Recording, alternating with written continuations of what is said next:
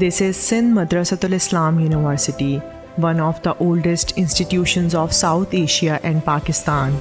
Its history stretches through 3 centuries full of splendid achievements. Right after its commissioning on 1st September 1885, Sindh Madressatul Islam's foundation was laid down by the Viceroy of India, Lord Dufferin. The great social reformer of Sindh, Khan Bahadur Hassan Ali Afandi, founded Sindh Madressatul Islam with the objective to educate the deprived young Muslim generations of the land. One of the great alumni of the institution is the founder of Pakistan, Quaid-e-Azam Muhammad Ali Jinnah. He studied in Sindh Madressatul Islam from July 1887 to January 1892. In later days, Quaid-e-Azam Muhammad Ali Jinnah, being alumnus, elevated his alma mater to a college on 21st June 1943. Quaid-e-Azam's attachment with his alma mater can be gauged from his last will, in which he bequeathed his 1/3 of the property to Sindh Madressatul Islam, Karachi. Other great alumni include Sir Shahnawaz Bhutto, Sir Abdullah Haroon, Sir Ghulam Hussain Hidayatullah, Muhammad Ayub Khodo, Allama II Qazi, Dr. Umar bin Muhammad Daud Poto, Allama Ali Khan Abro, Sayyid Ghulam Mustafa Shah, Taj Muhammad Sehrai, Little Master Hanif Muhammad, Qazi Khuda Bakhsh, Hatim Ali Alvi, Muhammad Hashim Gazdar, Khan Bahadur Ghulam Ali Nana, Mira Muhammad Shah, Ghulam Muhammad Bhurgadi, Lieutenant General retired Ghulam Muhammad Malik, Justice retired Sayyid Sajjad Ali Shah, Justice retired Sayyid Wajiuddin Ahmad, Muhammad Ibrahim Joyo, Actor Nadeem, and so on. Sindh Madressatul Islam is not a conventional institution but a legendary one. What is that it has not produced? What is that it has not served? In fact, this institution has a strong and a sustainable roots with the development of this country, because this is the institution which produced none other than the founder of nation, Quaid-e-Azam Muhammad Ali Jinnah, and hundreds of heroes in almost all living fields. This is why a renowned educationist, Sayyid Ghulam Mustafa Shah, very rightly said that SMA is a child of Sindh and mother of Pakistan. In 2012, Sindh Madressatul Islam was elevated to the level of university through the requisite bill passed by the Sindh Assembly. Smiu is located in the commercial hub of Karachi city. It stretches around 8 acres of land and comprises some of the most beautiful colonial and modern architectural buildings. It has 1890s main building and 2 mosques and 1898's Khan Bahadur Hassan Ali Afandi Library, 1901's Talpur House, 2021 7-story information technology block and Smiu model school buildings.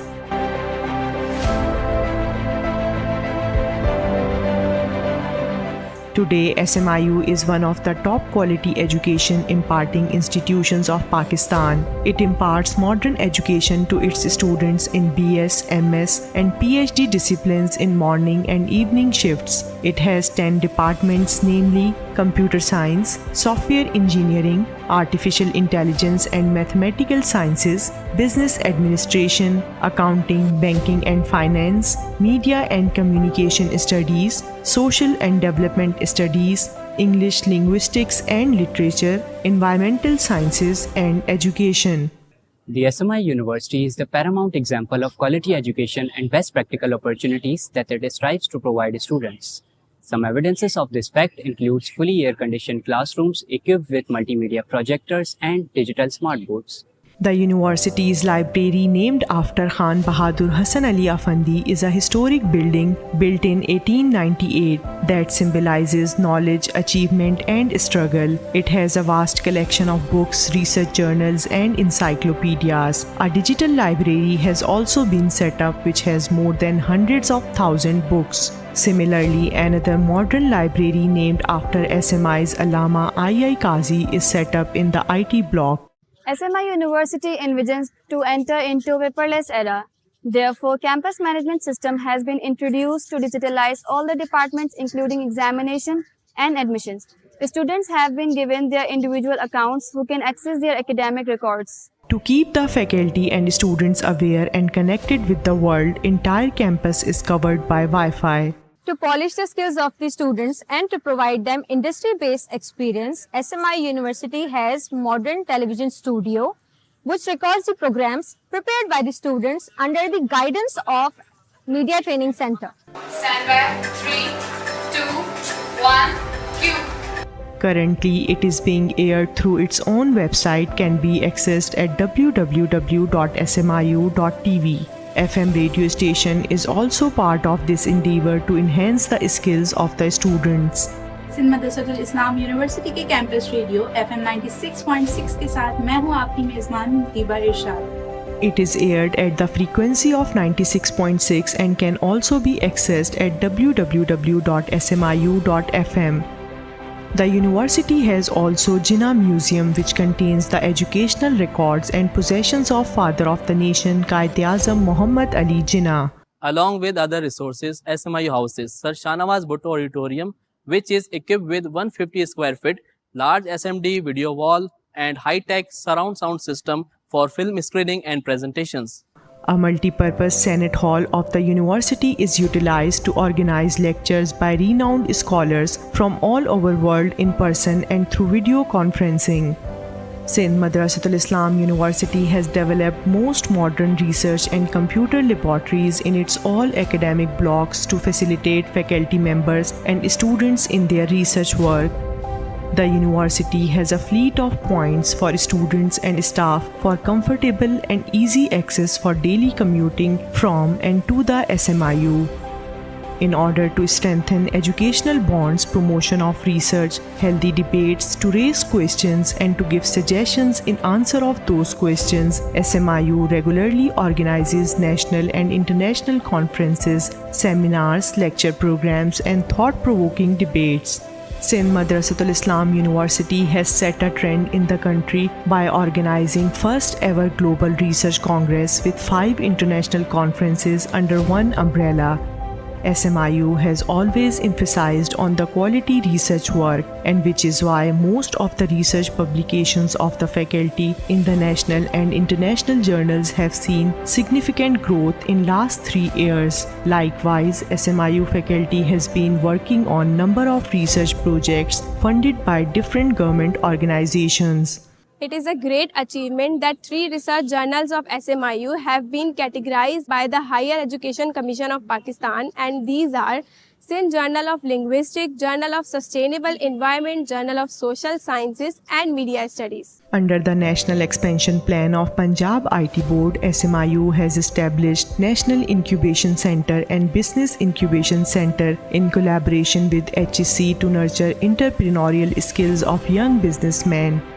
To develop students' management, communication, team building, social and leadership skills, 9 student societies are working under the Directorate of Students' Affairs. These are Art Society, Literary Society, Science Society, Sports Society, Community Service Society, Debating Society, Music Society, Character Building Society, and Environment Society. These societies work effectively under their office bearers chosen through a proper electoral process. SMI University organized Job Fest, where more than 30 companies, including private business, trade companies, banks, software houses, participated and fetched out more than 200 students for the job. The success and popularity of the university can be seen from the outstanding growth in number of students, which has increased more than 200% in last 3 years.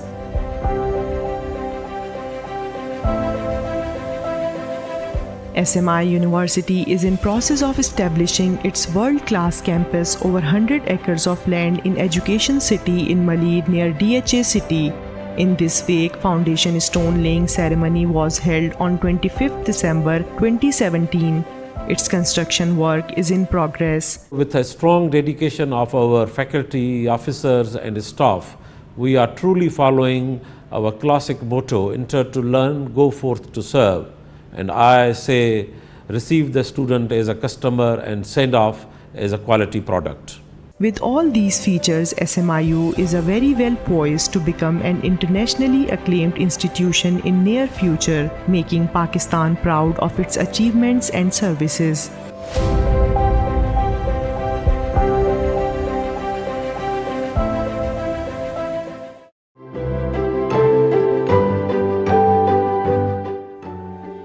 selfless persons who transformed the society into better one and educated the nation are remained alive forever. Khan Bahadur Hassan Ali Afandi was one of them, who is considered a great visionary and social reformer of Sindh. Life story of Khan Bahadur Hassan Ali Afandi is full with his tireless struggle and great achievements. The period in which he arose to the stage of advocacy for rights of Muslims was not favorable to Muslims of the land. British had annexed Sindh in 1843.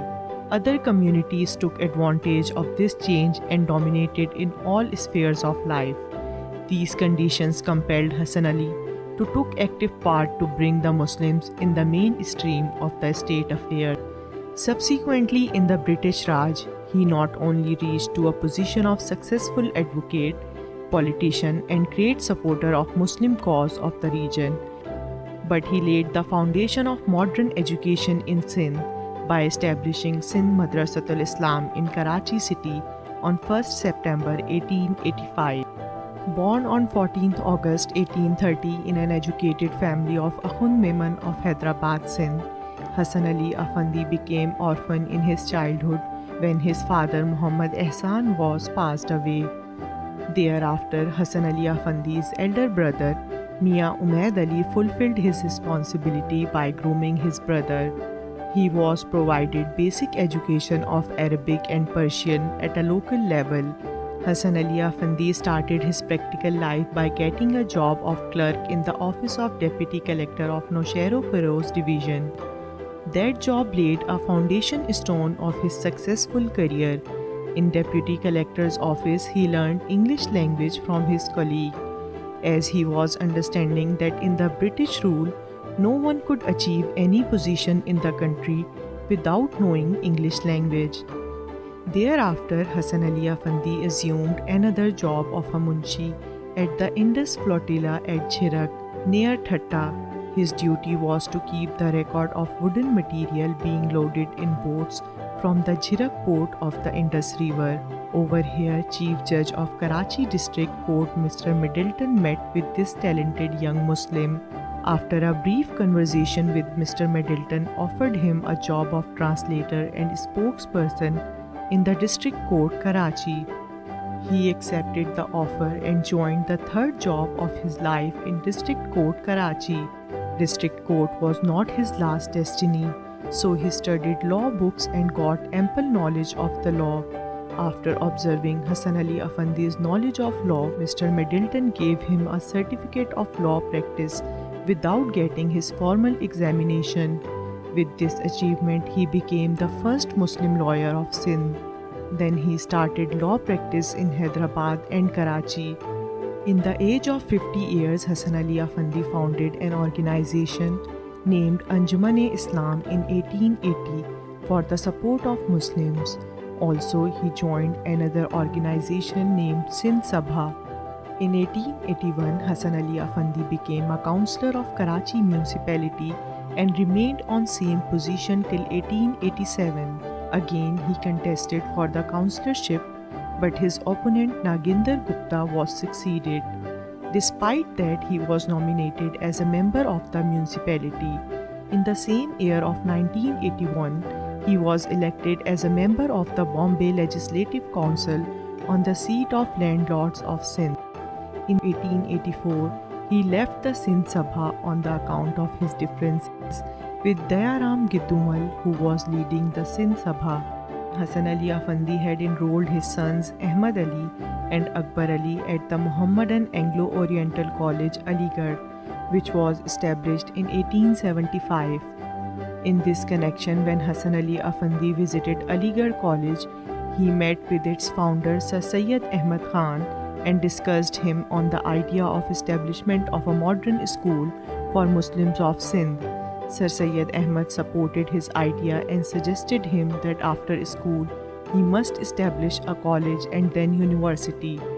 To accomplish the noble cause of establishment of Sindh Madressatul Islam, Hassan Ali Afandi held meetings with his friends, and after agreeing upon the idea, he formed the Sindh Muhammadan National Association and the Sindh Madrasa Board. He was nominated president of both the bodies.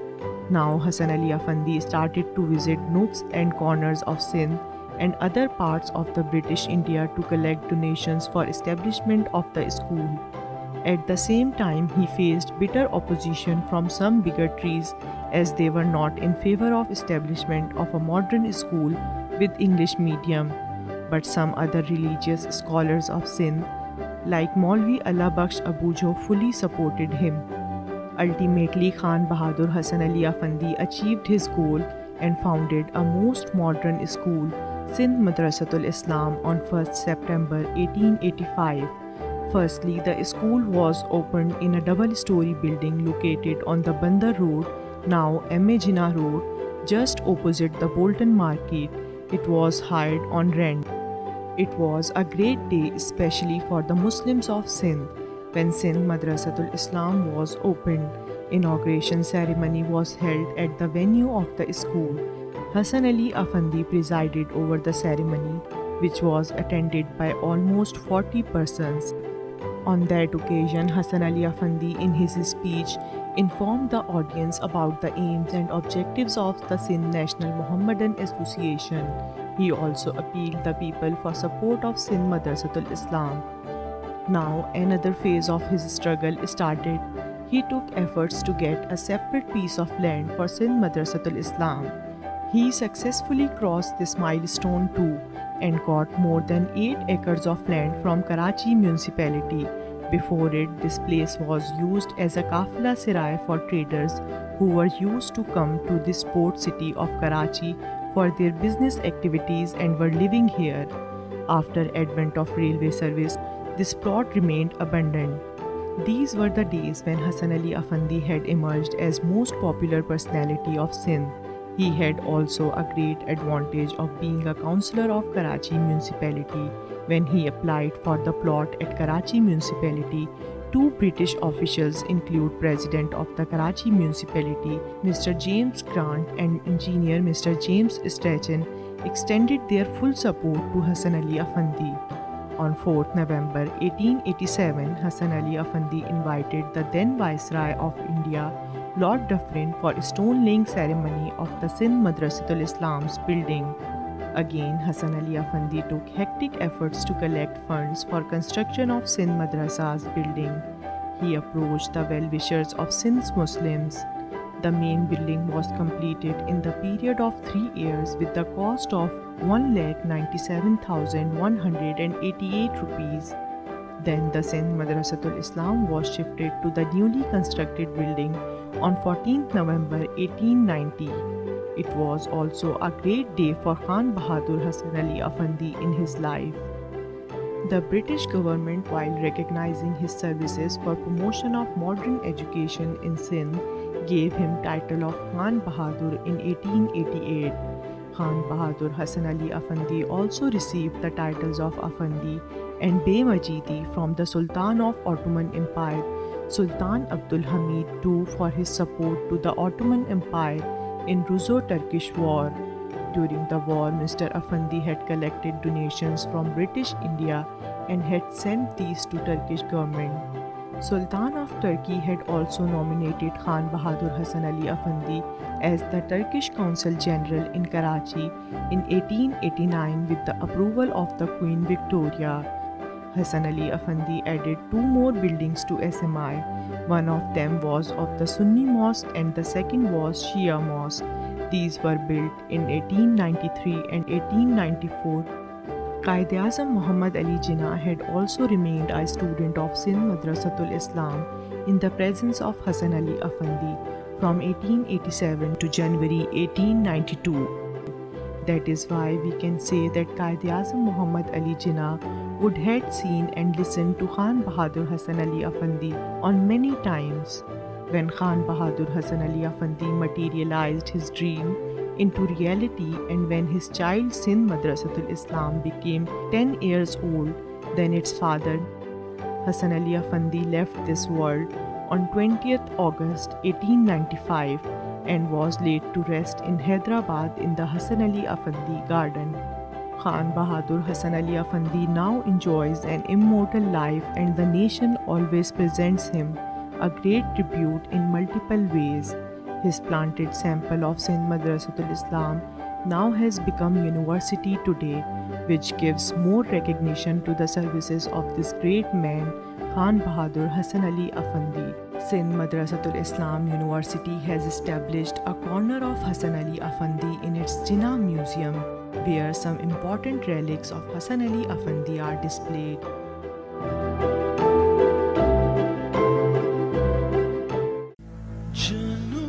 بانی پاکستان قائد اعظم محمد علی جناح رحمۃ اللہ علیہ نے فرمایا، ہم جتنی زیادہ تکلیفیں سہنا اور قربانیاں دینا سیکھیں گے، اتنی ہی زیادہ پاکیزہ، خالص اور مضبوط قوم کی حیثیت سے ابھریں گے، جیسے سونا آگ میں تپ کر کندن بن جاتا ہے۔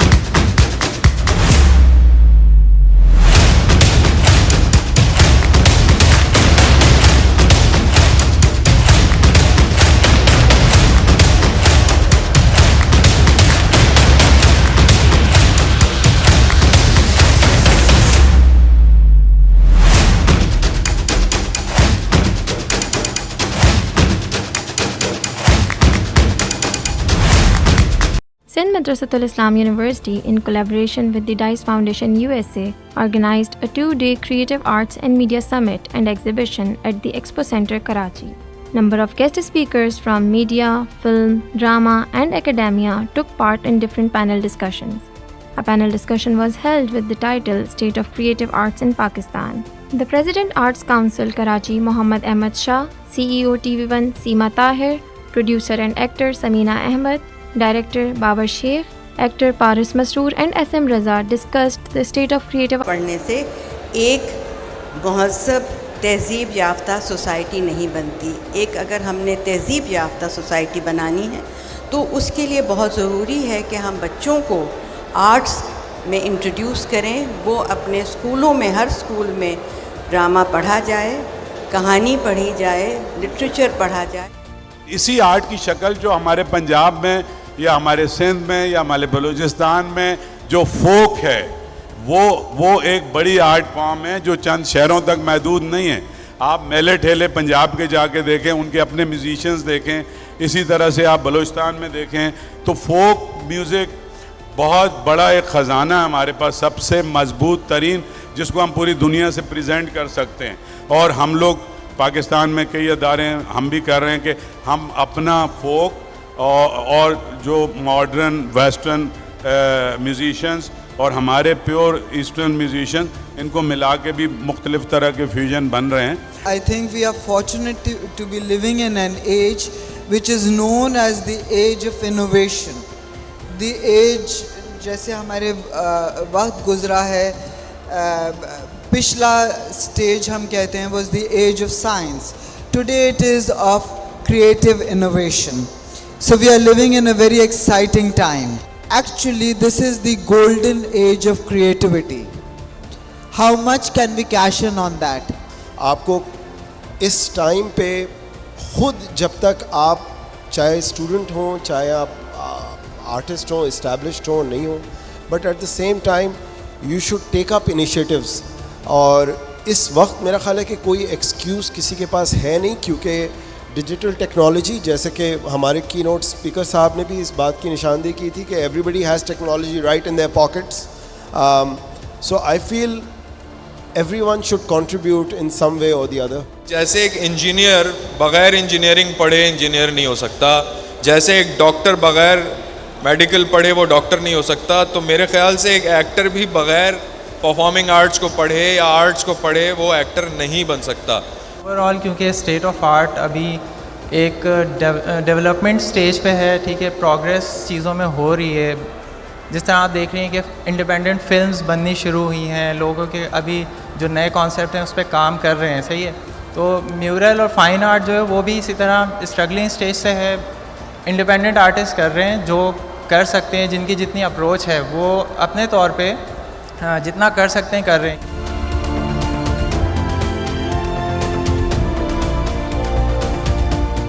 میں ہوں آپ کی ہوسٹ کرتلان عارف. میں ہوں آپ کی میزبان ماہنور عدنان. میں ہوں اماد مرزا. میں ہوں فاقیہ علی خان. میں ہوں سمیر احمد. SMIU TV لا رہا ہے آپ کے لیے میڈیا ٹریننگ پروگرام, جس میں آپ سیکھ سکیں گے program hosting, news anchoring, TV اور ریڈیو پروڈکشن. یہ موقع ہے اپنی صلاحیتوں کو منوانے کا. ابھی رجسٹر کریں www.smiu.tv per.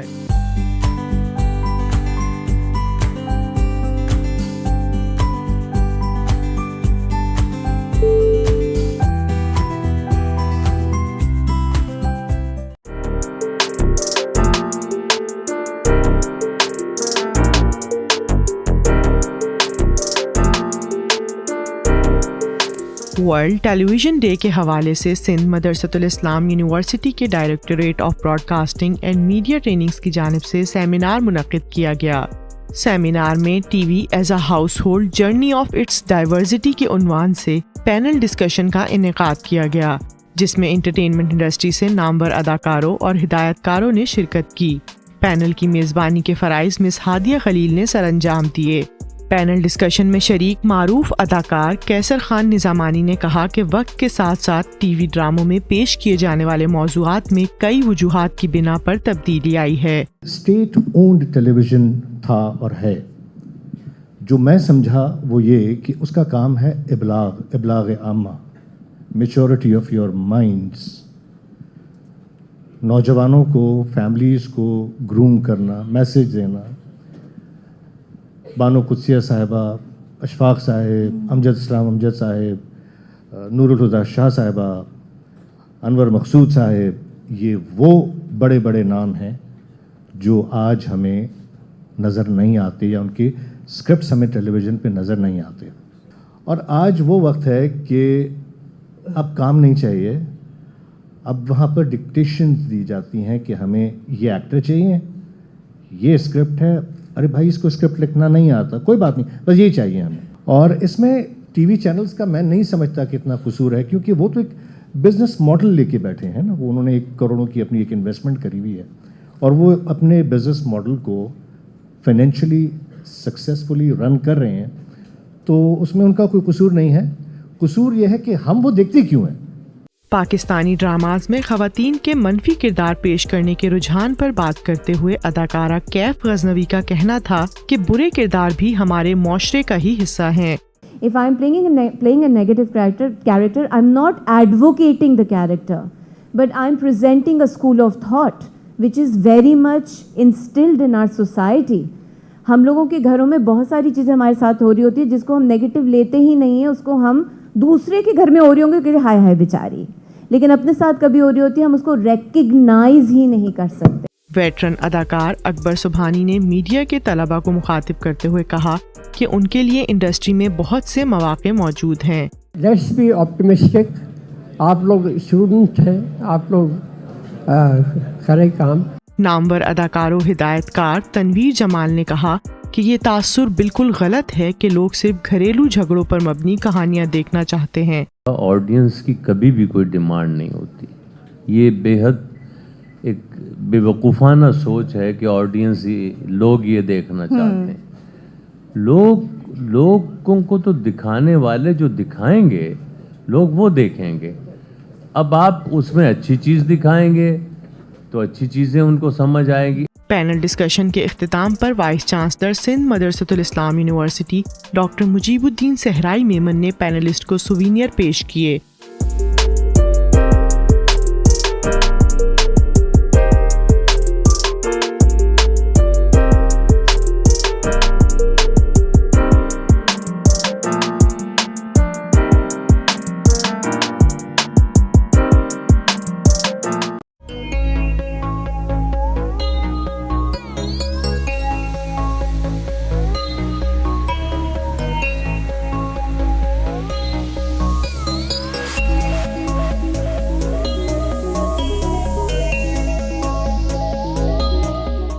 SMIU launched its International Leadership Program in pursuance of its historical legacy of producing leaders for the nation. It is one of the flagship programs of SMIU that focuses on culture and educational exchange between SMIU and its various partner universities around the world.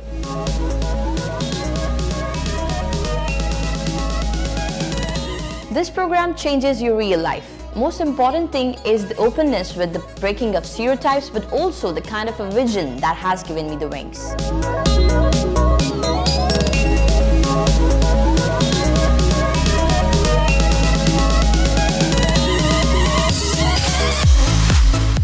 It is the time of interaction with different cultures, with different societies. And for that, the best way is to introduce and expose the students studying in universities to international cultures.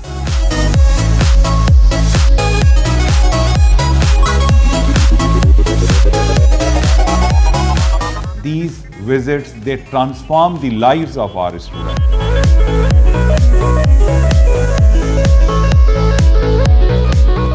There are people from all different kind of places, big cities, small towns, but we are all interested in putting the world together.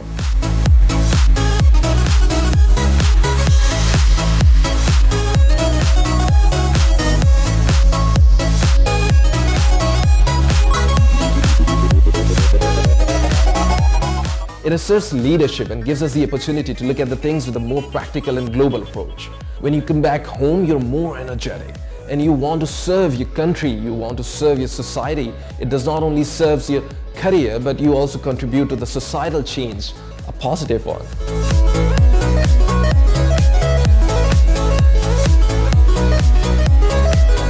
Thank you, SMIU. Thank you, SMIU. Thank you, SMIU, for giving me the opportunity.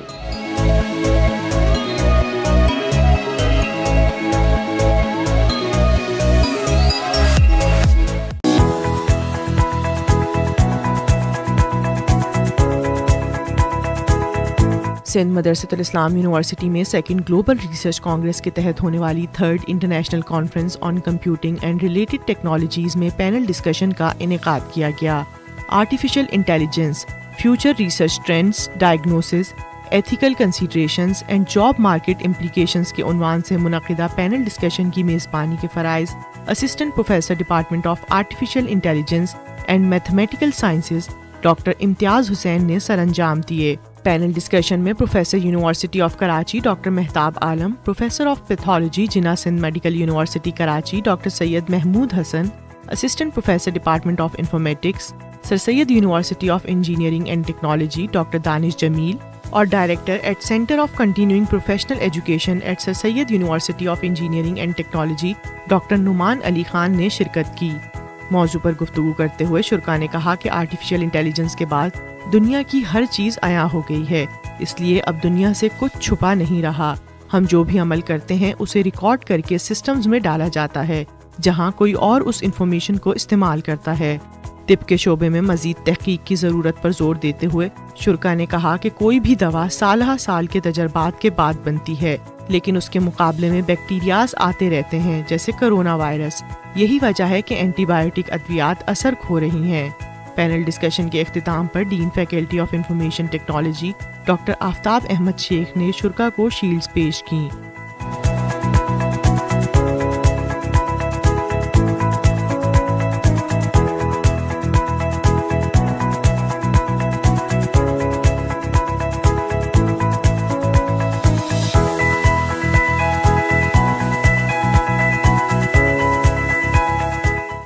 बच्चों पर जिनसी तशद्दुद के मैलानात और वाक़यात आजकल बहुत ज़्यादा बढ़ रहे हैं और ये मुल्की सतह पर, मुआशरती सतह पर इंतहाई तशवीशनाक सूरत हाल है। ज़रूरत इस बात की है कि जहाँ हुकूमत और रियासत इस सिलसिले में इक़दामात कर रही हैं, इसी तरीके से मुआशरा और बिलखुसूस वालिदैन भी इस मसले की हसासियत का इदराक करें और वालिदैन ये देखें कि अगर बच्चा सहमा हुआ महसूस हो रहा है। अगर बच्चा एक किस्म की हरासियत का एहसास कर रहा है तो उसको एतमाद में लिया जाए और ये कोशिश की जाए कि उसकी असल सूरत हाल मालूम हो और फिर उसके मसले का तदारुक हो। मुआशरे के अंदर बिलखुसूस महल्लों और गलियों के अंदर ज़रूरत इस बात की है कि पड़ोसी और मुख्तलिफ लोग इस बात को यकीनी बनाएं कि उनके महल्ले में, उनके माहौल में, उनके आसपास कोई अजनबी या कोई मशकूक बंदा तो आ या जा नहीं रहा। अगर हम सब मिलकर कोशिश करें तो हमें उम्मीद है कि जिनसी तशद्दुद के ये वाक़यात ख़त्म हो जाएंगे और एक हम खुशहाल माशरे और महफूज बच्चों के माहौल की तरफ सफ़र कामयाब बना लेंगे। वज़ारत इंसानी हकूक़, हुकूमत Pakistan. Honorable Madad Ali Sindhi Saab, Federal Minister of Education, His Excellency my brother Jamal Sangu, Consul General, Turkey Consul General at Karachi, Dr. Tariq Rafi, Chairman, Sindh Higher Education Commission, our keynote speakers, Janab Javed Jabbar Saab, Madam Matrama Akbar Rashdi Saiba, Professor Ejaz Qureshi, and Dr. Subhash, distinguished Vice Chancellors, distinguished guests, ladies and gentlemen, print and electronic media, my learned deans, faculty, academic advisor, officers and students, a very warm welcome at this historical institute.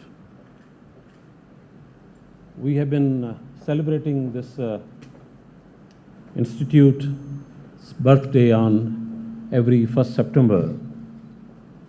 This year, the purpose has been divided into two segments. Over the time of 3 years, I realized that besides the history of this historical institute, we shall not forget the services and the importance of a person behind it who is not no more than other than Khan Bahadur Hassan Ali Afandi.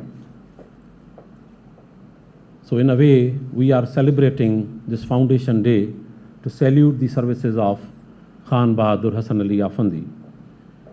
Now you just saw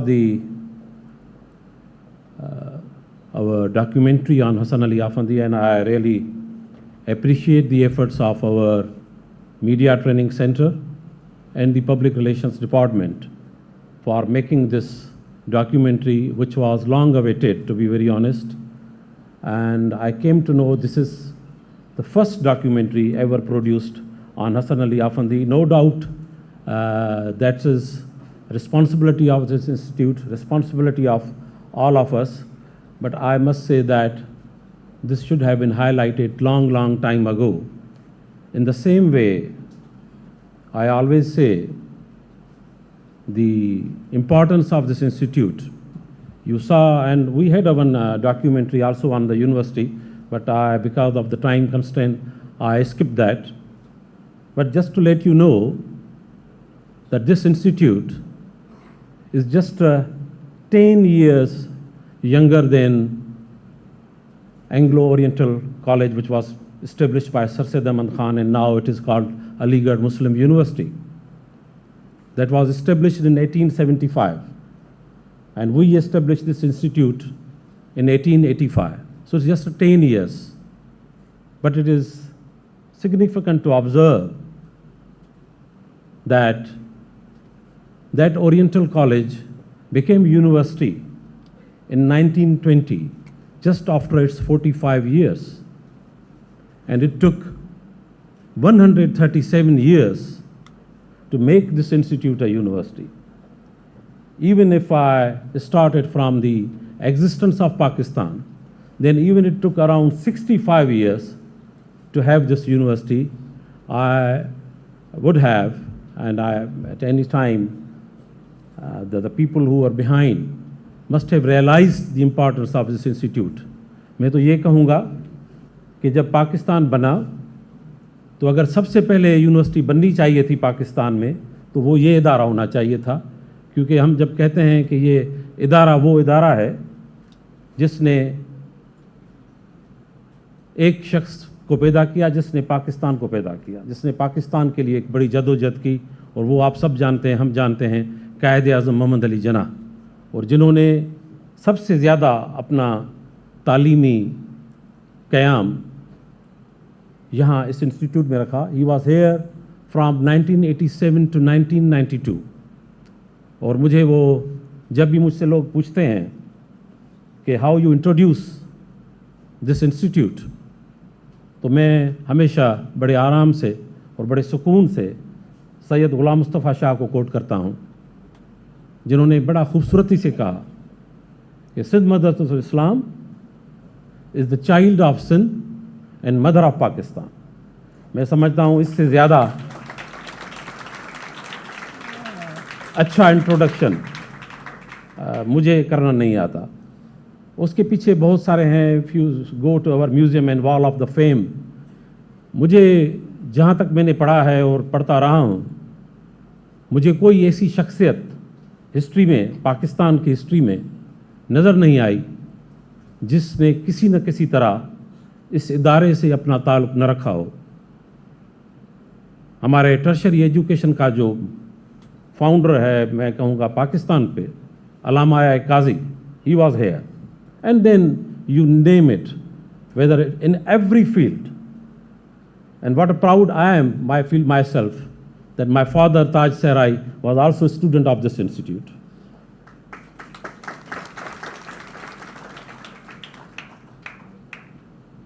Now coming back to the, क्योंकि हम अपना एक सालगिरह भी मना रहे हैं, तो I thought कि let me share with you some glimpses and some achievements which we have achieved in last 3 years particularly. You see, we started in this university became, ये भी एक बड़ी अच्छी बात समझने के लिए ज़रूरी है कि जब लोग मुझसे पूछते हैं इस तारीख़ी इदारे के बारे में, तो मैं हमेशा ये भी बताता हूँ कि yes, we are quite old and have a historical background, but as a university, we were just established in 2012. तो 2012 से 2023 तक का जो सफ़र है, and we started with just 5 programs and 129 students. And unfortunately वो population जो student की बढ़नी चाहिए थी, वो one or other reason it remained thinly populated. But ladies and gentlemen, let me tell you that in last 3 years we have moved from 1850 to above 6,000 student population, which is more than 200% increase in student population, and that has brought, you know, our own contribution to the budget. क्योंकि जब universities की बात की जाती है, तो one of the significant parameter for the performance of the university is counted that how much you contribute to the overall budget or overall revenue of the university. So you can see, I hope एक दिखाया गया आपको कि यहाँ पर we have moved in last 3 years from 330 million to 700 million. हमारी budget बढ़ी है, और उसमें I am very happy to tell you that now we are contributing into the overall budget of the university. 46% comes from our own contribution of. Similarly, if we talk about our development projects, so Alhamdulillah, in last 3 years we have been able to complete a huge project of IT building, a new school building, Sindh Madressatul Islam school building, University Development Office, Ibrahim Mullah Research Lab. Let me tell you, ladies and gentlemen, Ibrahim Mullah, Dr. Ibrahim Mullah is our alumnus, and he visited us 2 years ago, and he contributed a significant amount for the establishment of this wonderful research lab, तो वो हमने अभी अपनी research lab वहाँ पर रखी है. We have renovated cafeteria. We have established youth development center. We have been in coordination with EFT. We have renovated our Talpur house, a 1906 old building from 1906. We have established a national incubation center, which is like there are only 3 national incubation centers established by the federal government in collaboration with the government of Punjab and government of Sindh. और 3 जो national incubation centre यहाँ बने हैं, उनमें से एक IBA Sukkur, एक at Jamshoro, and the one is in Karachi at Sindh Madressatul Islam university. और आपको खूबसूरती इसकी यह है, क्योंकि आजकल हम 21वीं सदी की चैलेंजिंग सेंचुरी में मैं कहता हूँ हैं, और हमें अपने स्टूडेंट्स को सेल्फ सफिशेंट करना है. They shall be job providers instead of job seekers. And अल्हम्दुलिल्लाह, लेट मी टेल यू, और ये जो सेंटर है, ये सिर्फ सिंध मदरसतुल इस्लाम के बच्चों के लिए नहीं है. It is for the entire province. Anybody can come here and make a group and make to start a business. And let me tell you a success story of that there has been 30 companies which were registered by the students, and ladies and gentlemen, let me tell you that they have earned 30 million rupees under those projects. And I appreciate the efforts of particularly Director Oric and his team for maintaining and sustaining that institute at SMIU. Ladies and gentlemen, let me tell you, जब हम university की बात करते हैं, or to be very honest, when I was moving from Tandojam to Karachi, and I think most of the people sitting here all know that how much difficult these old universities are to run. So I remained there for 7 years. My successor, Dr. Murray, is smiling, और मुझे देख रहे हैं. It's very difficult to run these conventional and old universities because of the many issues. तो मैं 7 साल वहाँ vice chancellor रहा, and then I was coming here, and I realized that let's have a good time and have some relaxation. लेकिन जब मैं यहाँ आया, yes, it is a very historical institute, but the only thing which was lacking and which was very important was a research culture. Though we were just at the time like 8 years old, मगर हमारा जो research culture था वो proper develop नहीं हुआ था. तो I and my team, and I am really happy, particularly my faculty, my deans, we all came together, and मैं आपको बताता चलूँ कि इस वक्त हमारे पास 17 masters and PhD programmes are being recognised by the higher education commission, और उसमें से 9 प्रोग्राम हमने लास्ट 3 ईयर्स में रिकग्नाइज करवाए हैं. Similarly, we all know the contribution of the research journals into the research society and into the research environment of the university. तो वहाँ पर भी हमने अब हमारे अपने यूनिवर्सिटी के जो हैं वो 7 रिसर्च जर्नल्स हैं, जिनमें से 4 रिसर्च जर्नल्स हमने लास्ट 3 ईयर्स में प्रोड्यूस किए हैं. Then research projects. They were very, minimal, like our faculty had just 2.9 million research projects at that time. And now, alhamdulillah, we have 27.2 million research projects are on the way, and they are being implemented at the university. We had a wonderful global research congress, under which we started a new trend in this part of the world by having a parallel 5 international conferences under the Global Research Congress. And not other than that, we have organized first job fair here, क्योंकि बच्चों को हमें job opportunities देनी है. और by having this first job fair, we had almost 100 companies. They came here and they offered more than 40 jobs to our students after a whole process of their selection. So these were some important points which I wanted to share, क्योंकि हमारी सालगिरह का दिन है. So I thought कि we shall understand and see that how we are moving. And the second part जो आज का है, जिसके लिए मैंने आप सबको पहले बताया कि हसन अली आफंदी साहब और उनकी खिदमात. میں جہاں جاتا ہوں کسی بھی پاکستان کی اگر میں بات کروں, باہر کی تو باتیں کچھ اور ہیں, but wherever I move around and I introduce myself as a vice chancellor Sindh Madressatul Islam, تو دو چیزیں ڈیفینیٹلی کی جاتی ہیں کہ یہ بڑا زبردست انسٹیٹیوٹ ہے, اس نے پاکستان کے لیے یہ کیا وہ کیا.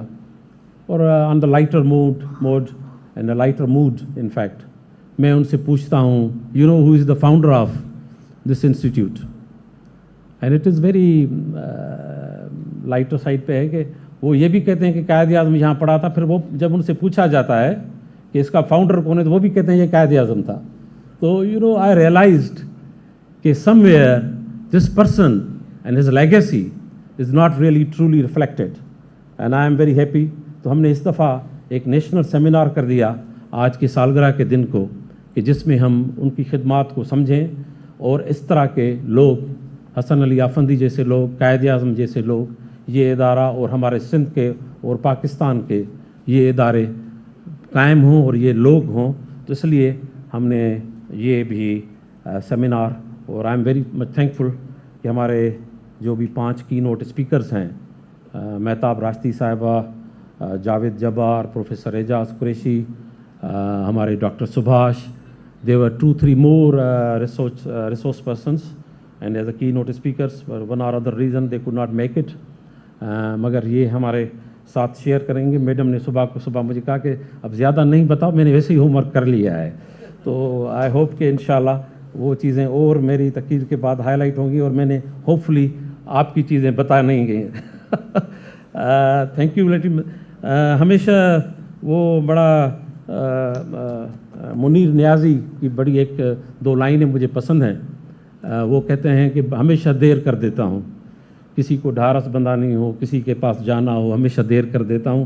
میری ایک بری سی عادت کہہ لیں کہ میں تقریر ختم کر کے چلا جاتا ہوں اور لوگوں کو تھینکس نہیں کہتا, حالانکہ ان کو پتہ ہے کہ میں ان کے لیے کتنا خوش و پراؤڈ ہوں.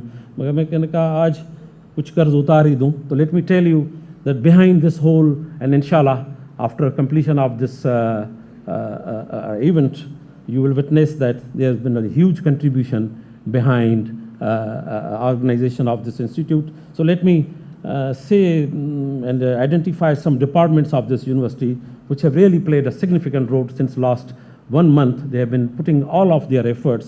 Particularly you saw ابھی ہم نے 2 documentaries بنائی ہیں. In fact ایک ہماری جو آپ نے دیکھی حسن علی آفندی صاحب پر, اور دوسری ہماری اپنی یونیورسٹی کی ڈاکیومنٹری کو ہم نے اپڈیٹ کیا ہے.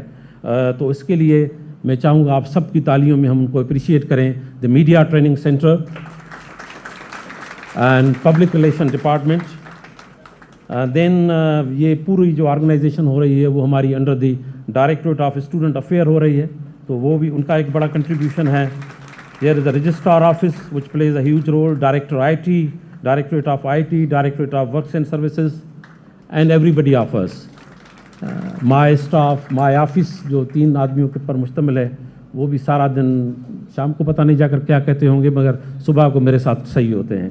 تو I don't know what they say کہ کس سے پالا پڑ گیا ہے, but I am happy and I hope they are well content. آپ سب کا بہت شکریہ, and خاص طور پر ہمارا اسکول. بتاتا چلوں ایک بڑی امپورٹنٹ بات میں بھول گیا شاید بتانا, جب I was talking about the budget.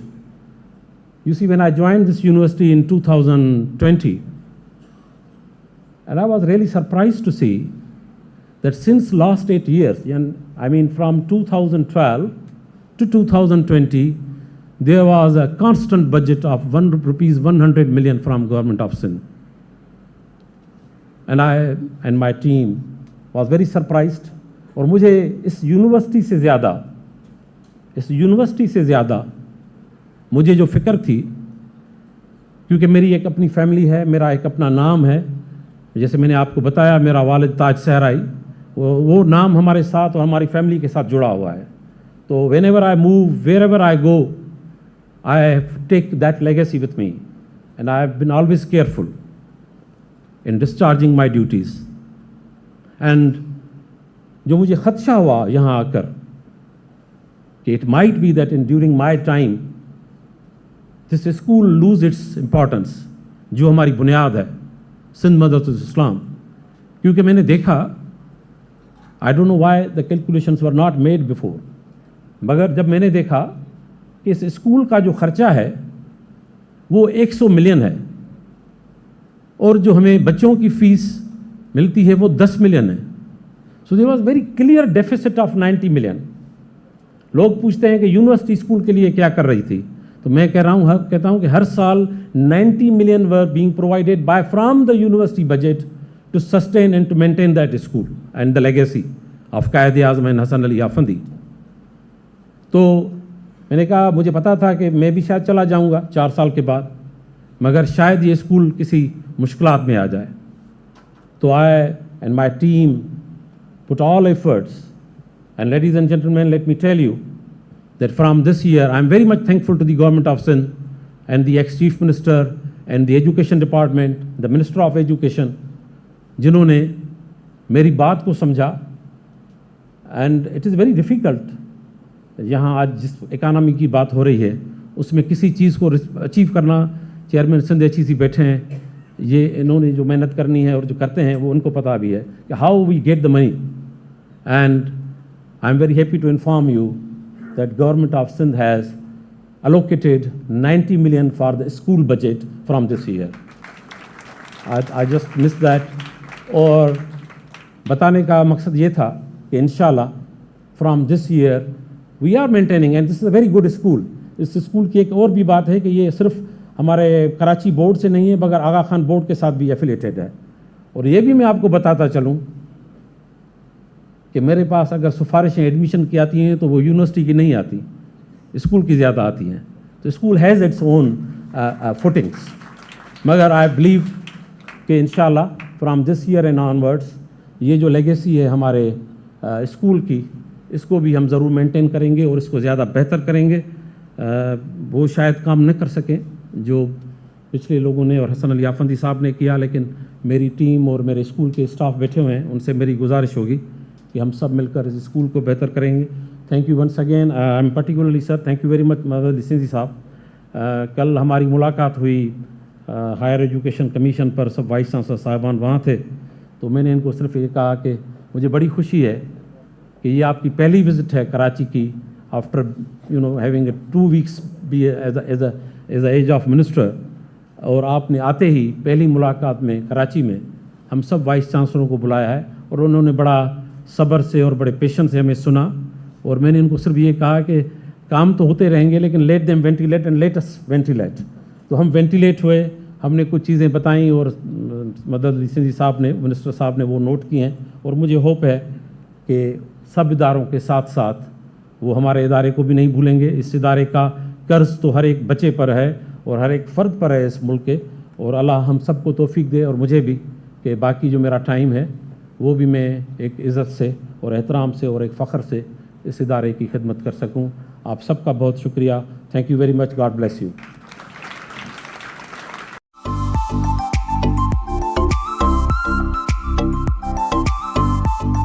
Sindh Madressatul Islam university में मोहतसिब आला सिंध के ताउन से ब्रांड एम्बेसडर प्रोग्राम के हवाले से वर्कशॉप का इनेकाद किया गया।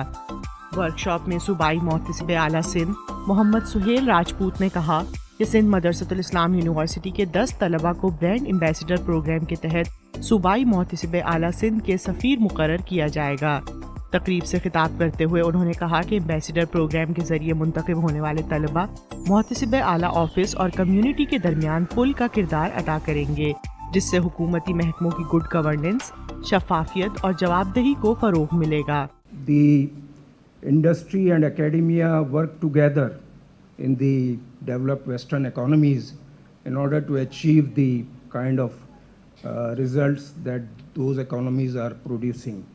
And it's high time that we involve universities, we involve the lot of PhD graduates who are sitting in the faculties of these universities to come forward, and other than the academic work, they shall involve themselves in the public sphere where the working of the government can be improved through their participation. So with this target in mind, we have started this ambassador program. Guest of honour vice chancellor Sindh Madressatul Islam university professor doctor Mujeebuddin Sahrai Memon ने तकरीब से खिताब करते हुए कहा कि SMIU में मौजूद स्टूडेंट सोसाइटीज़ तलबा को मुस्तकबिल के रहनुमा के तौर पर तरबियत दे रही हैं। 10 student councils we have, and these all student councils are going through the whole electoral procedure religiously, and every year we have elected executive committees of those electoral students societies, and they have a number of members in each society. So I hope that this exercise will be one of the part of those societies. So in a way, this whole mechanism will strengthen your ambassador program as well. इससे पहले director student affairs and counselling Mohammad Naeem Ahmed ने मेहमानों को खुशामदीद कहा और SMIU को brand ambassadors programme के लिए मुंतखब करने पर मोहतसिब आला सिंध का शुक्रिया अदा किया। इस मौके पर मुशीर सेक्रेटरीट सूबाई मोहतसिब आला सिंध रेहाना गुलाम अली मेमन और रजिस्ट्रार सेक्रेटरीट सूबाई मोहतसिब आला सिंध मसूद इशरत ने शुरका को एक तफसीली प्रेजेंटेशन के जरिए ब्रांड एम्बेसडर प्रोग्राम के तसव्वुर और सूबाई मोहतसिब सिंध के काम के बारे में आगाह किया। ब्रांड एम्बेसडर प्रोग्राम के हवाले से मुनक्किदा वर्कशॉप में सवाल व जवाब का सेशन हुआ। तकरीब के अख्तिताम पर vice chancellor Sindh Madressatul Islam university professor doctor Mujeebuddin Sahrai Memon ने मोहतसिब आला सिंध मोहम्मद सुहेल राजपूत और दीगर शुरका को सुवीनियर पेश किए।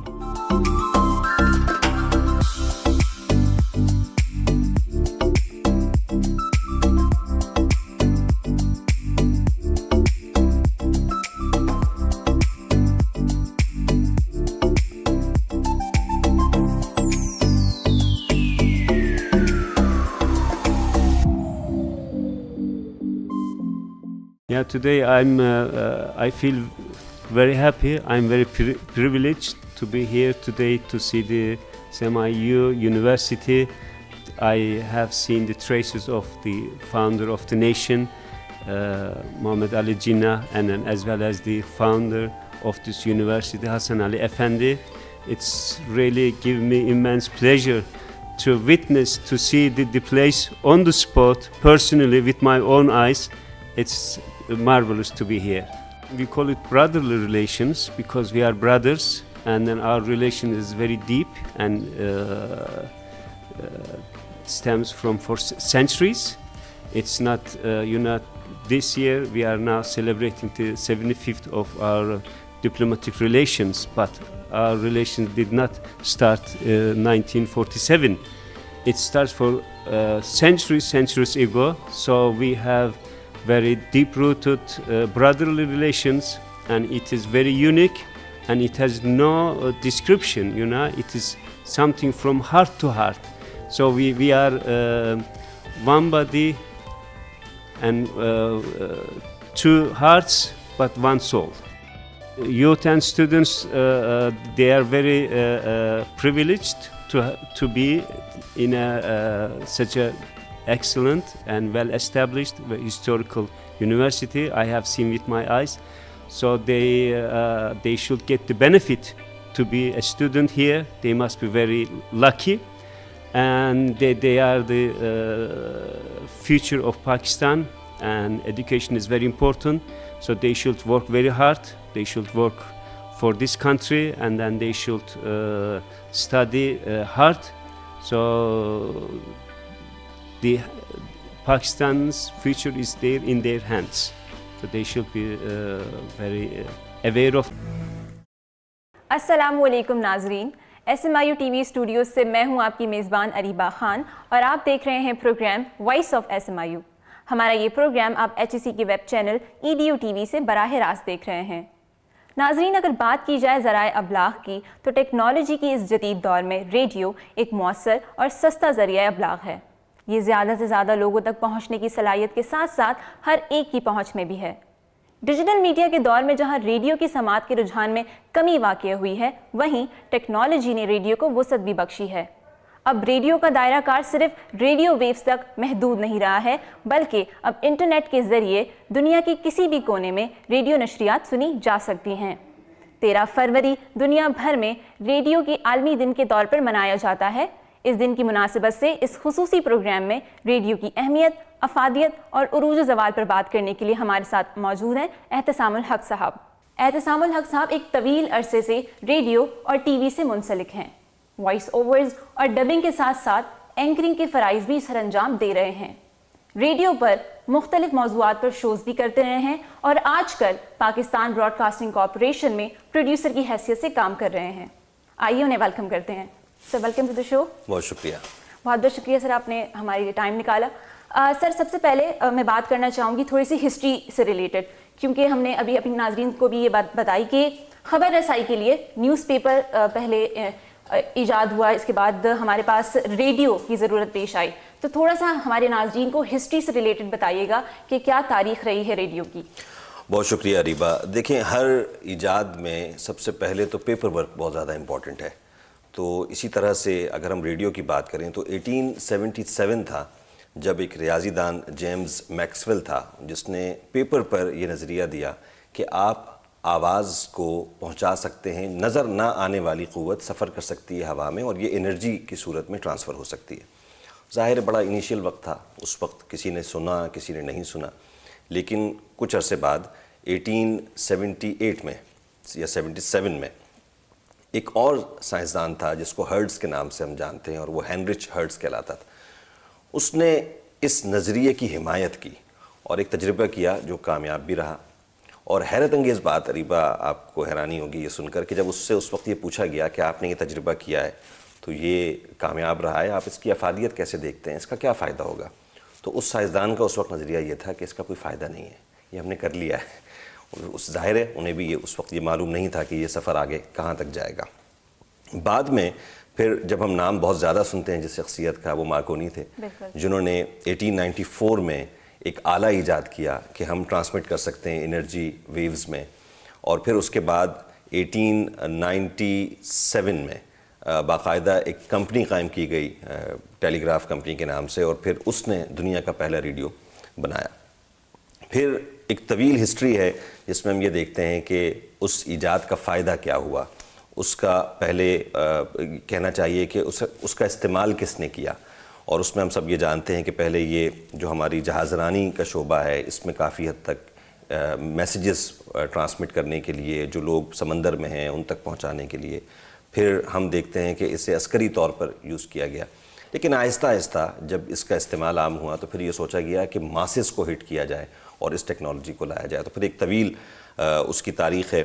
اور اگر ہم بات کریں ریڈیو کی اور 90s کی بات کریں، اس صدی کی آغاز کی بات کریں، تو پھر میرا خیال ہے زیادتی ہوگی اگر ہم BBC سروس کا نام نہ لیں۔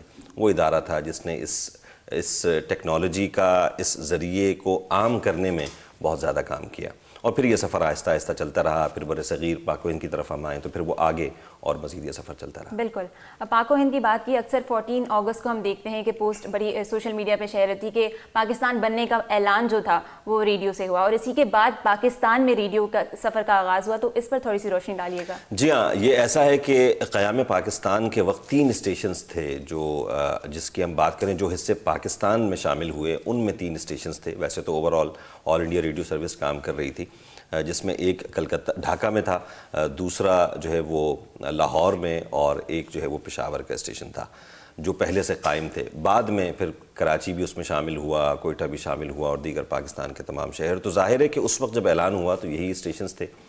ایک رائے یہ ہے اور تاریخ یہ کہتی ہے کہ اعلان لاہور سے ہوا، لیکن ظاہر ہے یہ ایک سمجھنے والی بات ہے کہ اگر پشاور اسٹیشن اس وقت کام کر رہا تھا تو یقیناً وہاں سے بھی اعلان ہوا ہوگا، اور ڈھاکہ چونکہ اس وقت پاکستان میں شامل تھا تو وہاں سے بھی یہ اعلان ہوا ہوگا، مشہور لاہور سے زیادہ ہے۔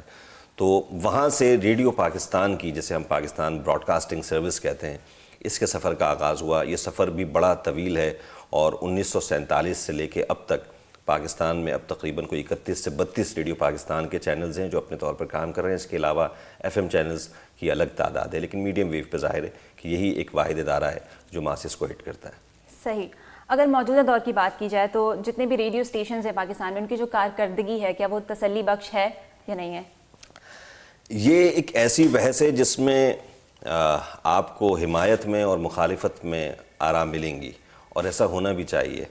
آپ اگر کارکردگی کی بات کریں اوور آل ریڈیو اسٹیشنز کا آپ پوچھ رہی ہیں، تو اس میں کہیں کہیں آپ کو یہ لگے گا کہ بہت بری کارکردگی ہے، ایسا نہیں ہونا چاہیے تھا. اور کہیں جب آپ کو رزلٹس بہتر ملتے ہیں تو آپ کہتے ہیں کہ نہیں کارکردگی اچھی بھی ہے. مجموعی طور پر آپ کوئی میری رائے میں نتیجہ آپ اخذ نہیں کر سکتے کہ یہ بہت اچھا ہو گیا یا یہ بہت برا ہو گیا. ہر ایک کا اپنا اپنا ڈومین ہے. کمرشل ریڈیو الگ ہے، پبلک ریڈیو الگ ہے، اب کمیونٹی ریڈیو کی اصطلاح بہت زیادہ سامنے آ رہی ہے، ان کا ایک اپنا کام ہے. بزنس پرپس کے لیے دنیا بھر میں کام ہو رہا ہے. پاکستان میں اس طرح سے نہیں ہے، ظاہر ہے کچھ سیکٹرز ایسے ہیں جہاں پاکستان میں کام ہونا چاہیے. لیکن اوورآل اگر آپ بات کریں تو جو شعور یا جو آگہی ہمیں ملتی ہے ریڈیو سے، میرا خیال ہے کہ ہم اس کو بہتر ہی قرار دے سکتے ہیں. کہیں کہیں ٹکڑوں میں یا کچھ چینلز پر یا پالیسیز کی آپ بات کریں تو ہاں تنقید بنتی ہے کہ ہمیں کسی ایک ڈائریکشن میں ہونا چاہیے، وہ ڈائریکشن نہیں ہے. لیکن اوورآل میں سمجھتا ہوں کہ اپنا اپنا کام جو جس حیثیت میں کر رہا ہے وہ ٹھیک کر رہے ہیں. ہاں بہتری کی گنجائش ہمیشہ رہتی ہے. صحیح. چونکہ اس سال ورلڈ ریڈیو ڈے کا جو تھیم ہے وہ ہے ریڈیو اور ڈائیورسٹی، تو ریڈیو کس طرح سے ڈائیورسیفائی ہے؟ یہ ایک ایسا تھیم ہے جس پر جب ہم اس سال یقیناً جب بات ہو رہی ہے تو بہت سارے لوگوں کو معلوم ہوگا. ریڈیو دونوں طرح سے ڈائیورسٹی رکھتا ہے. ایک تو یہ کہ آپ یہ دیکھیں کہ اس کے پروگرامز میں کتنی ڈائیورسٹی ہے. میں اگر بات کروں اپنے ادارے کی جس سے میں منسلک ہوں، جس کا نام ریڈیو پاکستان ہے، یہ پاکستان میں اس آبادی کو ہٹ کر رہا ہے. زیادہ تر سننے والے ہمارے وہ ہیں جو گاؤں دیہاتوں میں سنتے ہیں. اب آپ یہ سوچیں کہ کس شخص کے کیا کیا مشاغل ہیں. کوئی ایک پیشہ ایسا نہیں ہے جسے ریڈیو پاکستان نے چھوڑا ہو، پھر کوئی ایج ایسی نہیں ہے، کوئی عمر ایسی نہیں ہے جس کے لیے ریڈیو پاکستان پروگرام نہ کرتا ہو، پھر کوئی زبان ایسی نہیں ہے جس کے لیے ریڈیو پاکستان پروگرام نہ کرتا ہو. تو یہ ایک تو یہ ڈائیورسٹی ہے. اچھا پھر مزے کی بات یہ کہ صرف پروگرامنگ کی حد تک نہیں ہے، بلکہ جو سننے والے ہیں وہ بھی اتنے ڈائیورسٹی رکھتے ہیں کہ ہمیں خوشی ہوتی ہے کہ ہم ایک ایسے ادارے میں کام کر رہے ہیں جہاں ہم بہت ساری ڈائیورسٹیز پہ کام کر رہے ہوتے ہیں. ہر طرح کا سننے والا ہے، وہ پڑھا لکھا بھی ہو سکتا ہے، وہ ناخواندہ بھی ہے، وہ بہت اچھی سوچ ایک شعور رکھنے والا بھی ہو سکتا ہے، وہ کوئی ایسا شخص بھی ہے جو ابھی ان منازل کو طے کر رہا ہے. تو میرا خیال ہے کہ اس حوالے سے ریڈیو بہت زیادہ ڈائیورسٹی رکھتا ہے. اور پاکستان میں اگر میں آپ کو بات کروں اور جس حد تک ہم دیکھیں کہ 2000 کے بعد جس طرح سے ریڈیو نے ترقی کی، پھر جس طرح سے ٹی وی نے ترقی کی، ٹی وی کے بہت کم چینلز ایسے آپ کو دکھیں گے جو علاقائی سطح پر کام کر رہے ہوں. ان کو آپ انگلیوں پہ گن سکتے ہیں، جس میں زبان کی ترویج بھی شامل ہو جاتی ہے. ظاہر ہے جب آپ اس زبان میں بات کر رہے ہیں تو پھر آپ اسی طرح سے بات کر رہے ہوں گے. بہت کم ایسے ٹی وی چینلز ہیں جو کسی خاص ٹاپک پر جو کسانوں کے حوالے سے ہو، جو پاکستان کی اس آبادی کے حوالے سے ہو جو بہت زیادہ پڑھی لکھی نہیں ہے، ان کو ایجوکیٹ کرنے کے حوالے سے ہو، کوئی ایسا منصوبہ جس کا جاننا لوگوں کے لیے ضروری ہے اس حوالے سے ہو. تو وہ شہروں کی حد تک اور شہروں کے مسائل تو بہت زیادہ کور کرتے ہیں، لیکن ان علاقوں کے مسائل ٹی وی پر اس طرح سے آپ کو نہیں ملیں گے. اگر ملیں گے بھی تو وہ بہت اس کی تعداد مقدار کم ہوگی. ریڈیو کا یہ معاملہ ہے کیونکہ یہ ایک چیپ میڈیم ہے، اس کی کاسٹ فائنینشلی اگر آپ کاروبار کے حوالے سے سوچیں تو بھی اتنی نہیں ہے جتنی ٹی وی کی ہے. پھر یہ ہر اس شخص کو میسر ہے جو اسے سننا چاہتا ہے. اب ایرا مختلف ہو گئے ہیں لیکن ایک عام ریڈیو سیٹ پر آپ ریڈیو سن سکتے ہیں، پھر آپ اپنے اپنے علاقے کی ریڈیو سن سکتے ہیں.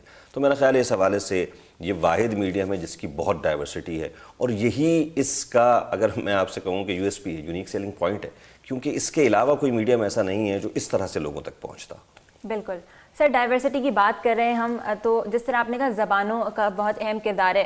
ہماری اپنی اردو زبان تو بے شک اگر ہم سنیں تو کافی امپروومنٹ آتی ہے، لیکن علاقائی زبانوں کے لیے کس حد تک اقدامات ہو رہے ہیں ریڈیو میں، اس کے بارے میں بتائیے گا. دیکھیں کوئی خاص سمت میں تو نہیں ہو رہا. اگر میں اور آپ یہ سوچیں کہ ہم نے علاقائی زبانوں کی ترویج کے لیے، ان کے فروغ کے لیے کام کرنا ہے اور وہ کسی سمت میں جا رہا ہے، اس کا کوئی خاص ٹارگٹ ہے، تو ایسا کچھ بھی نہیں ہے. ہاں اب یہ ہے کہ ایف ایم چینلز کے آنے کے بعد وہ جو ہم نے علاقائی سطح پر اس طرح کے لائسنس لیے جو کہ بہت زیادہ دسترس نہیں رکھتے دور دراز کے علاقوں میں اور وہ اپنے اپنے ایریاز میں ہیں، تو وہاں ان تمام اینکرز کی، ان تمام پروڈکشن ٹیمز کی، ان تمام مالکان کی یہ کوشش ہوتی ہے کہ ہم ثقافت سے جڑے رہ کر ہی کوئی بزنس کر سکتے ہیں، اور اس کے لیے علاقائی زبانیں بولی جاتی ہیں۔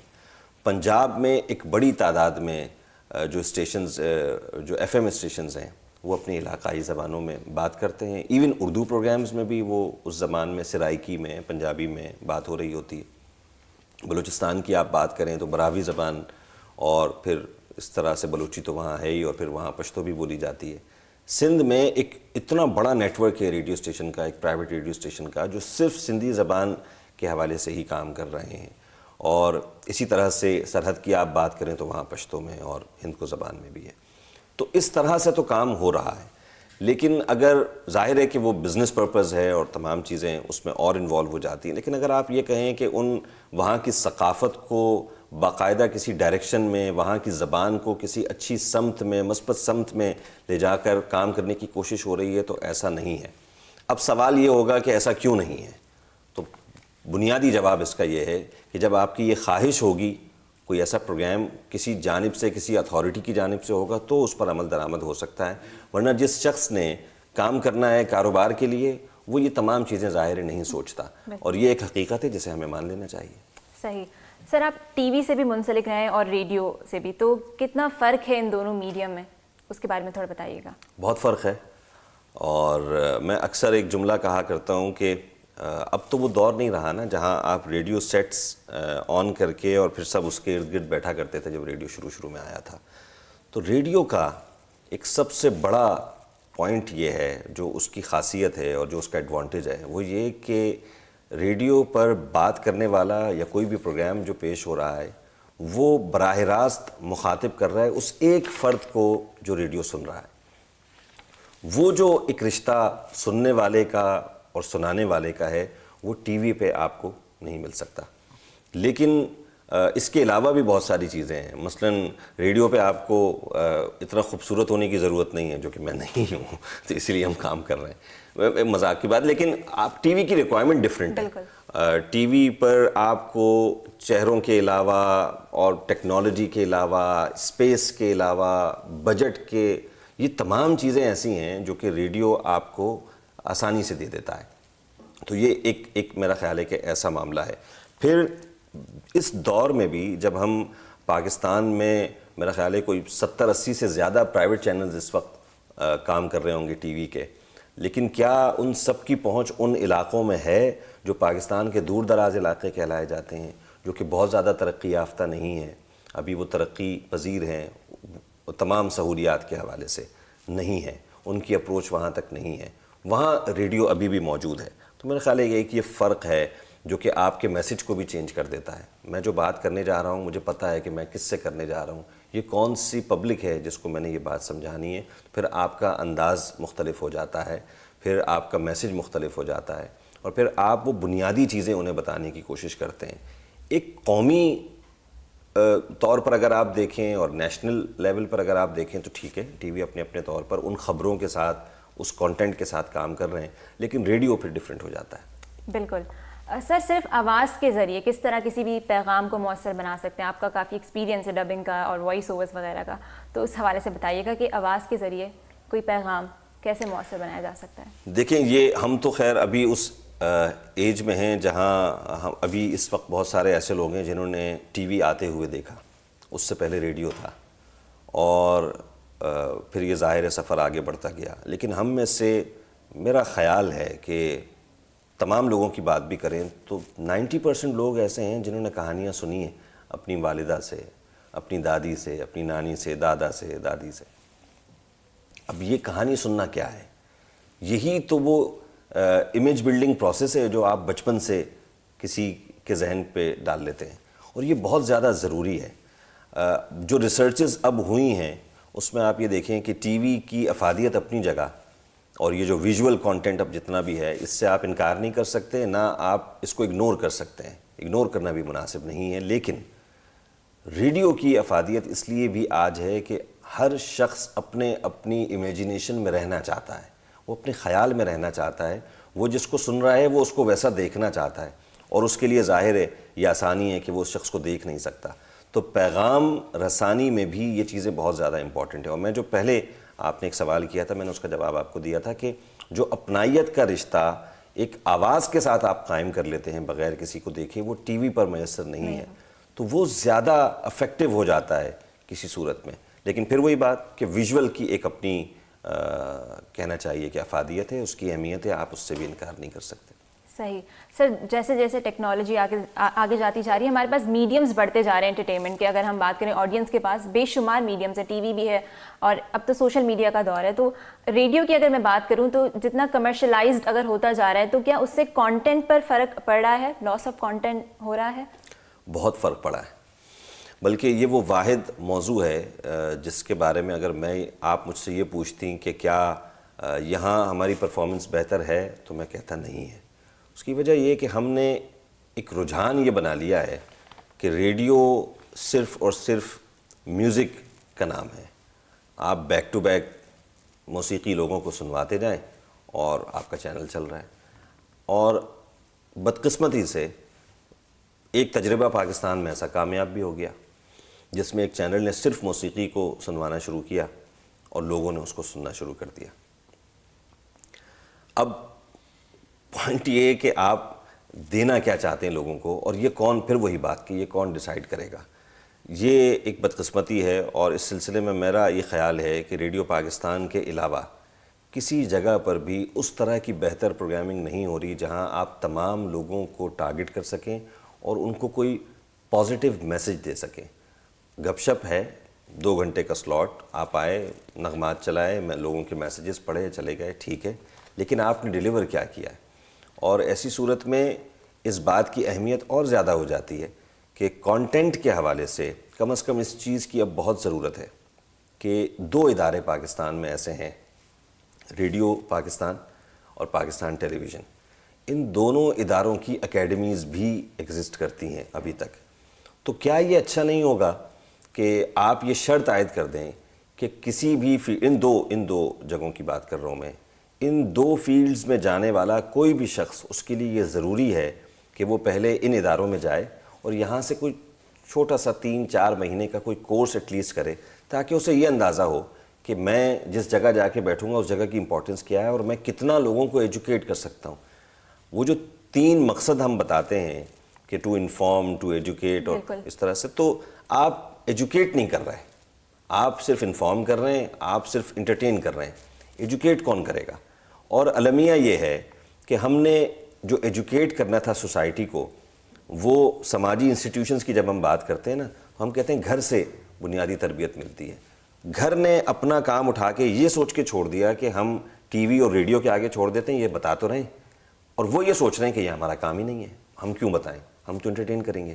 تو وہ جو بنیادی تربیت کا معاملہ تھا وہ ختم ہو گیا ہے. تو کانٹینٹ بہت کمزور ہے, اس سے بہت بہتر ہونا چاہیے. صحیح. سر جس طرح ریڈیو کی ڈفرینٹ اگر ہم بات کریں ٹائپس ہیں, کمیونٹی ریڈیو ہے, کیمپس ریڈیو ہے, تو کمیونٹی ریڈیو پہ پہلے بات کرتے ہیں کہ کس طرح سوسائٹی کے لیے ایک اچھے اقدامات کر سکتا ہے اور کردار ادا کر سکتا ہے پازیٹیولی. اور جیسے ایجوکیشن کی ہم نے بات کی, تو کیا رول ادا کر سکتا ہے کمیونٹی ریڈیو؟ دیکھیں دنیا بھر میں, ہم جب شروع میں بات کر رہے تھے, دنیا بھر میں یہ کنسیپٹ اب تو پرانا ہو چکا, وہ تو اس پر کام کر چکے کہ آپ نے کمیونٹی کے لیے کیا پروگرامنگ ڈیزائن کرنی ہے, کمیونٹی کی ضروریات کیا ہیں, وہاں کے میئرز, وہاں کے کونسلرز, ان کو بلوایا جاتا ہے, ان سے اس علاقے کی بات کی جاتی ہے, وہ اپنے آپ کو اس جگہ جواب دہ سمجھتے ہیں, لوگ وہاں اپروچ کرتے ہیں, ان سے بات کرتے ہیں. اور اس کے علاوہ اس سوسائٹی میں کیا خیالات ترویج پا رہے ہیں, بڑھ رہے ہیں, لوگ اپنی بات کس طرح سے کہنا چاہتے ہیں. تو یہ جو شدت پسندی ہے, اس کی کمی میں بھی اس کمیونٹی ریڈیو نے بہت کام کیا ہے. آپ اپنی بات کم از کم کہیں تو کہہ سکتے ہوں گے. اب جب آپ پاکستان میں کمیونٹی ریڈیو پہ کام نہیں کرتے تو لوگوں کے اندر اگر کسی چیز کا احساس محرومی ہے, ان کے ہاں کوئی فرسٹریشن ہے, وہ اپنی بات کیسے نکال پائیں گے, وہ اپنی بات کیسے پہنچا پائیں گے, اور کن کو پہنچا پائیں گے, کیونکہ ظاہر ہے ریسیونگ اینڈ پہ بھی کوئی نہیں ہے. تو میرا خیال ہے کہ کمیونٹی ریڈیو کی بنیاد تھوڑا کراچی جیسے بڑے شہروں میں اور دوسرے شہروں میں کام تو ہوا, لیکن اس طرح سے نہیں ہوا. اور پھر اریبہ ایک سب سے بڑا پرابلم ہمارا یہ ہے کہ ہم ایک سیمپل بنا لیتے ہیں اور ہم چاہتے ہیں کہ پورا پاکستان اس سیمپل کی طرح ہو جائے, اور اگر ایک چینل ایسا ہے جو اس طرح سے بات کر رہا ہے تو پورا پاکستان اسی اسٹینڈرڈ پہ کام کرے. لوگوں کو ان کی مرضی پہ کیوں نہیں رہنے دیتے؟ ہر جگہ کی ثقافت الگ ہے, ہر جگہ کی زبان الگ ہے, تو اس کمیونٹی کو جس کو آپ نے ہٹ کرنا ہے، کیوں اردو میں ہی ہٹ کرنا ہے؟ کیوں اردو میں ہی ان کو پیغام دینا ہے؟ کیوں ان کی زبان میں پیغام نہیں دینا جس کو وہ سمجھ سکیں؟ کیوں ان کی ثقافت کو آگے لے کے نہیں جانا جس کو وہ لوگ سمجھ سکیں؟ تو میرا خیال ہے ڈائیورسٹی کے حوالے سے بھی، اور آپ نے ابھی جو سوال کیا ہے کمیونٹی ریڈیو بہت کام کر سکتا ہے اس ڈائیورسٹی کو مزید بہتر کرنے میں، اور اگر یہ ہو جائے تو پھر میرا خیال ہے اس سے مؤثر میڈیم اس دور میں بھی کوئی نہیں ہوگا۔ بالکل سر، کمیونٹی ریڈیو کی بات کر رہے ہیں ہم، تو ساتھ ہی کیمپس ریڈیو کا کردار کی بات کرنا چاہوں گی، کیونکہ بہت ضروری ہے یونیورسٹی لیول پر اسٹوڈنٹس کے لیے اگر اس طرح کے مواقع فراہم کیے جائیں تو کیا کردار as a student, as a individual youth اپنا کردار ادا کر سکتی ہے، اور کتنی اہمیت کا حامل ہے کیمپس ریڈیو؟ دیکھیں، یہ ایک کہنا چاہیے کہ ابتدائی تربیت گاہ کے طور پر کام کر سکتا ہے اور کام کر رہا ہے۔ آج آپ نے مجھے یہاں مدعو کیا، آپ خود ایک اسٹوڈنٹ ہیں، یہاں کے جو دیکھنے والے ہیں وہ اسٹوڈنٹ ہیں، تو اس طرح سے اب پاکستان کی تقریباً تمام جامعات میں اچھی چیز یہ کہ ایچ ای سی نے ان ڈپارٹمنٹس کو یہ ہدایت کی جو اس سے ریلیٹڈ ہیں، جو کہ یقیناً ماس کام ہے اور میڈیا سائنسز ہیں، کہ آپ پریکٹیکلی لوگوں کو یہ بتائیں۔ اس میں ریڈیو اسٹیشنز بھی ہیں، اس میں ٹی وی اسٹوڈیوز بھی ہیں، اور ٹی وی کی تمام ضروریات بھی ہیں۔ میرا خیال ہے کہ یہ ابتدائی تربیت کے طور پر بہت بنیادی چیز ہے، اور خاص طور پر میں ریڈیو کے حوالے سے ایک بات کہتا ہوں، اور میں اکثر یہ شعر کوٹ بھی کرتا ہوں، بہت پسند بھی ہے مجھے، جان ایلیا کا یہ شعر کہ ایک ہی حادثہ تو ہے، اور وہ یہ کہ آج تک بات نہیں کہی گئی، بات نہیں سنی گئی، تو بات کہنے کا فن تو آنا چاہیے نا۔ جب آپ بات کہنے کا فن سیکھ لیتے ہیں تو پھر بات سنی بھی جاتی ہے۔ اب وہ بات کہنے کا فن کیسے آئے؟ جو اسٹوڈنٹس ہیں، جو اس فیلڈ سے نہیں ہیں، کچھ اور کورسز پڑھ رہے ہیں، اور وہ اچھا بولنا چاہتے ہیں اور اچھا بولتے ہیں، ان میں یہ صلاحیت ہے، تو ان کے لیے اور کوئی جگہ نہیں ہے، اور اگر کیمپس ریڈیو کام کر رہا ہے تو یہ بہت اچھی چیز ہے۔ تو بنیادی تربیت کے حوالے سے اور بات کہنے کے فن کے حوالے سے میرا خیال ہے کہ کیمپس ریڈیو 96.6 موجود ہے، جہاں اسٹوڈنٹس آتے ہیں اور اپنی کوالٹیز کو مزید پالش کرتے ہیں۔ یہاں وقت ہوا ہے ایک بریک کا، بریک کے بعد دوبارہ آپ کو جوائن کرتے ہیں، ہمارے ساتھ رہیے۔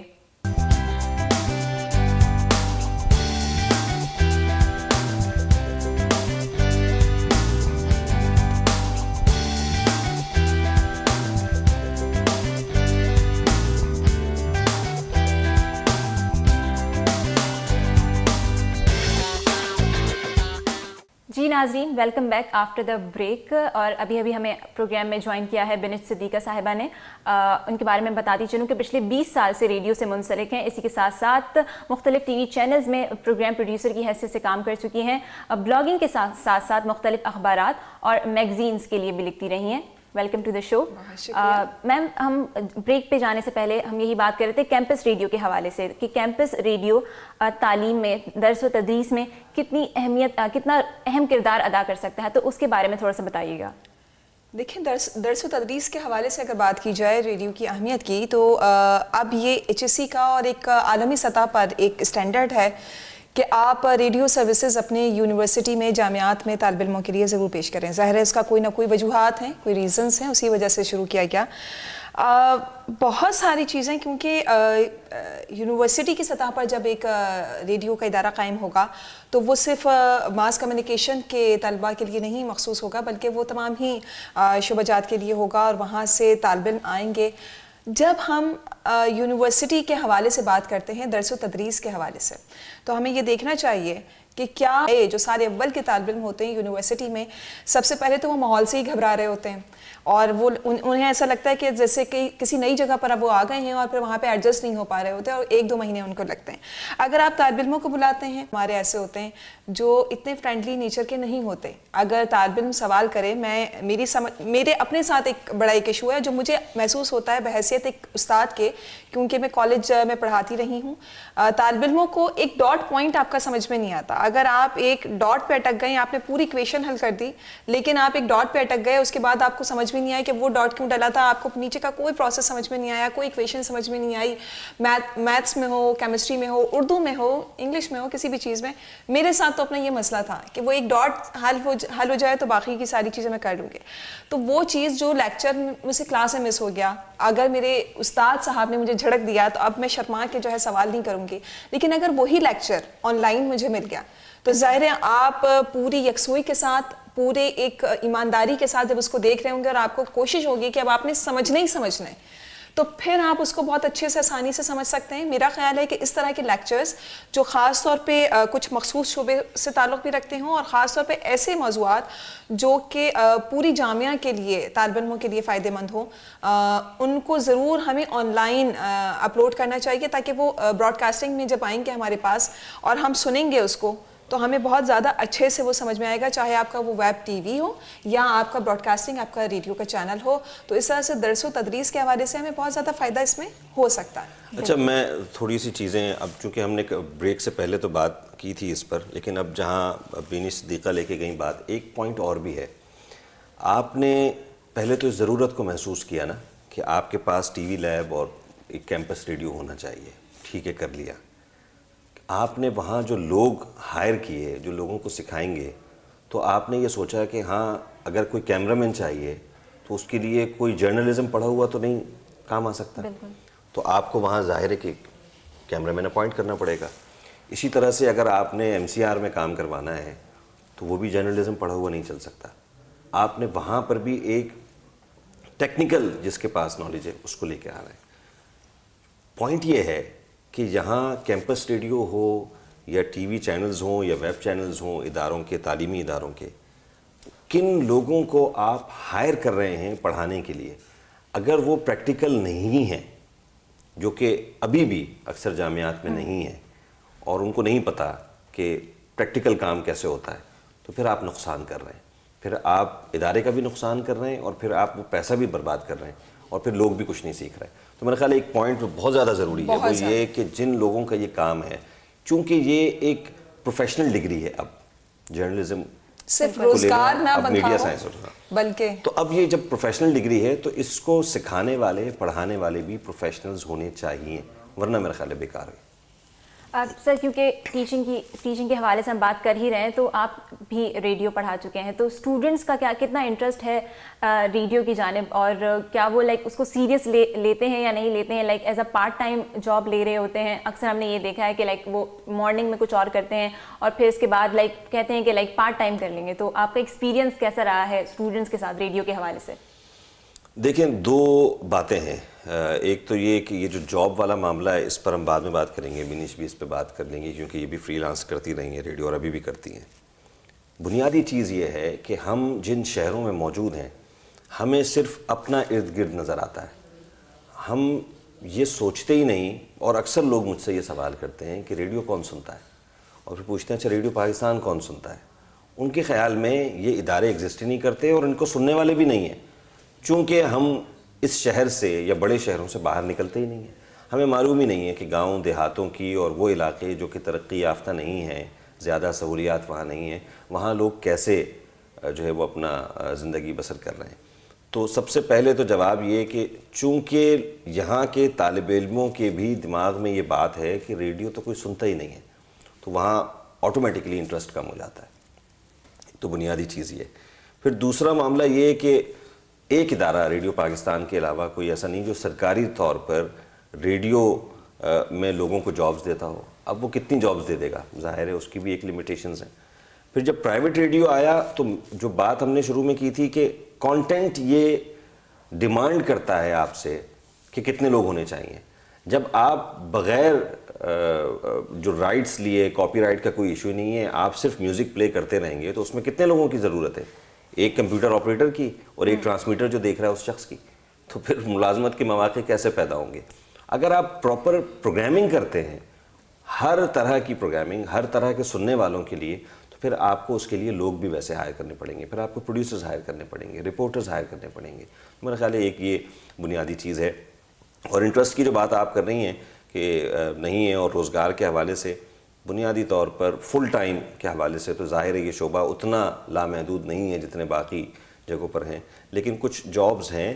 اور جب آپ ریڈیو کر لیتے ہیں تو پھر ضروری یہ نہیں ہے کہ صرف آپ ریڈیو ہی کریں, آپ آواز کی دنیا میں چلے گئے, اس میں پھر اور بہت سارے کام ہیں, ضروری نہیں کہ ریڈیو ہی کیا جائے.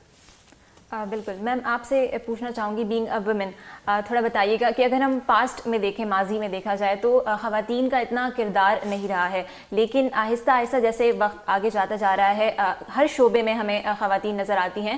تو ریڈیو سے بتائیے گا کہ کتنی خواتین ہیں جو اس وقت پروگرامز کر رہی ہیں، اور خواتین کے لیے کتنے پروگرامز کیے جاتے ہیں ریڈیو پر؟ ریڈیو پاکستان پہ جب میں نے جانا شروع کیا، ظاہر بہت چھوٹی عمر میں جانا شروع کیا تھا، اس زمانے میں خواتین، وہ بھی اب خواتین وہاں پر اپنے قدم جما چکی ہیں. اسی طرح سے براڈ کاسٹنگ کی نظر سے اگر دیکھا جائے، ایک براڈ کاسٹر کی حیثیت سے، تو میں یہ سمجھتی ہوں کہ یقیناً وہاں پہ بہت زیادہ اضافہ ہوا ہے خواتین کا. اور دوسری بات یہ کہ ریڈیو پاکستان، جس طرح سے اجسام ابھی ذکر کر رہے تھے، ریڈیو پاکستان، پاکستان ٹیلی ویژن، وہ دو ادارے ہیں کیونکہ سرکار کے ادارے ہیں، اور وہاں پہ پالیسیز یقیناً ابھی آپ بہت سی تنقید کر سکتے ہیں، بہت زیادہ تنقید جائز بھی ہو سکتی ہے، لیکن کچھ پالیسیز ابھی بھی ان دو اداروں کی ایسی ہیں کہ وہاں پہ ٹریننگ کی جاتی ہے. کچھ سلاٹس ہیں جو بچوں کے لیے مخصوص ہیں، آپ کو پرائیویٹ نیوز چینلز ہوں، پرائیویٹ چینلز ہوں، انٹرٹینمنٹ چینل ہوں، یا ایف ایم چینلز ہوں، T V channel, radio channel, دونوں کی میں بات کر رہی ہوں. آپ کو بچوں کے پروگرامز وہاں پہ نظر نہیں آتے، آپ کو خواتین کے پروگرامز بہت کم. اب وہ جو سلاٹ ہیں جس کی ڈیمانڈ آ رہی ہے، جس کی مارکیٹنگ ہو رہی ہے، جس کی بہت زیادہ ریٹنگ آ رہی ہے، بس وہی پروگرامز بار بار جاتے رہیں گے، چاہے وہ ترکش ڈرامے ہوں، اردو ڈبنگ کر کے اس کو چلا دو کیونکہ اس کی ریٹنگ بہت آتی ہے. خواتین کے سلاٹ ختم کر دیے گئے، بچوں کے سلاٹ آپ کو شاذ و نادر بہت کم جگہ پہ دکھائی دیں گے. لیکن پاکستان ٹیلی ویژن اور ریڈیو پاکستان وہ ادارے ہیں جہاں پر ابھی بھی جو پالیسیز ان کی مخصوص ہیں اس کے اوپر عمل کیا جاتا ہے. خواتین کے باقاعدہ مخصوص سلاٹ ہیں جو خواتین کے ٹارگٹ پروگرام خواتین کے حوالے سے ہوتے ہیں. مجھے یاد ہے میں آج سے کوئی 4 سال پہلے ایک پروگرام کرتی تھی جو خواتین کے حوالے سے تھا. اچھا، اس میں پوری پالیسیز اس طرح سے ترتیب دی جاتی تھیں. ہم خواتین کے انٹرویوز کرتے تھے، کبھی بلقیس سیدھی صاحبہ کو بلایا، کبھی کسی سیاستدان کو بلایا، کبھی کسی ٹی وی اینکر کو ہم نے بلایا. تو اس میں جیسے الیکشن اس زمانے میں قریب آ گئے، جنرل الیکشن تھے، تو ہم نے خاص طور پہ اینکرز کو یا سیاستدانوں کو، خواتین سیاست سے وابستہ خواتین کو بلایا تاکہ وہ خواتین جو گھر بیٹھے ہمارا پروگرام سن رہی ہیں ان کو آگاہی ہو.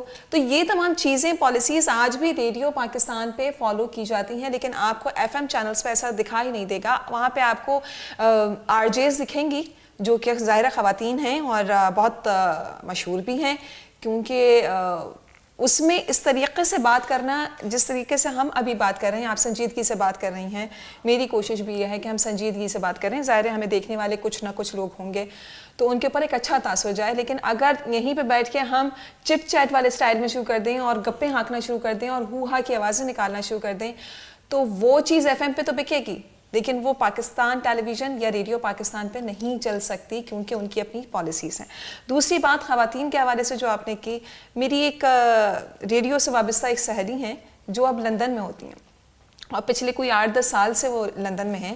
لندن میں آپ کو ہر طرح کی سہولت موجود ہے، آزادی موجود ہے، کوئی ایسی کمی نہیں ہے آپ کو یقیناً. اس کے باوجود وہ لڑکی آج بھی ریڈیو پاکستان ٹیون کرتی ہے اور کام کرتے ہوئے مجھے بتاتی ہے میں نے فلانا پروگرام سنا، میں نے پتہ ہے، اچھا مجھے یہ مل سکتا ہے، میں نے ان کی آواز سنی، مجھے وہ یاد آ گئی، وہ چیز تھی. تو یہ چیز جو ہے ریڈیو سے وابستہ خواتین وہ ہیں، سننے والی خواتین کا مخصوص طبقہ وہ ہے جن کی یا تو جذباتی وابستگی ہے یا وہ سنجیدہ ذہنیت رکھتی ہیں، ان سے وہ ہو ہا والی جو ایک پالیسی ایف ایم کی ہے وہ برداشت نہیں ہوتی، نہ وہ کر سکتی ہیں ایسی حرکت، نہ ہی وہ سننا پسند کرتی ہیں. آج بھی آپ کو ایک مخصوص طبقہ ہوگا کہ مستنصر حسین تارڑ صاحب کا انٹرویو آ رہا ہو، ریڈیو پہ آ رہا ہو، ٹی وی پہ آ رہا ہو، تو وہ ایک مخصوص طبقہ سنے گا. اور ہماری جو نئی جنریشن ہے وہ کہے گی پتہ نہیں کون صاحب ہیں، کیا باتیں کر رہے ہیں، اتنی سنجیدہ باتیں ہماری تو سمجھ میں نہیں آتی، ایسے بڑے بور قسم کے آدمی ہیں، سمجھ میں نہیں آتے.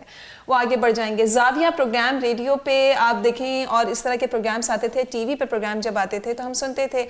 میں نے نہیں سنا آج تک حامد میاں کیا ریڈیو کا ایک مشہور پروگرام ہے، میں نے اپنی والدہ سے اس کا ذکر سنا. اس میں تو کوئی شک نہیں ہے کہ اب نمائندگی زیادہ ہے. جو جس پوائنٹ کی طرف ہمیں جانا چاہیے وہ یہ کہ جس کو یہ اختیار مل گیا ہے کہ وہ ماسز سے بات کر سکتا ہے، کوئی بھی خاتون، تو کیا اس کو اپنے اس اختیار کا معلوم ہے کہ میں کتنی افیکٹو ہو سکتی ہوں؟ بنیادی غلطی یہ ہو رہی ہے. مائک بہت ساری خواتین کے پاس ہے لیکن کیا وہ اس کو کسی پرپس کے لیے یوز کر رہی ہیں یا نہیں، یہ نہیں ہو رہا بنیادی طور پر. باقی نمائندگی یقیناً ہے، نمائندگی ہو رہی ہے، بڑے بہترین لوگ وابستہ رہے ہیں, وابستہ ہیں آج بھی. سیما رضا ہیں, ربیہ اکرم صاحبہ ہیں, اور دوسرے لوگ ہیں جو وابستہ ہیں اور بہترین نمائندگی وہ لوگ کر رہے ہیں. بات صرف یہ ہے کہ ہمارے پروگرامز جو ریڈیو پہ نشر ہو رہے ہیں, اگر ہم کہیں بحیثیت ایک براڈ کاسٹر کہ اگر میں مجھ سے کوئی سوال پوچھے کہ کوئی پروگرام مشہور کیوں نہیں ہے ریڈیو پاکستان کا, خاتون کا کوئی پروگرام عام ماسز لوگ کیوں نہیں سن رہے, یا آج اس طرح سے پروگرامز کیوں نہیں, شاید اس کی وجہ یہ ہے کہ ہماری پبلسٹی نہیں ہوتی ہمارے پروگرامز کی. خواتین آج بھی بہت بہترین ہیں, وہاں پہ بہت نمائندگی ہے, خاص طور پہ سرکاری ریڈیو چینل پہ خواتین کی ایک بڑی تعداد موجود ہے, نہ صرف کام کرنے والوں کی, نہ صرف براڈ کاسٹرز کی, بلکہ سننے والا بھی ایک مخصوص طبقہ جو کہ ہمیں خطوط آتے رہے ہیں, جو ہمیں پروگرامز کے حوالے سے کوئی گجرات سے لکھ رہا ہے, کہ گجرات کے گاؤں سے ہمیں پتہ بھی نہیں ہوتا کہ ہمیں کون کون سن رہا ہے. وہ جب خطوط آتے تھے تو ہمیں پتہ چلتا تھا کہ اچھا لوگ ہمیں سن رہے ہیں, خواتین ہمیں باجی کہہ کے. اس وقت میں فرسٹ ایئر کی اسٹوڈنٹ ہوا کرتی تھی جس زمانے میں خطوط آتے تھے, اور ابھی بھی آتے ہیں خطوط. تو وہ جو بات انہوں نے اعتصام نے کی تھی کہ وہ علاقے جہاں پہ ٹی وی کی یا نیوز چینلز کی یا پرنٹ میڈیا کی رسائی نہیں ہے, ریڈیو پاکستان آج بھی سنا جاتا ہے, خواتین بڑی تعداد میں سنتی ہیں, اور ان کی جو اثر ہوتا ہے جس سے ہمیں پتہ چلتا ہے, ان کے خطوط سے اور دیگر چیزوں سے پتہ چلتا ہے کہ وہ لوگ سن رہی ہیں, اور ہمارا ٹارگٹ بھی وہی آڈینس ہوتے ہیں. بالکل, بہت اچھی بات کہی آپ نے سر, کیونکہ آپ نے جس طرح بات کی یوتھ کی, اس وقت ہمارے ملک کا بڑا حصہ ہے یوتھ پر مشتمل ہے, تو سوشل میڈیا کی طرف ہم زیادہ راغب ہو گئے ہیں, تقریباً ہمارا زیادہ سے زیادہ وقت جو ہے سوشل میڈیا پر گزرتا ہے. تو کس طرح سے یوتھ کو پھر سے ہم دوبارہ ریڈیو کی طرف لائیں, اور جس طرح ریڈیو پہ لا کے ہم بہت سی چیزیں سیکھ سکتے ہیں. بہت سے ایسے ہمارے پاس اداکار ہیں اس وقت جو ریڈیو پاکستان سے گزرتے ہوئے اپنا پورا سفر طے کرتے ہوئے یہاں موجود ہیں. ان کی اردو کی اگر ہم بات کی جائے بہت امپرووڈ ہے. اگر ہم اپنی بات کریں as a youth, as a individual, تو کافی غلطیاں ہم کرتے ہیں, ہمارا تلفظ اتنا اچھا نہیں ہوتا. تو کس طرح یوتھ کو ہم دوبارہ ریڈیو پاکستان کی طرف یا ریڈیو کی طرف لا سکتے ہیں؟ دیکھیں, سب سے پہلے تو کچھ چیزوں کو ہمیں ماننا پڑے گا. وہ یہ کہ اس سوشل میڈیا کے دور کو آپ اگنور نہیں کر سکتے. تو آپ یہ کیسے کہیں گے کہ جو لوگ یہاں ہیں ان کو میں پکڑ کے کھینچ کے ریڈیو کی طرف لے جاؤں؟ نہیں لے جا سکتے. تو آپ نے سوشل میڈیا کو یوز کرنا ہوگا ریڈیو سننے کے لیے. یہ بڑا ایک بنیادی سا فرق ہے. ہم میں سے آج بہت سارے لوگ ایسے ہیں جنہوں نے سیربین BBC کا پروگرام ریڈیو سیٹس پہ نہ سنا ہوں گے, بہت سارے, ہم نے تو سنا خیر, لیکن ویسے نہ سنا ہو, لیکن انہوں نے سوشل میڈیا پہ سن لیا. گو کہ اب وہ بھی بند ہو گیا, وہ ایک الگ بحث ہے کہ وہ کیوں ہو گیا. لیکن بات یہ ہے کہ آپ نے یوتھ کو کسی خاص ڈائریکشن کی طرف لے جانا ہے. ضروری نہیں ہے کہ آپ یہ تقاضا کریں کہ ہر چیز اپنے ماضی کی طرف چلے جائے. ہم ایک بحث کر رہے تھے ایک بار, اور اس میں یہ بات ہوئی کہ ریڈیو کا پرانا دور واپس لائیں. تو ایک صاحب نے بڑی اچھی بات کی. انہوں نے کہا ہم کیوں چاہتے ہیں کہ ہم 1970 میں چلے جائیں. آپ یہ سوچیں کہ آپ نے 1930 میں کیسے جانا ہے, آگے کی طرف جانے کی بات ہوگی نا. تو بنیادی طور پر سوشل میڈیا ہو یا ڈفرینٹ جتنے بھی ذرائع ہیں, ان کو آپ نے اپنے آپ کو سنوانے کے لیے یوز کرنا ہے, اور یہ آپ کو کرنا پڑے گا. اس سے آپ بھاگ نہیں سکتے. یہی وجہ ہے کہ اب بہت سے بڑے بڑے نشریاتی ادارے یہ سوچ رہے ہیں, اور یہ کر بھی چکے ہیں, کہ وہ اپنے آپ کو ویب سائٹس پر لے آئے ہیں تاکہ لوگ وہاں ان کو سن سکیں. لسننگ ہے, اور جو آپ یوتھ کی بات کر رہی تھیں اور تلفظ کی بات کر رہی تھیں, یہ چیزیں ٹھیک ہونی چاہیے, لیکن میرے نزدیک زبان کا تبدیل ہونا کوئی بڑا معاملہ نہیں ہے. اگر آپ اس پہ بند باندھنا چاہیں گے تو آپ نہیں باندھ سکتے. میں آپ سے کہوں کہ آپ پورا ایک جملہ اردو میں بول کے دکھائیں, آپ محنت کر کے بول بھی لیں گی, لیکن اس کا کیا معاملہ ہے؟ کوئی خاص فائدہ نہیں ہے. فائدہ کس چیز کا ہے؟ فائدہ مقصدیت کا ہے, فائدہ اس پرپس کا ہے جس کے لیے آپ کام کر رہے ہیں. تو اس جانب ہمیں زیادہ لے کے جانا چاہیے. یہ چیزیں ٹریننگ سے ٹھیک ہو سکتی ہیں, یہ چیزیں ساتھ کام کرنے سے ٹھیک ہو سکتے ہیں. جب ہم آپس میں بیٹھتے ہیں, ایک دوسرے سے بات کرتے ہیں, آپ کوئی اچھا لفظ مجھ سے سن لیں گی, میں کوئی اچھا لفظ ان سے سن لوں گا, آپ سے سن لوں گا, تو یہ چیزیں ٹھیک ہوتی رہتی ہیں. لیکن بنیادی چیز کیا ہے؟ وہ مقصد ہے جس کے لیے ہمیں ایک سمت میں جانے کی ضرورت ہے. بالکل. میم آپ سے پوچھنا چاہوں گی, یہ اکثر ہم سننے میں آتا ہے, ہم سنتے ہیں کہ ریڈیو میں اگر آپ کام کرنا چاہتے ہیں تو ایک اچھی آواز کا ہونا بہت ضروری ہے. یہ کس حد تک درست بات ہے؟ یہ بات بہت حد تک درست ہے. اور اگر میں یہ کہوں کہ جس طرح سے آپ اعتصام کو دیکھ رہی ہیں, ہمیں بڑا فخر ہوتا ہے. اعتصام میرے کہیں بعد انہوں نے ریڈیو جوائن کیا تھا, اور ہمارے ساتھ بزم طلبہ کے ہمارے ساتھ ہی رہے ہیں یہ. اور اعتصام کی آواز نہیں, میں پیدا لیٹ ہوا. اعتصام کی آواز ہم سب میں یعنی میں ان سے سینئر ہونے کے باوجود میں ان کا احترام اس لیے زیادہ کرتی ہوں کہ ان کی آواز, ان کا بول چال کا انداز, آپ ان کی آواز کی بیس دیکھیں, ایک تو قدرتی طور پر ہے وہ, اور دوسرا یقیناً انہوں نے اپنے آپ کو نکھارا, کیونکہ ایک نعت خواں بھی ہیں تو نعت خواں کو آواز کا اتار چڑھاؤ اور ساری چیزوں کا بڑا اندازہ ہوتا ہے, تو وہ ٹریننگ تو ان کی یقیناً بچپن سے چل رہی ہوگی, لیکن ریڈیو پاکستان نے یقیناً اس ٹریننگ کو نکھارا, پھر یہ ماشاء اللہ پروڈیوسر بن گئے, تو اس کے بعد تو آواز ایک بڑی اچھی چیز ہے, لیکن آواز کے ساتھ ساتھ لب و لہجے کا ہونا, بہت لوگ سریلے ہوتے ہیں لیکن ان کا لہجہ اتنا نستعلیق, اتنا خوبصورت نہیں ہوتا. اچھا وہ ہر ایک کا نہیں ہوتا, وہ ہر ایک کو گھر میں نہیں ٹوکا جاتا کہ نظم نہیں ہوتا, نظم ہوتا ہے, یہ کیا بول رہی ہو, ٹھیک ہے, یہ ہمیں بچپن میں ٹوکا جاتا رہا, ضروری نہیں ہر ایک کے گھر میں ٹوکا جاتا ہو, لیکن ایسا نہیں کہ کوئی خود سے نہیں ہو سکتا. جس طرح سے میں دوبارہ رخسانہ نازداد محمد کی مثال دوں گی, ان کے گھر کا ماحول یقیناً میں بڑا ان سے آپ کہیں انسپائر ہوں کہ ایک ایسی شخصیت جو ایک انتہائی لیاری آپ کے یونیورسٹی کے ساتھ ہی علاقہ ہے, آپ نے دیکھا ہوگا اتنا خوشحال طبقے وہاں پہ نہیں ہوتے, اور اس کے باوجود ان کے گھر کا ماحول بھی ایسے ہی ہوگا, بول چال کا انداز بھی وہی ہوگا, لیکن انہوں نے اپنے لہجے کو, آواز کو خوبصورتی سے نکھارا, اور اس کے بعد وہ ریڈیو پہ جب آئیں تو انہوں نے ہر ایک کو انتہا درجے کا متاثر کیا کہ بڑے بڑے لوگ ان سے فیضیاب ہوتے رہے ہیں اور ہو رہے ہیں. تو یہ چیز ہے کہ آپ کو اپنے لہجے پہ ضرور کام کرنا ہے. سریلا ہونا, اچھا آواز کا ہونا, اس بات کی گارنٹی نہیں ہے, اس بات کی کوئی چیز طے شدہ نہیں ہے کہ آپ آگے چل سکتے ہیں, لیکن اچھا لہجہ, لب و لہجہ. اور پھر اس کے بعد جس طرح سے آپ نے ابھی نوجوانوں کے حوالے سے بات کی تھی ان سے, تو نوجوان بزم طلبہ کے ذریعے عموماً ہمارے جو ریڈیو پاکستان پہ آتے رہے ہیں بزم طلبہ کے ذریعے آتے ہیں. سال میں کوئی 30-40 نئے چہرے تو ضرور ہی انٹری دے دیتے ہیں, جو ان کو پتہ چلتا ہے کہ ریڈیو, اچھا جب میں آتی تھی تو مجھے سب کہتے تھے ریڈیو سنتا کون ہے, ابھی تک چلتا ہے ریڈیو, اچھا ارے ایسی کیا بات ہو گئی, اور اس عجیب ادارہ ہو گیا ہے, ملک پہ بوجھ بن گیا ہے, بند کر دو اس کو. یہ ساری باتیں صرف میرے جیسے کم فہم لوگ نہیں کہہ رہے, وہ لوگ بھی کہہ رہے ہیں جو کہ اس کے کرتا دھرتا ہیں, جن کے اوپر ذمہ داری اس کی آتی ہے, وہ لوگ بھی کہتے ہیں کہ ریڈیو کو بند کر دیا جائے. لیکن ایسا نہیں ہے, ریڈیو بہت سے آپ آج دیکھ رہے ہیں اپنے نیوز چینلز میں, وہاں پہ میں آپ کو دعوے سے یہ بات کہہ سکتی ہوں کہ اینکرز, پروڈیوسرز اور دوسرے لوگ, ریسرچرز, ظاہر ایک پوری ایک ٹیم ہوتی ہے. آپ کے نیوز چینل ہوں, انٹرٹینمنٹ چینلز ہوں, وہاں پہ ایک بڑی تعداد 50% سے زائد جو بڑا طبقہ ہے وہ بزم طلبہ سے, ریڈیو پاکستان سے ان کی ٹریننگ, جس کو کوئی نہیں سن رہا, آپ تو اور ہم یہ سمجھ رہے ہیں کہ اس کو کوئی نہیں سن رہا, تو ان کی نکھار, ان کے اندر جو صلاحیتیں بیدار کی, ان کے اندر اچھائیاں پیدا کی, وہ ریڈیو پاکستان کے پلیٹ فارم سے آج بھی آئے, آج بھی آ رہے ہیں. 100 میں سے اگر 30-40 اگر آپ رفلی کہہ لیں کہ ہر سال نئے بچے بزم طلبہ میں بچوں کی دنیا میں آتے ہیں, چھٹ کے صرف شاید 4-5 رہ جاتے ہیں جو آگے اگلے کئی سالوں تک ہمارا ساتھ دیتے رہتے ہیں. 7, 8, 10 سال, 12 سال, 15 سال وہ لوگ آتے رہتے ہیں, ان کی جذباتی وابستگی ہو جاتی ہے. آج بھی جب میں آ رہی تھی میں نے ریڈیو پاکستان کی پرانی بلڈنگ دیکھی, تمام باتیں یادیں تازہ ہو گئیں. ریڈیو پاکستان, ہمارا گھر, ہماری چیزیں, جب ہم نیوز چینلز پہ تھے وہاں بھی دوڑ کے آتے تھے ریڈیو پہ.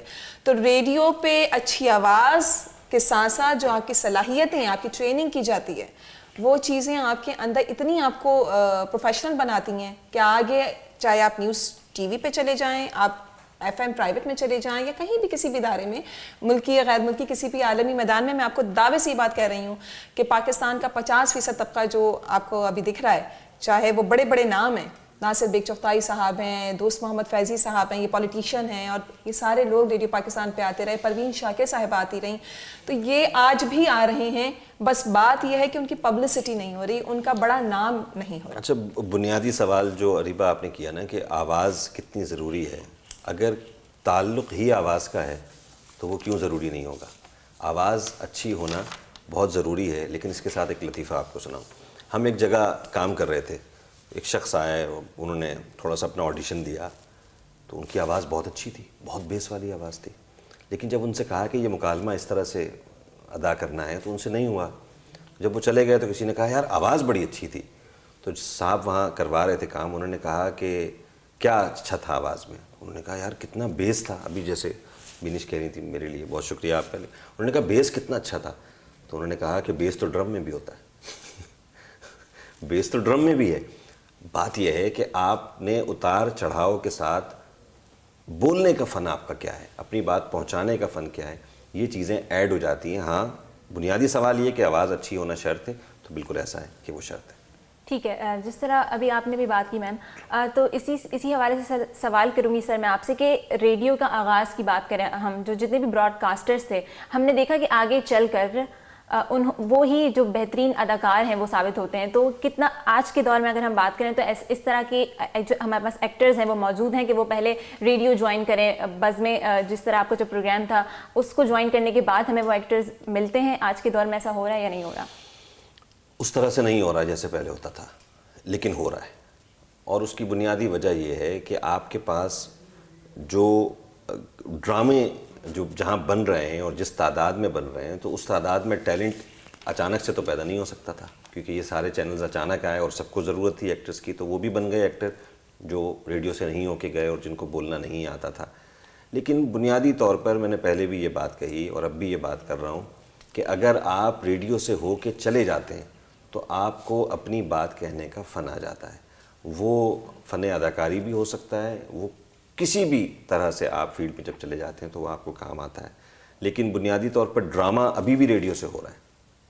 بنش خود ڈرامہ کرتی ہیں، ہم نے کتنے ڈرامے جو ہے وہ کیے اداکار کے طور پر، ابھی بھی ڈرامہ ہو رہا ہے. لیکن ظاہر ہے کہ جہاں آپ کو ریکوائرمنٹ ہے جس سطح پہ وہ بہت زیادہ ہے، اتنی بڑی تعداد میں ڈرامے اب بن رہے ہیں، تو ان کے لیے ایکٹرز اور ایکٹریسز کا ہونا ان کو زیادہ ریکوائرمنٹ ہے، تو وہاں زیادہ چیزیں ہیں. اور اگر وہاں پہ بھی آپ کوئی برائی نکالتے ہیں نا کہ فلاں شخص نے اتنی بری اداکاری کی یا بولتے ہوئے اس طرح سے بول گئے، تو وہ بنیادی طور پر بات یہی ہے کہ وہ بھی کسی ٹریننگ کے تحت نہیں آئے ہیں. اور بات پھر وہیں آ جاتی ہے کہ صداکاری ہو یا اداکاری ہو، کسی بھی طرح سے آپ کو کسی نہ کسی ٹریننگ سے ہو کے آنا چاہیے، جو کہ ہمارے ہاں نہیں ہوتا. صحیح. ایک اور سوال میں آپ دونوں سے ہی کرنا چاہوں گی، کیونکہ ڈیجیٹل ایج ہے، یہ ڈیجیٹل ایرا ہے، اگر آئندہ بات کریں فیوچر بھی it's all about digitalise world, تو ریڈیو کا کیا فیوچر دیکھ رہے ہیں ہم ڈیجیٹل ایرا میں آج کے دور میں بھی اور آئندہ آنے والے وقتوں میں بھی؟ تو آپ ایک ایک کر کے، سر پہلے آپ بتا دیں. اچھا میں بتا دیتا ہوں. دیکھیں پھر وہی بات کہ اداروں کو یہ محسوس کرنا پڑے گا کہ آپ نے اپنی بات لوگوں تک کیسے پہنچانی ہے. ایرا چینج ہو رہا ہے، اگر آپ تبدیل نہیں ہوئے تو آپ پیچھے رہ جائیں گے. اس کے لیے بنیادی طور پر کوششیں سب کر رہے ہیں. رجحان لوگوں میں سننے کا کیسے پیدا کیا جائے گا، وہ ایک اجتماعی کوشش ہوگی. امریکہ جیسا ملک وہ بیوقوف تو نہیں ہے نا، ان میں آج بھی جو وہاں کے صدر ہیں، جو وہاں کے عہدیدار ہیں، وہ جاتے ہیں ریڈیو، جا کر بات کرتے ہیں، لوگوں کو بتاتے ہیں. تو وہاں تو ہم سے زیادہ ترقی ہے، وہ کیوں کرتے ہیں ایسا؟ تو اسی لیے اہمیت دینا اوروں کا کام ہے، لیکن جو ادارے ہیں وہاں جو کام کرنے والے ہیں ان کا یہ کام ہے کہ وہ اس ٹیکنالوجی کو، اس ایرا کو جس میں اب ہم چلے گئے ہیں، اس کو استعمال کریں اور ریڈیو زیادہ سے زیادہ لوگوں کو سنوائیں. بات بالکل ٹھیک ہے، میں بھی یہی بات کہوں گی. سب سے پہلے ہمیں اس بات کے اوپر نظر رکھنی چاہیے کہ ریڈیو پاکستان ہو یا ریڈیو کا ادارہ ہو، اس کو ایڈوانس جو ٹیکنالوجیز آ رہی ہیں اس میں ٹریننگ کے لیے ہمیں بھیجنا چاہیے، اور دوسرے ادارے ہیں وہ بھی تو کام کر رہے ہیں. آپ کو اپنے سسٹم کو اپ گریڈ کرنے کی بہت زیادہ ضرورت ہے. وہ ٹیپ سے تو آپ چلے گئے، اب کمپیوٹر پہ آ گئے، لیکن اب کمپیوٹر ٹریننگ میں بھی آپ خدا کے واسطے ایک پروڈیوسر کو، شعیب منصور صاحب پاکستان کے بڑے نامی گرامی ایک شخص ہیں، اور میں نے ان کا ایک پرانا ایک کلپ دیکھا، مجھے بہت اچھی ان کی کام کی بات لگی. انہوں نے کہا ایک پروڈیوسر کو ایک اچھا رائٹر، ایک اچھا ایکٹر، ایک اچھا اسپیکر، یعنی وہ تمام چیزیں جو آپ پریزنٹ کر رہی ہیں، آپ کو ایک اچھا کیمرہ مین بھی ہونا ضروری ہے. ایک اچھے پروڈیوسر کو، ریڈیو پروڈیوسر کو ایک اچھا اس کو آڈیو جو ساؤنڈ انجینئر بھی ہونا چاہیے، اس کو تمام چیزوں کا پتہ ہونا چاہیے. ساری چیزیں اس کی فنگر ٹپس پہ ہوں گی، تبھی وہ چیزوں کو آگے بڑھائے گا. اور خدا کے واسطے اپنے پروڈیوسرز کو ٹریننگ پہ بھیجیے تاکہ ان کا ذہن کھلے، ہمارا ذہن کھلے. ہم نہیں آگے بڑھ رہے ہیں، ہم کنویں کے مینڈک بن کے بیٹھے ہوئے ہیں. اس طرح سے ریڈیو کو آپ کبھی بھی نوجوانوں میں، آنے والی نسلوں میں، اگلے زمانے میں نہیں چلا سکتے. بہت بہت شکریہ آپ دونوں کا. بہت انٹریکٹیو سیشن رہا، بہت سی معلومات حاصل ہوئی ہے مجھے بھی، اور امید کرتی ہوں کہ جو ہماری آڈینس ہے انہوں نے بھی بہت کچھ سیکھا ہوگا. آج ہم نے بات کی ریڈیو کی اہمیت پر، افادیت پر اور عروج و زوال پر. SMIU TV اسٹوڈیو سے اپنی ہوسٹ اریبہ خان کو دیجیے اجازت. اللہ حافظ.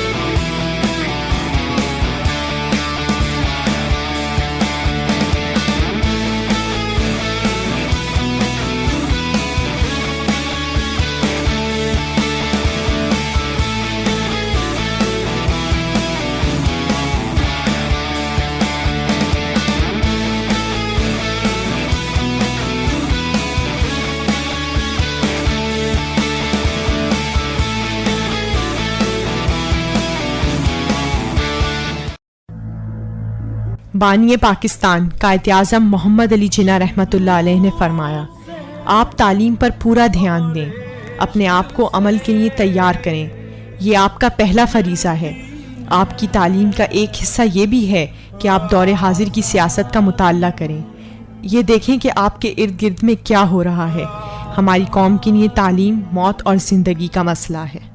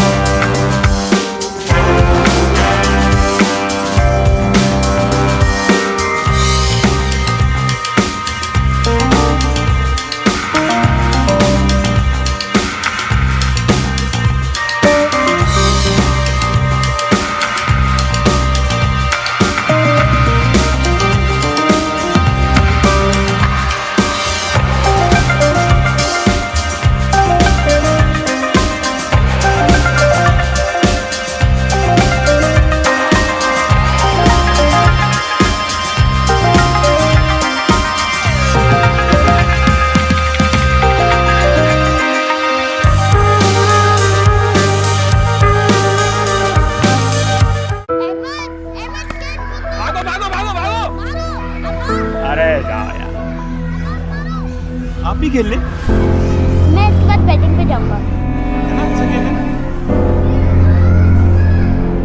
अब बात पकड़ो। बाइक चलाना सिखाऊंगा। वाकई? हाँ।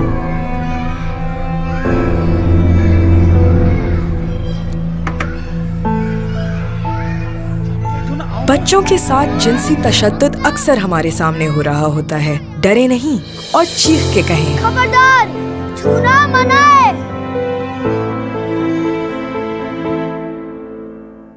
वजारत इंसानी हकूक हुकूमत Pakistan.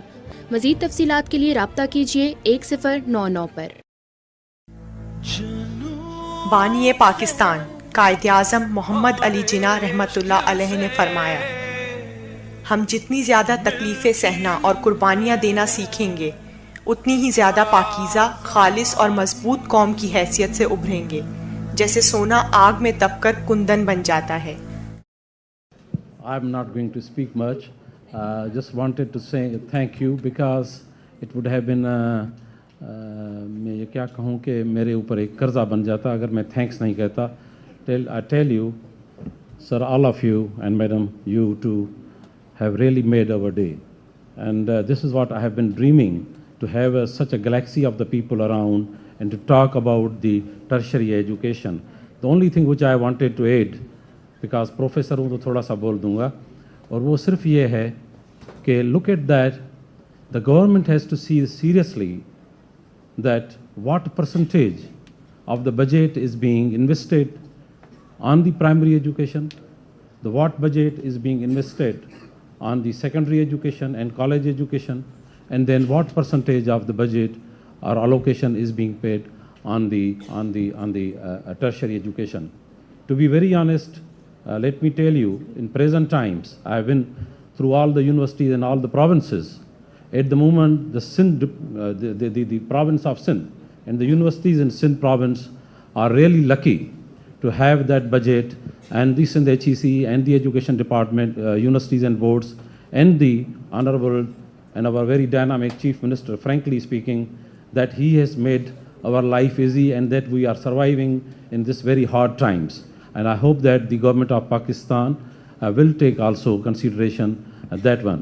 And the last thing is, आप ये ना भूलें कि ये जो यूनिवर्सिटीज़ हैं जिन मैंने वजह इसलिए दी है कि look at the primary education, look at your secondary education, and when we receive that population into the university, then how we groom them.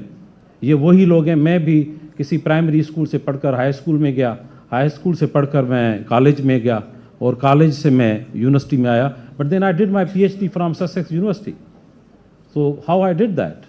तो ये एक यूनिवर्सिटी का जो एक रोल है, मैं कहता हूँ पाकिस्तान में आप कह लें सबसे बुरी में बुरी कोई यूनिवर्सिटी हो, जो भी आप नाम लें, but I think they are doing better than any primary and college education than the university education. So I think we shall look forward. Thank you very much all of you being with us. और आखिरी बात लोधी साहब की जो बड़ी चुप्ती है और बड़ी ज़बरदस्त है, जो है कि you shall not measure your quality with your perception. Particularly I will just add own perception. Own perception भी बड़ी ख़तरनाक है, मगर आप उसको collective perception कहेंगे तो ये ज़्यादा ख़तरनाक है. We shall be realistic and we should look forward to have a real parameters to look for, to have a consideration for the development of our higher education. Thank you.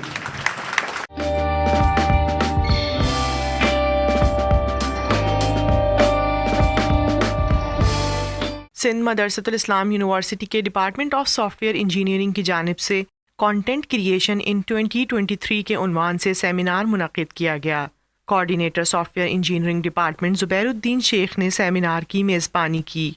Digital content creator Waqar Siddiqui ने तलबा से गुफ्तगू में social media के लिए बनाए जाने वाले मवाद के हवाले से कहा कि आज के दौर में सोशल मीडिया पर कामयाब और मकबूल कंटेंट बनाने के लिए बाज़ अहम पहलुओं का ख्याल रखा जाना इंतहाई ज़रूरी है. 2023 के अंदर अगर आप कंटेंट क्रिएशन शुरू करना चाहते हैं ना, तो हमेशा इन तीन पिलर्स को पकड़ लीजिए, इंशाल्लाह ताला आप बहुत आगे जाएंगे. सबसे पहले अगर आप कंटेंट क्रिएटर बनना चाहते हैं तो आपको एंटरटेनिंग तो होना पड़ेगा.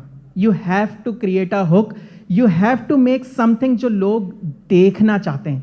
ठीक है, आपके पास वो हुक होना चाहिए ना. अगर आप एंटरटेनिंग नहीं है तो आपको कोई देखेगा ही नहीं. अब उसके अंदर आप स्टोरी टेलिंग भी कर सकते हैं, आप उसके अंदर व्लॉग्स भी कर सकते हैं, आप कुछ भी करें, लेकिन ऐसा करें कि लोग आपको देखें. दूसरी चीज जो हमारे अक्सर लोग मिस कर जाते हैं वो है वैल्यू. आप अपनी वीडियो के अंदर वैल्यू जो आप कंटेंट बना रहे हैं, चाहे आप वो इंस्टाग्राम पे बना रहे हैं, कहीं भी बना रहे हैं, it has to have some value in it. तो वैल्यू होना बहुत ज़रूरी है. और तीसरी चीज़ जिसके ऊपर हम डायरेक्ट जाते हैं वो है इम्पैक्ट. کہ ہماری ویڈیو سے امپیکٹ کیا آئے گا. جتنا سوشل میڈیا کو اوپر آنا تھا وہ تو آ رہا ہے, اب باری آ رہی ہے امپیکٹ کی, کہ آپ کا کانٹینٹ امپیکٹ کیا ڈال رہا ہے. میری اپنی ہمیشہ سے یہ ہوتی ہے کہ اگر میں کوئی ویڈیو بنا رہا ہوں, ویڈیو دیکھنے کے بعد کوئی ہلکا سا پازیٹیو امپیکٹ ہو. ہمیشہ کوشش کریں کانٹینٹ کریشن امپیکٹ فل ہو, کہ دیکھنے کے بعد نا لوگ یہ نہ کہیں ہاں بڑا مزہ آیا, کچھ تو ملے ان کو, کوئی ویلیو تو ہو. سیمینار کے اختتام پر coordinator software engineering department Zubair uddin Sheikh نے مہمان اسپیکر وقار صدیقی کو شیلڈ پیش کی.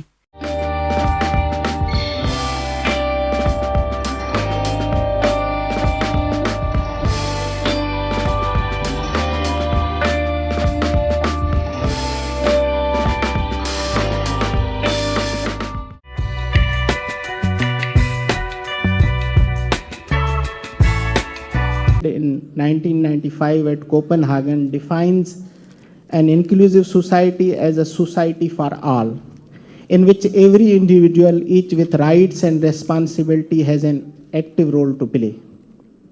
Social sustainability is about inclusive and resilient societies where citizens has voice and government should respond. Dean faculty of social sciences doctor Zahid Ali Channar نے پینل میں اظہار خیال کرتے ہوئے کہا کہ جدید دور میں پائیدار ترقی کے حصول کا نقطہ نظر بہتر سے بہتر ہوتا جا رہا ہے. This social inclusion is a latest term. Before that, we used to say that we have to concentrate on the economic development sustainability, then on the environmental sustainability, and then came a new term, that these both are not sufficient, but there should be a social sustainability. Nowadays, even the social sustainability is not enough. We talk about the social sustainability with the inclusion. So this is the latest form of the social development, social sustainability with the inclusion. Secretary social welfare department doctor Shireen Arijo نے گفتگو کرتے ہوئے کہا کہ طبقاتی تقسیم کو ختم کیے بغیر کوئی بھی معاشرہ ترقی کی راہ پر گامزن نہیں ہو سکتا. ہم نے معاشرے کو کیا کیا ہے, ہم نے اس کو تقسیم کر دیا. کیسے؟ عورت, مرد, بچہ, vulnerable, with abilities, differently able, اور پتہ نہیں کتنے ٹکڑے کر دیے. پھر اس میں with class, upper middle, lower middle, پور, الٹرا پور, پوریسٹ آف دا پور, آئی ڈونٹ نو واٹ. تو جتنی ہم ڈویژن در ڈویژن کرتے جائیں گے, یہ جو سفر ہے ترقی کا, یہ اتنا مشکل ہوتا جائے گا.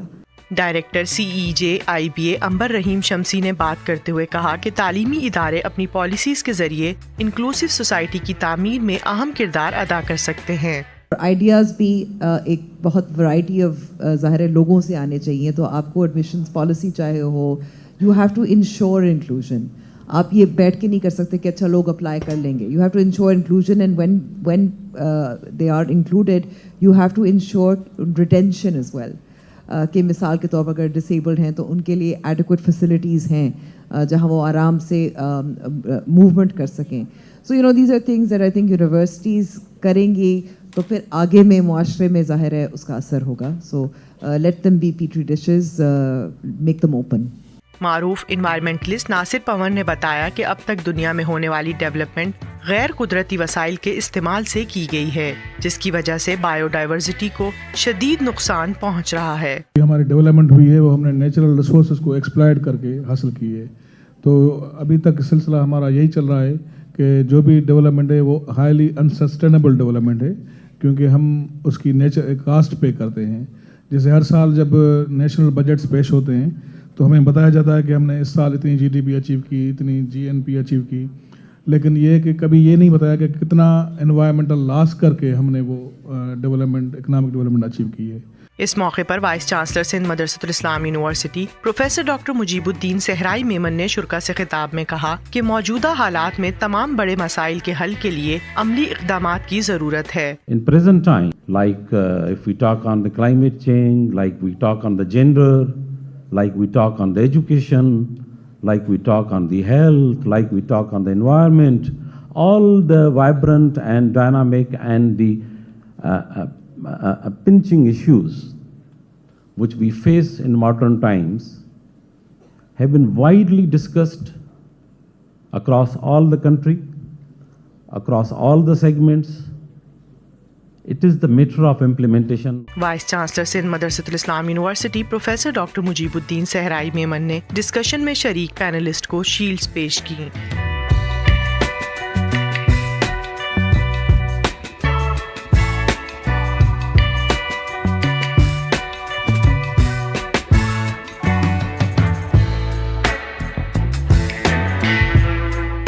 Yeah, today I feel very happy. I'm very privileged to be here today to see the Smiu University.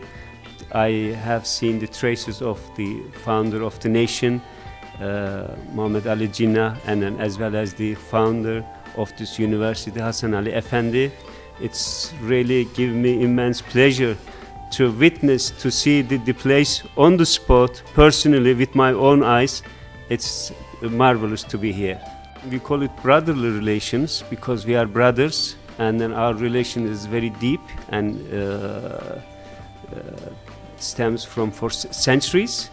It's not, this year we are now celebrating the 75th of our diplomatic relations, but our relations did not start 1947. It starts for centuries ago, so we have very deep-rooted brotherly relations, and it is very unique, and it has no description, it is something from heart to heart. So we are one body and two hearts, but one soul. Youth and students, they are very privileged to be in such a excellent and well-established historical university. I have seen with my eyes, so they should get the benefit to be a student here. They must be very lucky, and they are the future of Pakistan, and education is very important, so they should work very hard. They should work for this country, and then they should study hard. So the Pakistan's future is there in their hands, so they should be very aware of this, and then get benefit of being students this marvelous institution.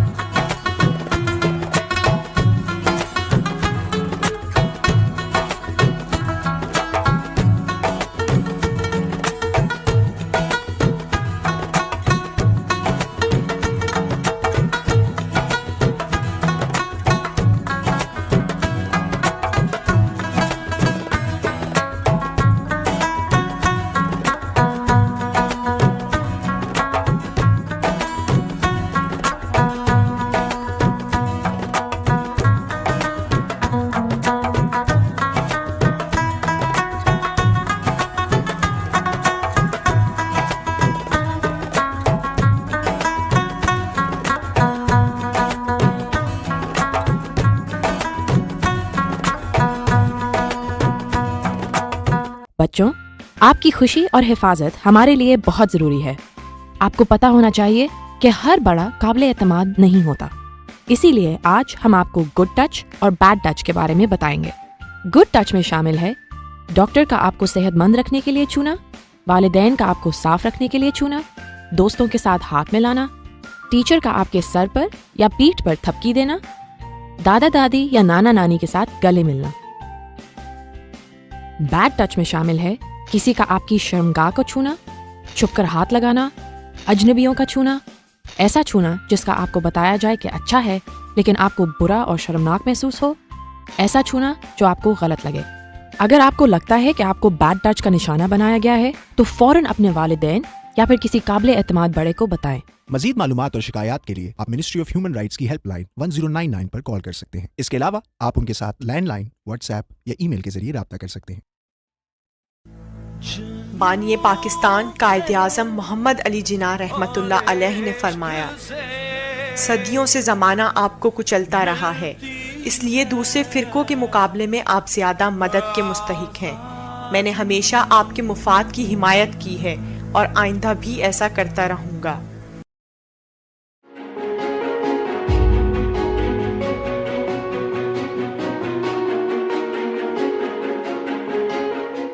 Honorable Vice Chancellor Mujib Sahrai Sahab, Reverend faculty, and the shining lights, the galaxy of students who are our future of the nation. Assalamu alaikum and a good morning. It's singular honor to be here in an institution that gives you progression of Pakistan movement till progress of Pakistan till today. It spans over 138 years and provides an insight as to how our forefathers, they worked for bringing enlightenment to the natives of subcontinent then. I was told that the establishment of this institution was in the wake of results of 1870 of Bombay constituency, where none could pass metric. And today, when I stand in this institution, this has become a leading light where most of the students and the faculty members are PhD qualified, none else in Pakistan. What an achievement.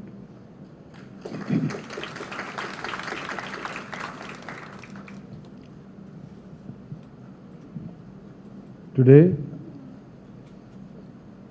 I will try to address the subject of drug abuse, especially in education institutions, how we become prone or inclined towards drugs, and what can we do to save our future generation. Let me just start by saying that drugs actually imprisons you. We think that probably it provides freedom to us, emancipation to us. But in fact, it imprisons us. And what it does, it creates those chains, those psychological chains, which we cannot break over the rest of the years of our lives. So I'll try and shed some light on the importance of this issue. Drugs take you to a world, to a feeling of utopia where neither you belong to or where you would never find yourself in your life. It's a world of illusion where it takes you away from practicality and away from life. Although I want to address the subject in this sequence, but first I would like to introduce to you what are drugs. So what is a drug? Actually, it is a substance which, when taken into body, alters its functions physically or psychologically. Our CNS Act, it combines the term narcotic and drug. So we call it narcotic drug, right?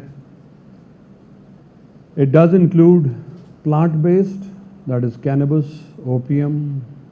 It does include semi-synthetics, that is morphine, heroin, and it also includes manufactured drugs, which could be synthetic as well as new psychoactive substances. Related to drugs is addiction. So what is addiction? I would just simply put across. Addiction is something that affects your brain chemistry. It disturbs your originality as a person. This is what is addiction. It takes you to the world of illusions. Some of you must be science students, must be knowing what is the relationship between various neurotransmitters, the sending neurons and the recipient neurons. Addiction or drugs, what does it create? It creates a euphoric feeling. Dopamines, which are created, or hormones which are created by the recipient neurons, which are not organic to your body, but they become, or they are produced in an overwhelming fashion, overwhelming proportion, to which you call state of happiness. That state of happiness is artificial. In the movie you must have seen that. It was specifically designed to show that movie to you. So now coming to the classification of drugs, we have natural drugs.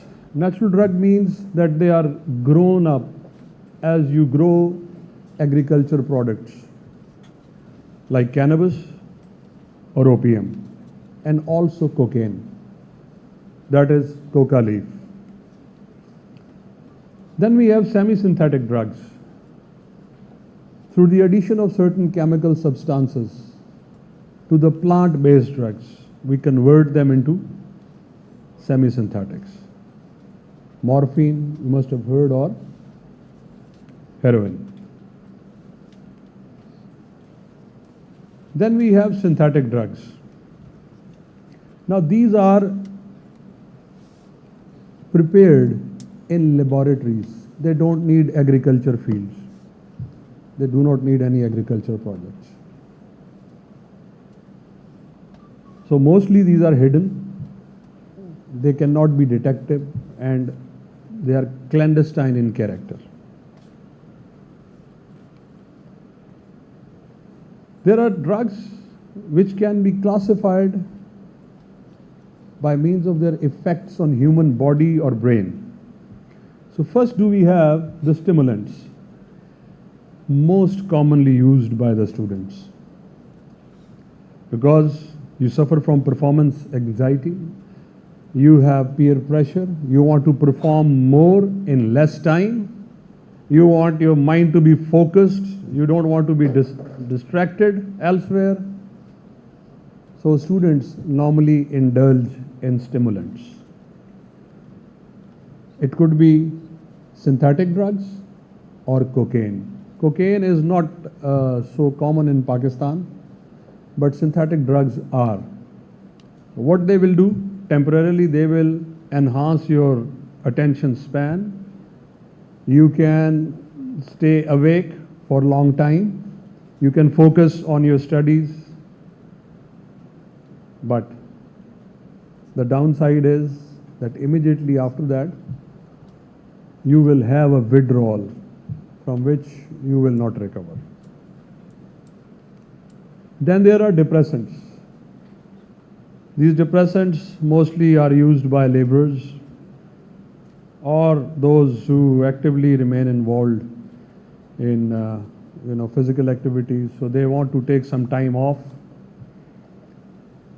And then we have hallucinogens for all those who want to indulge in escapism from life. You want that you should not be, confronted with realities of life, with the harshness that surrounds you. So these are hallucinogens, right? MDMA, LSD, these are the examples.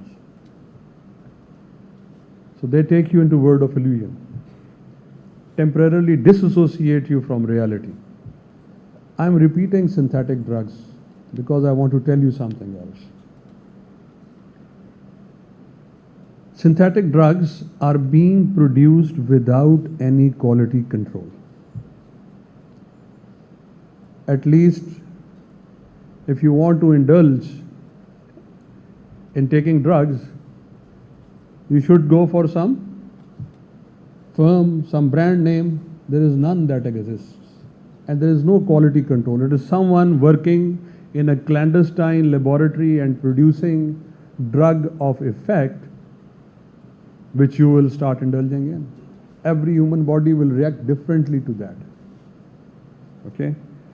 So this ice, as you know, crystal, shisha, whatever it is in the market, please stay away.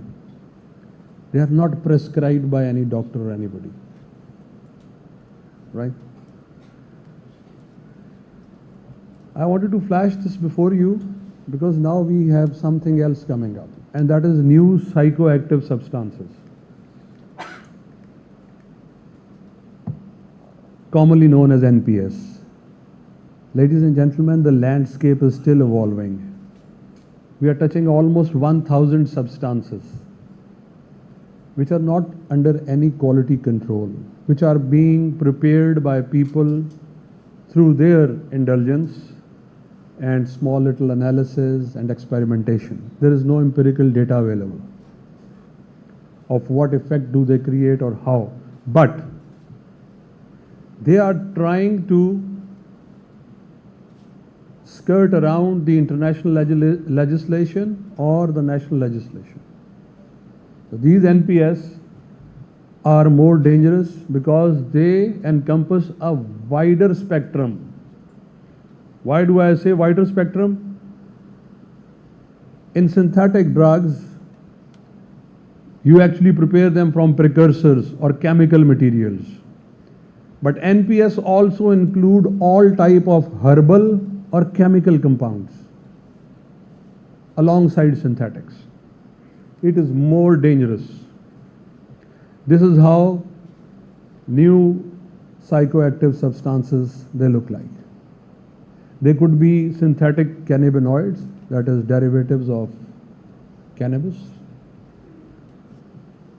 They actually are not coming from the field. They are being prepared like cannabis. Okay, they are synthetic in character. They are being prepared in laboratories. Then you have cathinones, you have hallucinogenic substances, and then herbal blends and chemical compounds. So I just wanted to put across a wide spectrum, a wide range of drugs which are available to you, and they will not be sold as drugs in the market to evade legislation, to evade recovery interdiction.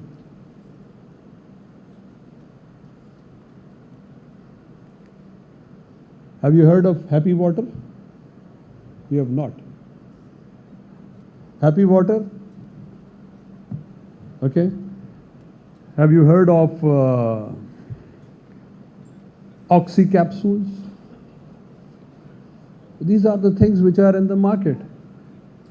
We have been brought up that something is, hashish, cannabis, hafeem, churs. No, things.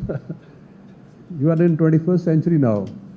Most of you know what you are doing and what effect they are creating to your metabolism. So short-term effects, I would just highlight a few. You may read.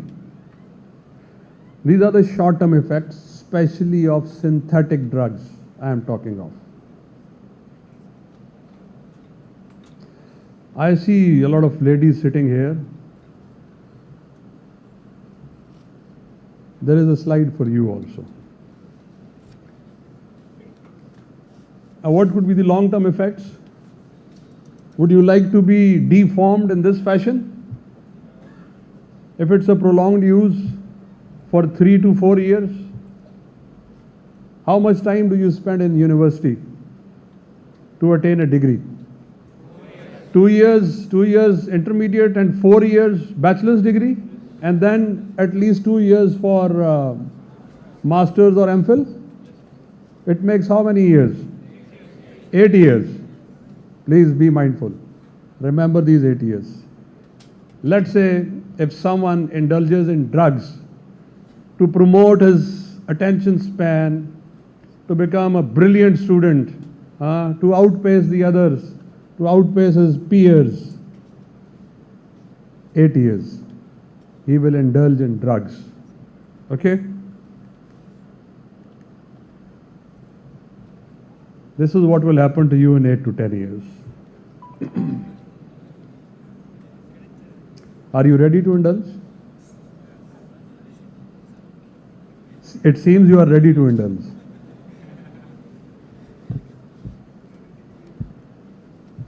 Don't think. Look at this. It will deface you. First, it will rob you of your beauty, of whatever Allah Almighty has endowed. Okay? Besides disturbing all your body functions. And let me caution you once, ladies and gentlemen. If you happen to indulge in plant-based, recovery from plant-based drugs is possible in our treatment and rehab centers. But recovery from synthetic drugs is only one. There is only one exit, and that is death. Be mindful. We have just one escape from synthetic drugs. It will give you pronounced effects as far as your studies are concerned for 8 years. You will be shining bright student, but you will be lost by your parents in 8 years. So let's talk about some global trends. How drugs are developing over the global landscape. every year we receive a drug report, World Drug Report, and this data is based on World Drug Report 2022 last year. This year it will come by, I think, June or July for 2023. 284 million people indulge across the globe in various type of drugs. Out of them are more than 11 million who inject drugs. 11 million inject drugs. It is what the data which is disclosed. In our societies, which are closed societies, the data is not disclosed. Now see the pattern, how things are evolving. Top left you see the cultivation has gone down for opium, but production has increased because of advancement in technology. And also it is the seizures or the recoveries, the interdictions, they are increasing around the globe. On the right side just see cocaine.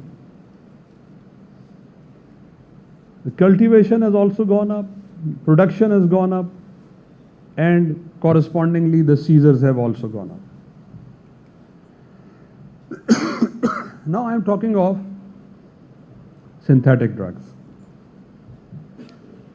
It has grown from 84 to 117 countries. The geographic spread is increasing because it's an easy solution.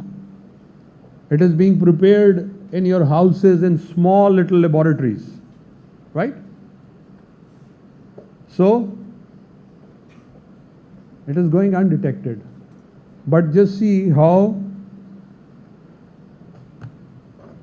the quantity is increasing and how the number of countries are increasing. Post-COVID, this is our biggest challenge as forces who are trying to interdict drugs in Pakistan. Synthetic drugs are growing on phenomenal pace and scale. Lo and behold, we are neighbor to a country that is known across the globe for its plant-based or opioid production. All through several years have reflected the production. Just see the bumper crop coming up in 2017. Right? So if you have such a neighbor that indulges in plant-based and also in synthetic drugs production, we are confronted with this challenge. Everything passes through Pakistan. Our population is 240 or 250 million. So there is more of market available for these type of drugs. You have daily trade going on with this country and things, you know, on daily basis. So much of trade that takes place. I'm not showing you the data, otherwise I also have the data. How many established crossing points, how many people come to our side on daily basis, and what is happening in our country. So we are exposed to, we are vulnerable to drug production in one of our neighboring countries. You, being part of education institutions, should also know how responsible nations, how the leading countries are looking at their education institutions. My expectation from Sindh Madressatul Islam is that as it has been the beacon of promotion of education and enlightenment in the country, it should also blaze the trail as far as anti-narcotics campaign is concerned. Let it be the leading institution in the country which has unparalleled institution-specific legislation, and institution-specific way to identify the trends which are prevalent within the student community. Let it be that institution, that it becomes a beacon for other education institutions in the country as far as anti-narcotics policies are concerned. But I'll show you some data from international institutions. What do we see in education institutions? First is drug addiction. Because of that, the student behavior, and if there are any trends of violence. I'll show you what happens. Youth Risk Behavior Survey in US. It was carried out in 2022 just in Massachusetts. The baseline was around 7,722 students. That was the sample taken from various institutes. And the age group I'm just trying to indicate to you. That was,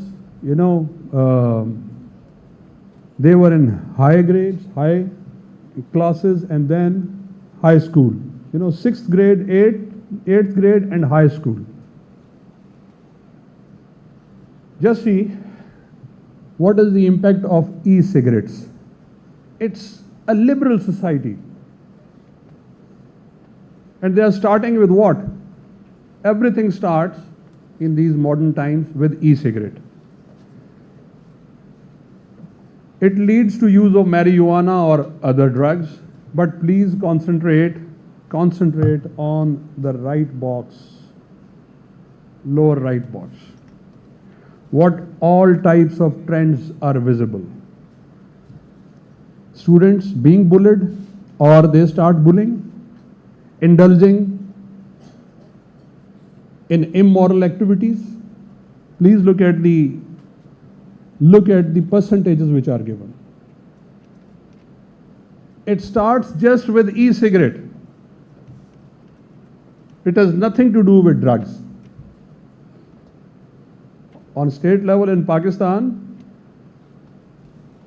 Higher Education Commission once set out a policy for all institutions, all education institutions, that every institution should have one committee, that is Anti-Tobacco and Drug Committee, ATD&C. So every institution should have one Anti-Tobacco and Drug Committee. This is the modern form of tobacco, e-cigarette. Let's move forward. What does marijuana bring in? Leave this. Please read this. And read this carefully. I am not reading it for you. It's so immoral to read.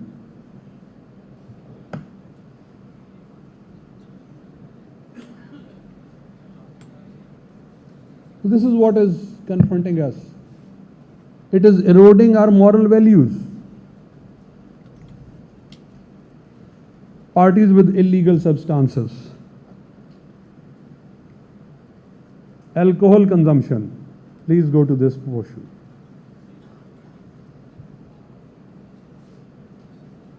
It is just a sample taken in Massachusetts for willing 7,722 students.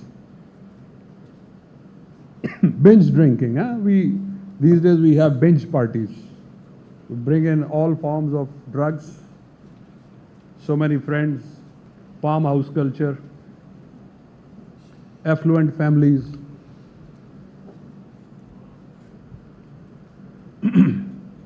Now I am coming to your level, that is a university level.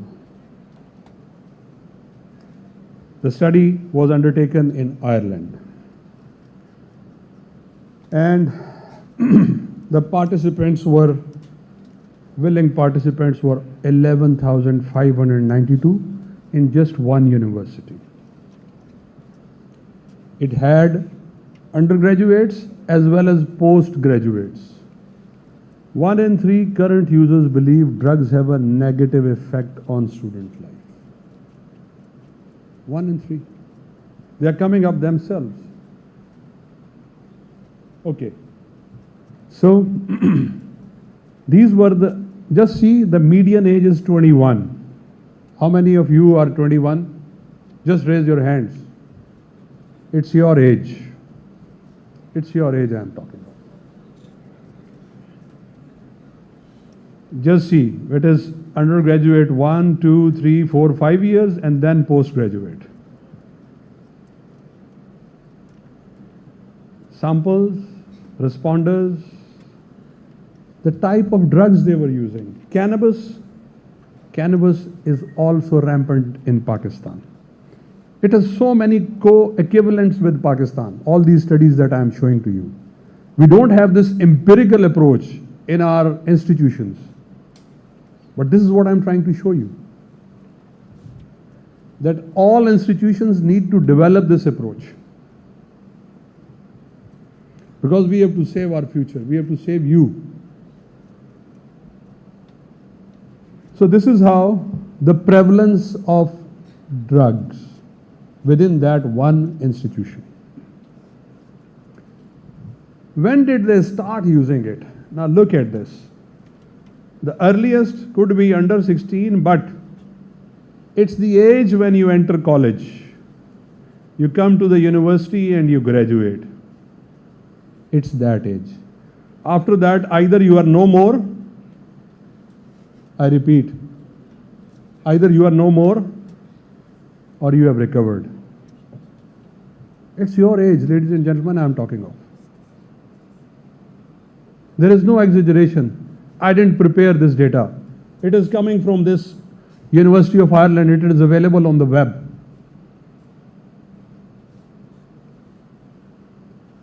Location of use. Pubs, house parties, festivals, home, other. Now this is the place. Please guard this. Sleepovers, night outs, farmhouse parties, please guard this trend. Guard this trend at your family level.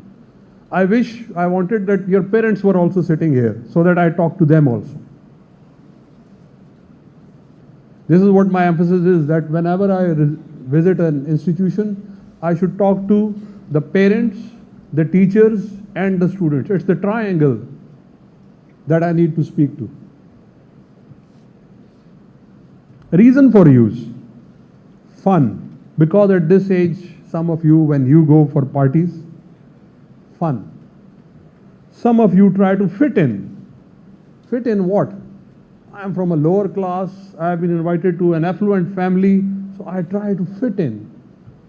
I should not be taken as somebody who's backward in that very limited circle. So I try to fit in. Please don't lose your roots. Always be proud of your roots. Always be proud of your moral values. Some for relaxation, some for emotional distress, some to help with study and exams, and there could be other uses. It is all those types of drugs. Just see ecstasy and ketamine. Ketamine is actually given to animals for anesthesia. So it is prevalence of synthetic drugs. So area of effect. How does it impact you? Does it impact your thinking? Yes, negative. Academics? Yes, negative. Study? Negative. Just gives you one positive effect. What it could be? Socializing. Just one positive effect. What do you gain out of socializing? What do you gain out of networking? These are your formative years of life, foundational years. You don't need any networking. You don't need to improve your CV just by socializing. So opinion of the students, just see how many fall into positive. It is just marginally over 7% that it has positive effect. Rest all are confessing it has negative effect. And it is coming from whom? not from a Muslim society. It is coming from a liberal society.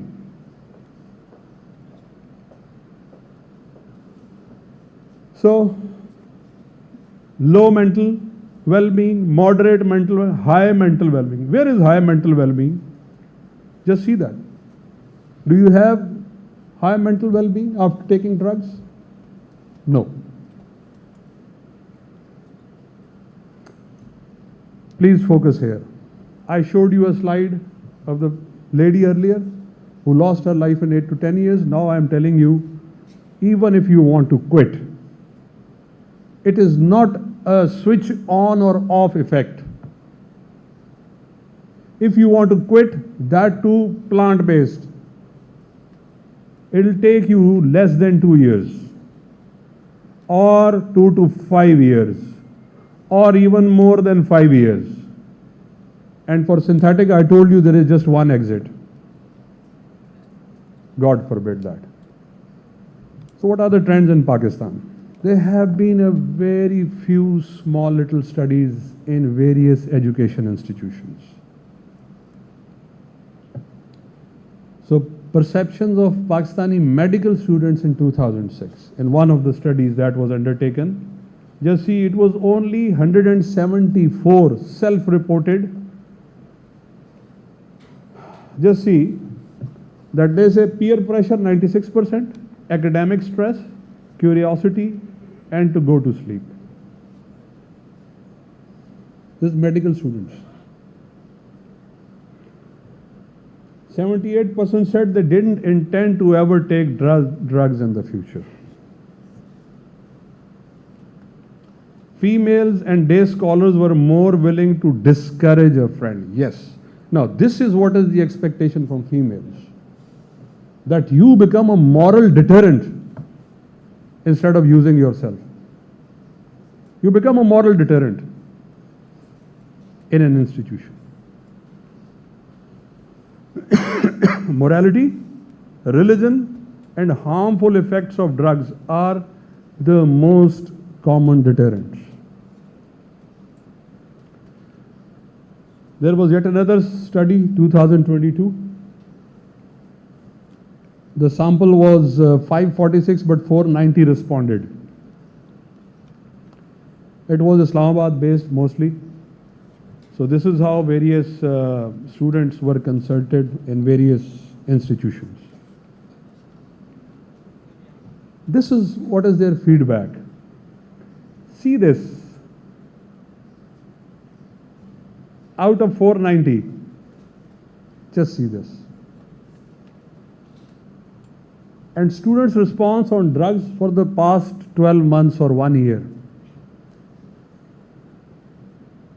So when they join university, in the very first year, that is what is most dangerous for them. The very first year.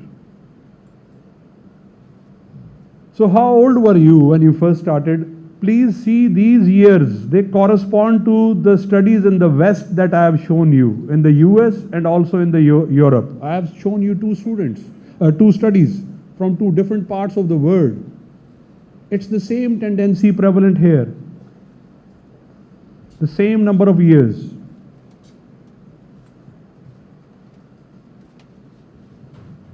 How frequently do you? It is daily.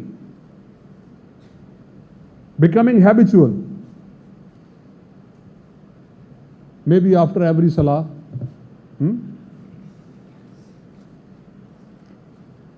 The type prevalent is opioids, that is heroin, morphine, or cannabis.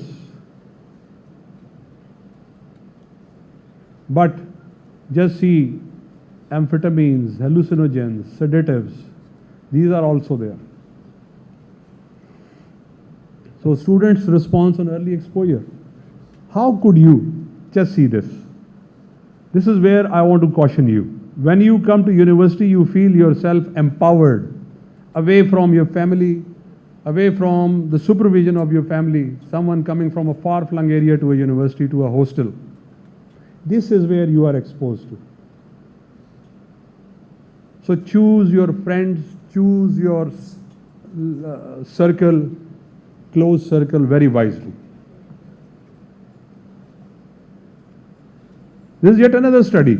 This is regarding the prevalence of synthetic drugs in Pakistan, and it is done by UNODC. It's recent, 2021. Prevalence of synthetic drugs, schools, just see colleges and university, take 65%. Elsewhere, technical education institutions, academies, more of educational institutions. And now this is alarming for me. As an elder, this is alarming for me. What alarms us? Higher percentage of students is equivalent to the number of criminals using drugs in a society. There are other shades also. So who all indulge in synthetic drugs? The criminals and students. They stand out. To-dos. They stand out. This is alarming to me as an elder in a society. That today, the students, God forbid, they are becoming criminals of the future. We have to stop this. There's a need for introspection. There's a need that we stick to our moral values. There is a need, someone has to act as a moral deterrent. I'll not bore you any further. I'll quickly come over to the ANF response. What we are doing. Ladies and gentlemen, it's a very small force, but it's a force that creates effects. It's less than even the number of policemen deployed in Karachi East, in one of the districts of Karachi. It's less than, but it is deployed all over Pakistan.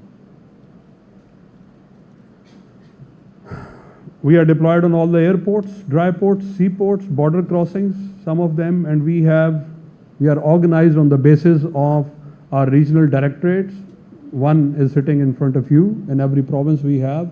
So Brigadier Rizvi is here in Sindh.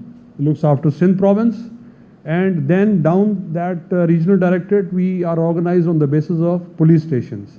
What we do, we are located on the strategic inlets and outlets of a province or of the country.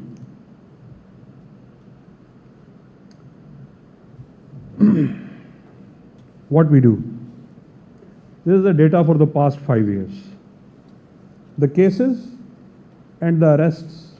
But here is something more important. We seize drugs to the count of metric tons. It's not kgs, it's not ounces, it's not grams. Metric tons. And this year, we have crossed almost 50%. It's not even half of the year of last year. Last year, ANF only seized 116 metric tons. This year, 5 months, first 5 months, we have crossed over 65 metric tons. So it is prevalent in our society. I told you how is our neighborhood, how we are exposed, how we are vulnerable. Till the time we do not exercise self-discipline, we stay away, we report. There is a helpline 1415. Please call us, tell us, we will respond. In the past 5 years, I will leave a calculation for you. You can find out. In the past 5 years, it has been 645 metric tons. 645 metric tons is not a small amount. Do you know, last year, what was the financial worth of the drugs that we seized? It was $6 billion, $6 Arab dollar. $6 billion I am talking. This is the financial worth of the drugs that we seized. Last 5 years, these are the international smugglers drug traffickers that we apprehended. But it's not only that we are working in drug supply reduction, we are also working in drug demand reduction. That is rehabilitation and treatment of drug addicts. We have various centers. Yesterday, alhamdulillah, with the magnanimity of Sindh government, we inaugurated 2 more, one at Mangupir and one at Malir. In Karachi now, we have Liari as the third, which is functioning since 2010. Must visit Liari. It's one of our best treatment center. The treatment is given free of cost. And for any drug addict that goes to a private treatment center, it costs you minimum 3.5 million rupees. And we are doing it without any cost. This is the service to humanity. In Karachi, we have more than 400 bed capacity available. It is all full, and we have a long line, long list, waiting list. It's almost a period of 3 to 4 months for treatment and rehabilitation. Since yesterday, we have achieved another milestone that we have started a 6-month phase of reintegration. That we want all those who come for treatment and rehabilitation are also given a certain specific skill set, so that when they go out, there are less chances of relapse. When they go out into the same society, at least by then they have picked up some useful skill, so that they become beneficial. Thank you. They become beneficial citizens of Pakistan.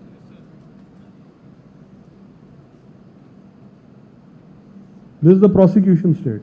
ANF has its own courts. It is very seldom that someone gets acquitted. This is the conviction rate. It's nowhere else in Pakistan. No other court. Nowhere else. Now this is what I am leaving for you. There is a message in it and there is a calculation in it. The message is that when you take drugs, you don't know how much of the dose you are taking. You are either sniffing, injecting, you don't know what is the dose that you are taking. It's from international research institutes that I compiled, that for heroin, 200 milligrams taken once can cause death. 200 milligrams.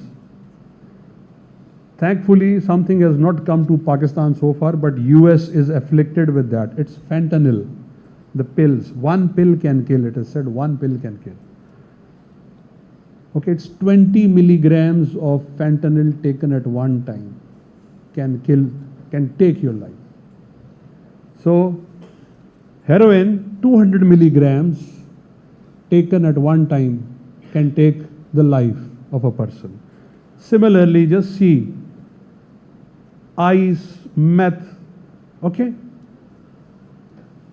I'm just trying to bring to your notice that in month of February, we had one drug burning ceremony.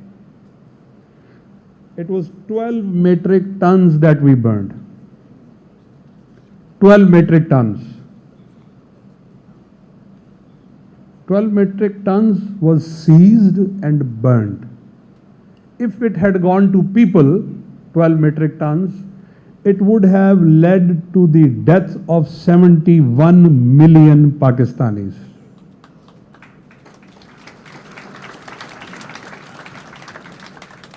$71 million Pakistanis. Just one drug burning ceremony, 12 metric tons. I gave you the figures of this year so far is 65 metric tons. For the past 5 years, it is 645 metric tons. This is the calculation, I am leaving it for you. This is almost 4 times the population of Karachi. and 1/3 the population of Pakistan. 65 metric ton means that Pakistan is frontline state in the region and we are saving the world.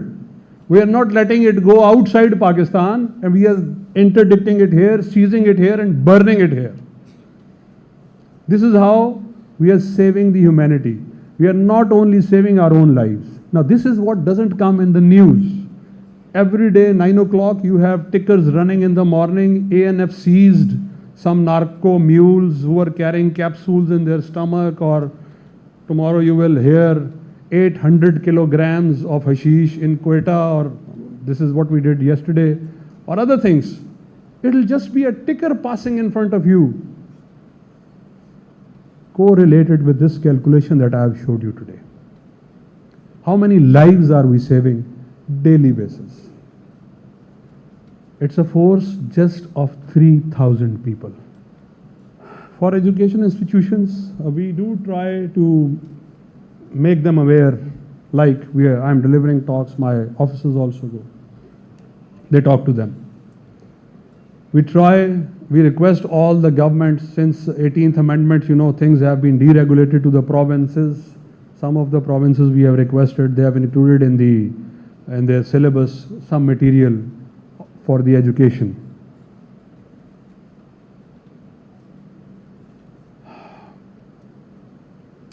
And this is my strategy towards all the education institutions in Pakistan. I call it SHAPE strategy.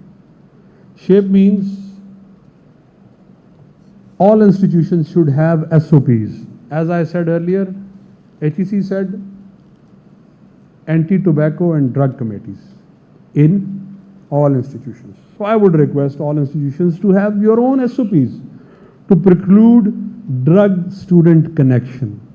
You should have surveillance of your premises, earmark anti-drug and tobacco committee, and action plan for various scenarios. Scenarios could be something right on the doorsteps, something in the canteen, something in the classroom. How should you come up with those scenarios, right?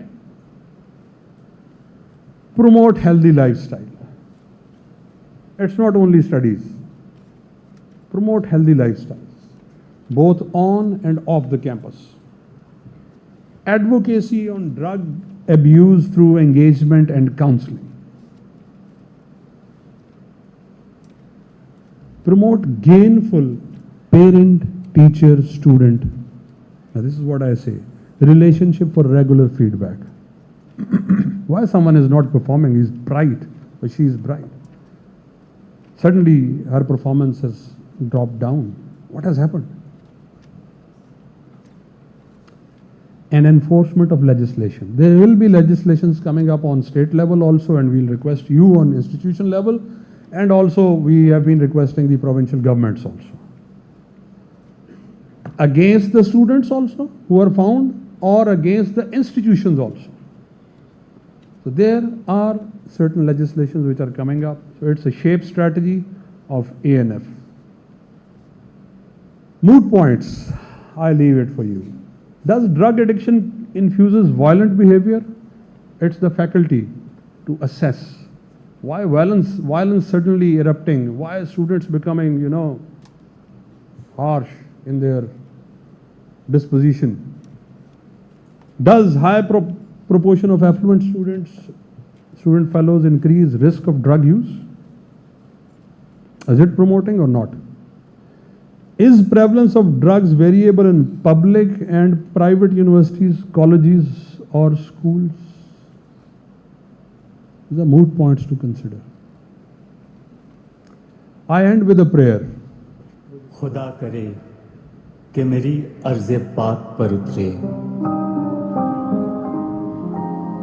वो फसले गुल जिसे अंदेशे ज़वाल ना हो। यहाँ जो फूल खिले खिला रहे सदियों, यहाँ ख़ज़ां को गुज़रने की भी मजाल ना हो।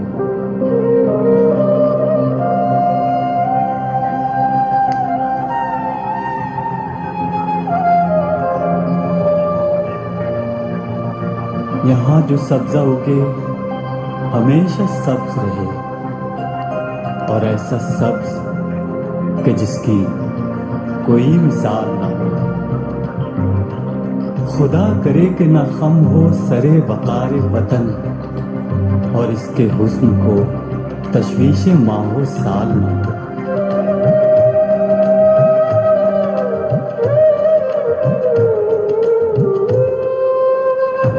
हर एक फर्द हो तहजीब व फन का औजे कमाल, कोई मलूल न हो, कोई खस्ता हाल न हो।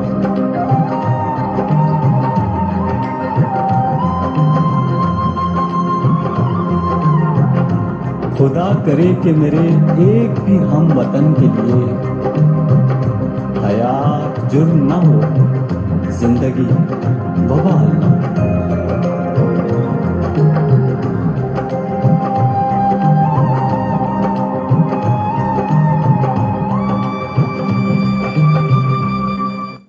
It has been a pleasure to interact with you. Thank you so much.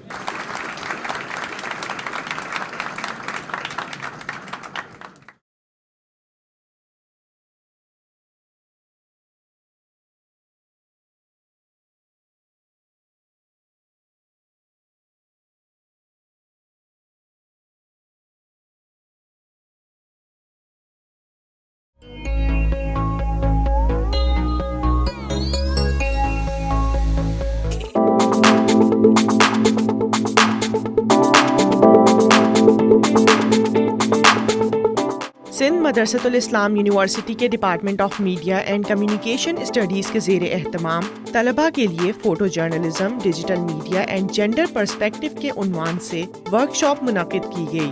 3 रोज़ा वर्कशॉप का मकसद तलबा में डिजिटल मीडिया के तनाजुर में फ़ोटो जर्नलिज्म के हवाले से आगाही फराहम करना था।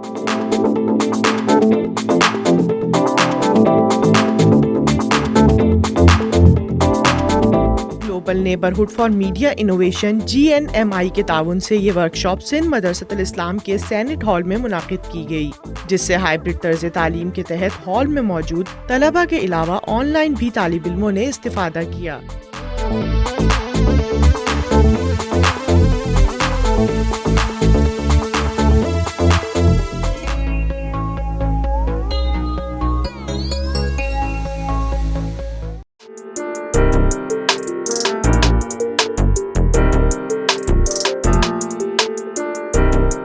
वर्ल्ड टेलीविजन डे के हवाले से सिंध मदरसतुल इस्लाम यूनिवर्सिटी के directorate of broadcasting and media trainings की जानिब से सेमिनार मुनाकिद किया गया। सेमिनार में एवोल्यूशन ऑफ टेलीविजन न्यूज़ इन पाकिस्तान के उन्वान से पैनल डिस्कशन का इनेकाद किया गया, जिसकी मेज़बानी के फ़राइज़ सदाकत हुसैन राजपर ने सरअंजाम दिए। पैनल डिस्कशन में शरीक मारूफ सहाफ़ी मजहर अब्बास ने कहा कि आज के दौर में सहाफ़ियों के लिए तवाज़ुन बरकरार रखना एक बहुत बड़ा चैलेंज है। PTV के ज़माने में न्यूज़ होती थी, लेकिन उसके बाद सिर्फ एंटरटेनमेंट होती थी। अब न्यूज़ बहुत है, लेकिन डिसइंफॉर्मेशन, और इस वक्त जो सबसे डेंजरस लाइन है वो ये है कि आप या तो इस साइड पर हैं या उस साइड पे हैं। अब ये जर्नलिस्ट के लिए बहुत मुश्किल होता है ड्रॉ द बैलेंस। एक ऐसी जगह पे जहां अगर टेलीविज़न है, जहां आपका एक चैनल है, उसका टिल्ट एक तरफ है, दूसरा चैनल है उसका टिल्ट दूसरी तरफ है, तो for a professional journalist it's a very serious challenge. Senior सहाफ़ियों एंकर पर्सन नाजिया अशर ने मीडिया पर खबर पेश किए जाने के तरीक़ाकार का मवाजना करते हुए कहा कि माजी में नाजरीन तक खबर एक बाकायदा अमल से गुजरने के बाद पहुंचती थी। खबर रिपोर्टर के थ्रू आती थी, तो फिर वो कॉपी की डेस्क पे जाएगी, एक कॉपी एडिटर होगा, वो उस खबर को चेक करेगा, उसकी वेरिफिकेशन होगी, फिर न्यूज़ प्रोड्यूसर्स उसके अंदर इन्वॉल्व होंगे, और आखिर का जो लास्ट गेट कीपर होता था वो न्यूज़ एंकर होता था। ये एक पूरा प्रोसेस था, और इस प्रोसेस के थ्रू वो न्यूज़ फिल्टर होकर ऑडियंस तक जाया करती थी। अब इस दौर के अंदर जब हम वो डिफरेंस देखते हैं कि वो फिर खबर क्या हुई, खबर की साख्त कैसे चेंज हो गई, मुझे तो खबर की साख्त ऐसे चेंज होते हुए मालूम होती है कि खबर अब सिर्फ एक ट्वीट, एक ऑडियो लीक या एक वीडियो लीक है। आपको खबर बनाने की ज़रूरत ही नहीं है, खबर सिर्फ एक ट्वीट की सूरत में आ जाती है और आप एज इट इज़ उसको बयान कर देते हैं। न्यूज़ चैनल्स की जानिब से दिखाए जाने वाले मवाद पर बात करते हुए एंकर पर्सन मसूद रज़ा का कहना था कि हमें बहैसियत कौम ये तय करना होगा कि हम किस तरह की खबरें और प्रोग्राम देखना चाहते हैं। इस वक्त भी बड़ा ज़बरदस्त क्वालिटी का काम हो सकता है।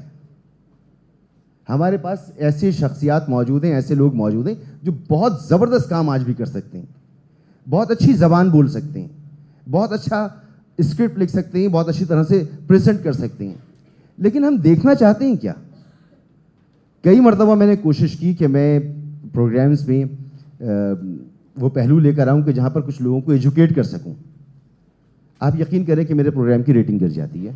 पैनल डिस्कशन के अख्तिताम पर vice chancellor Sindh Madressatul Islam university doctor Mujeebuddin Sahrai Memon ने पैनलिस्ट को सुवेनियर पेश किए।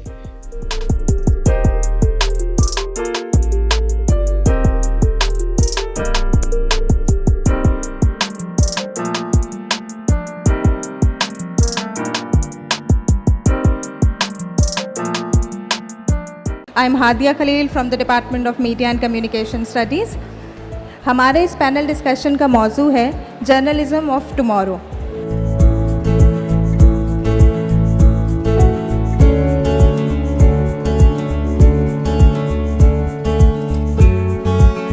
मैं कोई 30-40 साल से पढ़ा रही हूँ मास कम्युनिकेशन, लेकिन अब जो मैंने जो सिचुएशन देखी है कि हमारे जो भी स्टूडेंट्स आते हैं कभी उन्होंने अखबार पढ़ा नहीं है, ना अखबार पढ़ते हैं, ना उनको अखबार के बारे में कुछ पता है, ना कुछ देखते हैं। बस वो समझते हैं कि हम सोशल मीडिया पर ही लिख देंगे तो हम जर्नलिस्ट बन जाएंगे। That's not the way and I think बहुत हमें कुछ करना चाहिए इससे।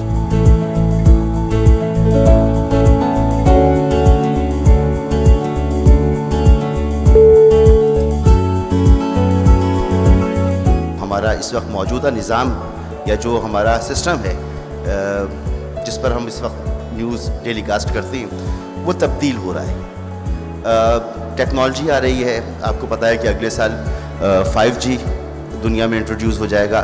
टेक्नोलॉजी तब्दील हो रही है, न्यूज़ का अंदाज़ तब्दील हो रहा है, फाइनेंस का जो मोड है, यानी पहले जिस तरह से न्यूज़ में फाइनेंस हुआ करता था उस तरह से फाइनेंस नहीं हो रहा। बहुत सारा शेयर है जो सोशल मीडिया लेकर चला जाता है, अखबारात जो हैं उनका चलाना अब मुश्किल होता चला जा रहा है। तो एक नए फेज़ में हम दाखिल हो रहे हैं और इस नए फेज़ की शक्ल क्या होगी हम सिर्फ अभी अंदाज़ा लगा सकते हैं।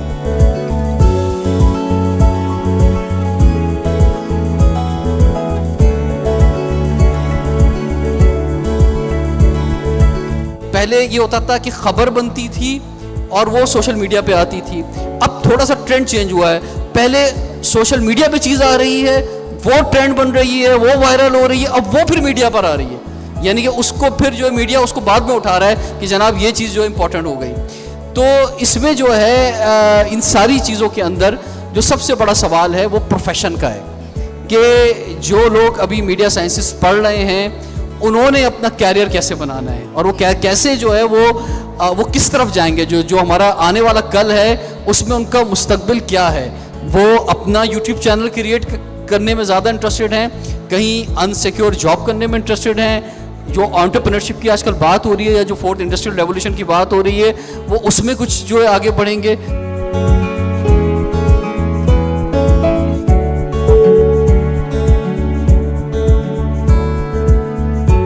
जिस तरीके से टेक्नोलॉजी तेज़ी से बढ़ रही है आगे, उसी तरीके से मीडिया में भी उसका इन्फ्लुएंस बहुत ज़्यादा हो गया।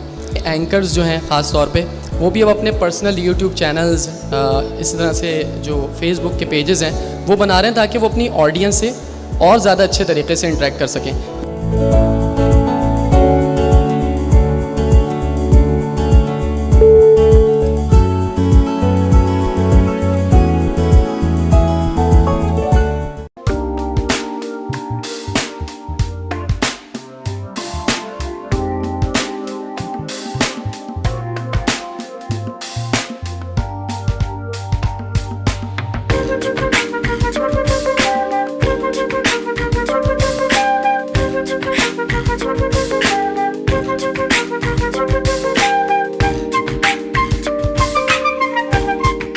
مدرسۃ الاسلام یونیورسٹی کے directorate of broadcasting and media training centre کے زیر اہتمام فوٹوگرافی ورکشاپ کا انعقاد کیا گیا، جس کا بنیادی مقصد طلباء کو پروفیشنل فوٹوگرافی اسکلز سے روشناس کرانا تھا۔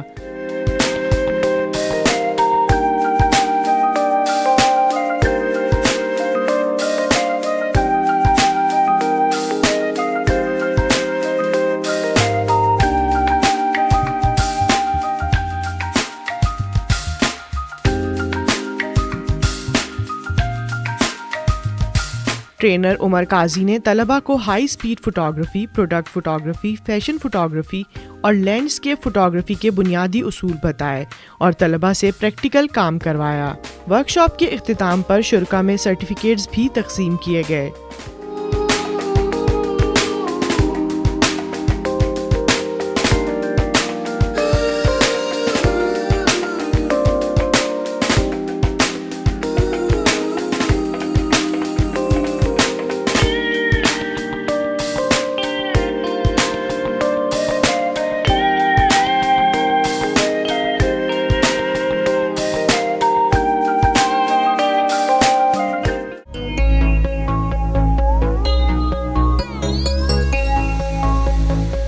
سارا بیٹی، آپ کی امی نے مجھے آپ کو لینے کے لیے بھیجا ہے۔ ٹھیک ہے اشرف انکل، میں بستہ لے کر آتی ہوں۔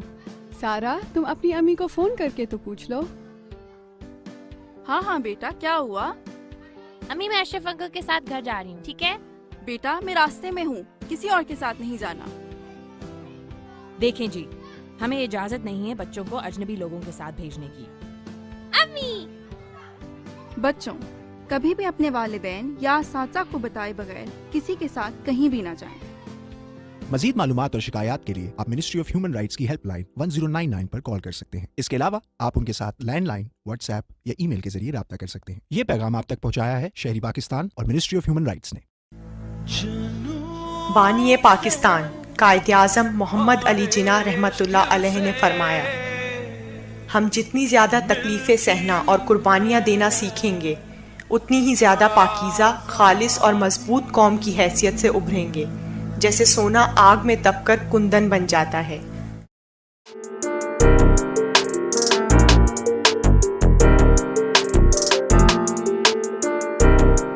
ورلڈ ٹیلی ویژن ڈے کے حوالے سے سندھ مدرسۃ الاسلام یونیورسٹی کے directorate of broadcasting and media trainings کی جانب سے سیمینار منعقد کیا گیا۔ سیمینار میں evolution of television news in Pakistan کے عنوان سے پینل ڈسکشن کا انعقاد کیا گیا، جس کی میزبانی کے فرائض صداقت حسین راجپر نے سر انجام دیے۔ پینل ڈسکشن میں شریک معروف صحافی مظہر عباس نے کہا کہ آج کے دور میں صحافیوں کے لیے توازن برقرار رکھنا ایک بہت بڑا چیلنج ہے۔ پی ٹی وی کے زمانے میں نیوز ہوتی تھی، لیکن اس کے بعد صرف انٹرٹینمنٹ ہوتی تھی۔ اب نیوز بہت ہے، لیکن ڈس انفارمیشن، اور اس وقت جو سب سے ڈینجرس لائن ہے وہ یہ ہے کہ آپ یا تو اس سائڈ پر ہیں یا اس سائڈ پہ ہیں۔ اب یہ جرنلسٹ کے لیے بہت مشکل ہوتا ہے ڈرا دا بیلنس۔ ایک ایسی جگہ پہ جہاں اگر ٹیلی ویژن ہے، جہاں آپ کا ایک چینل ہے، اس کا ٹلٹ ایک طرف ہے، دوسرا چینل ہے اس کا ٹلٹ دوسری طرف ہے، تو for a professional journalist it's a very serious challenge. Senior صحافیوں اینکر پرسن ناجیہ اشر نے میڈیا پر خبر پیش کیے جانے کے طریقہ کار کا موازنہ کرتے ہوئے کہا کہ ماضی میں ناظرین تک خبر ایک باقاعدہ عمل سے گزرنے کے بعد پہنچتی تھی۔ خبر رپورٹر کے تھرو آتی تھی تو پھر وہ کاپی کی ڈیسک پہ جائے گی، ایک کاپی ایڈیٹر ہوگا، وہ اس خبر کو چیک کرے گا، اس کی ویریفیکیشن ہوگی، پھر نیوز پروڈیوسرز اس کے اندر انوالو ہوں گے، اور آخر کا جو لاسٹ گیٹ کیپر ہوتا تھا وہ نیوز اینکر ہوتا تھا۔ یہ ایک پورا پروسیس تھا، اور اس پروسیس کے تھرو وہ نیوز فلٹر ہو کر آڈینس تک جایا کرتی تھی۔ اب اس دور کے اندر جب ہم وہ ڈفرینس دیکھتے ہیں کہ وہ پھر خبر کیا ہوئی، خبر کی ساخت کیسے چینج ہو گئی، مجھے تو خبر کی ساخت ایسے چینج ہوتے ہوئے معلوم ہوتی ہے کہ خبر اب صرف ایک ٹویٹ، ایک آڈیو لیک یا ایک ویڈیو لیک ہے۔ آپ کو خبر بنانے کی ضرورت ہی نہیں ہے، خبر صرف ایک ٹویٹ کی صورت میں آ جاتی ہے اور آپ ایز اٹ از اس کو بیان کر دیتے ہیں۔ نیوز چینلز کی جانب سے دکھائے جانے والے مواد پر بات کرتے ہوئے اینکر پرسن مسعود رضا کا کہنا تھا کہ ہمیں بحیثیت قوم یہ طے کرنا ہوگا کہ ہم کس طرح کی خبریں اور پروگرام دیکھنا چاہتے ہیں۔ اس وقت بھی بڑا زبردست کوالٹی کا کام ہو سکتا ہے، ہمارے پاس ایسے شخصیات موجود ہیں, ایسے لوگ موجود ہیں جو بہت زبردست کام آج بھی کر سکتے ہیں, بہت اچھی زبان بول سکتے ہیں, بہت اچھا اسکرپٹ لکھ سکتے ہیں, بہت اچھی طرح سے پریزنٹ کر سکتے ہیں. لیکن ہم دیکھنا چاہتے ہیں کیا؟ کئی مرتبہ میں نے کوشش کی کہ میں پروگرامز میں وہ پہلو لے کر آؤں کہ جہاں پر کچھ لوگوں کو ایجوکیٹ کر سکوں. آپ یقین کریں کہ میرے پروگرام کی ریٹنگ گر جاتی ہے. پینل ڈسکشن کے اختتام پر voice chancellor Sindh Madressatul Islam university doctor Mujeeb الدین صحرائی میمن نے پینلسٹ کو سووینئر پیش کیے.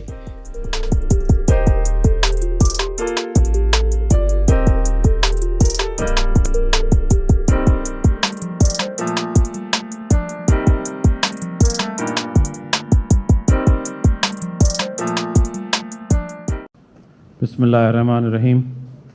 Our Honorable Chief Guest, Janab Ismail Rahu Saab, the Minister, Universities and Boards Department, our learned Dr. A.Q. Mughal Saab, Member Senate, Member Syndicate and ex-Vice Chancellor of Sindh Agriculture University, Tandojam, the Dean Saiban, advisor academics, officers, faculty, and my dear students.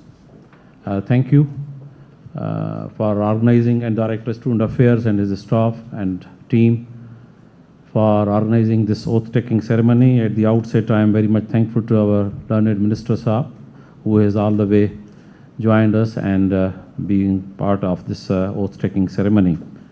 I highly appreciate the efforts of the outgoing members of all the societies. آپ کو پتہ ہے میں ہمیشہ کہتا رہتا ہوں کہ when we describe a university we have three stakes. One is the student, the other is the faculty and staff, and the third is the student.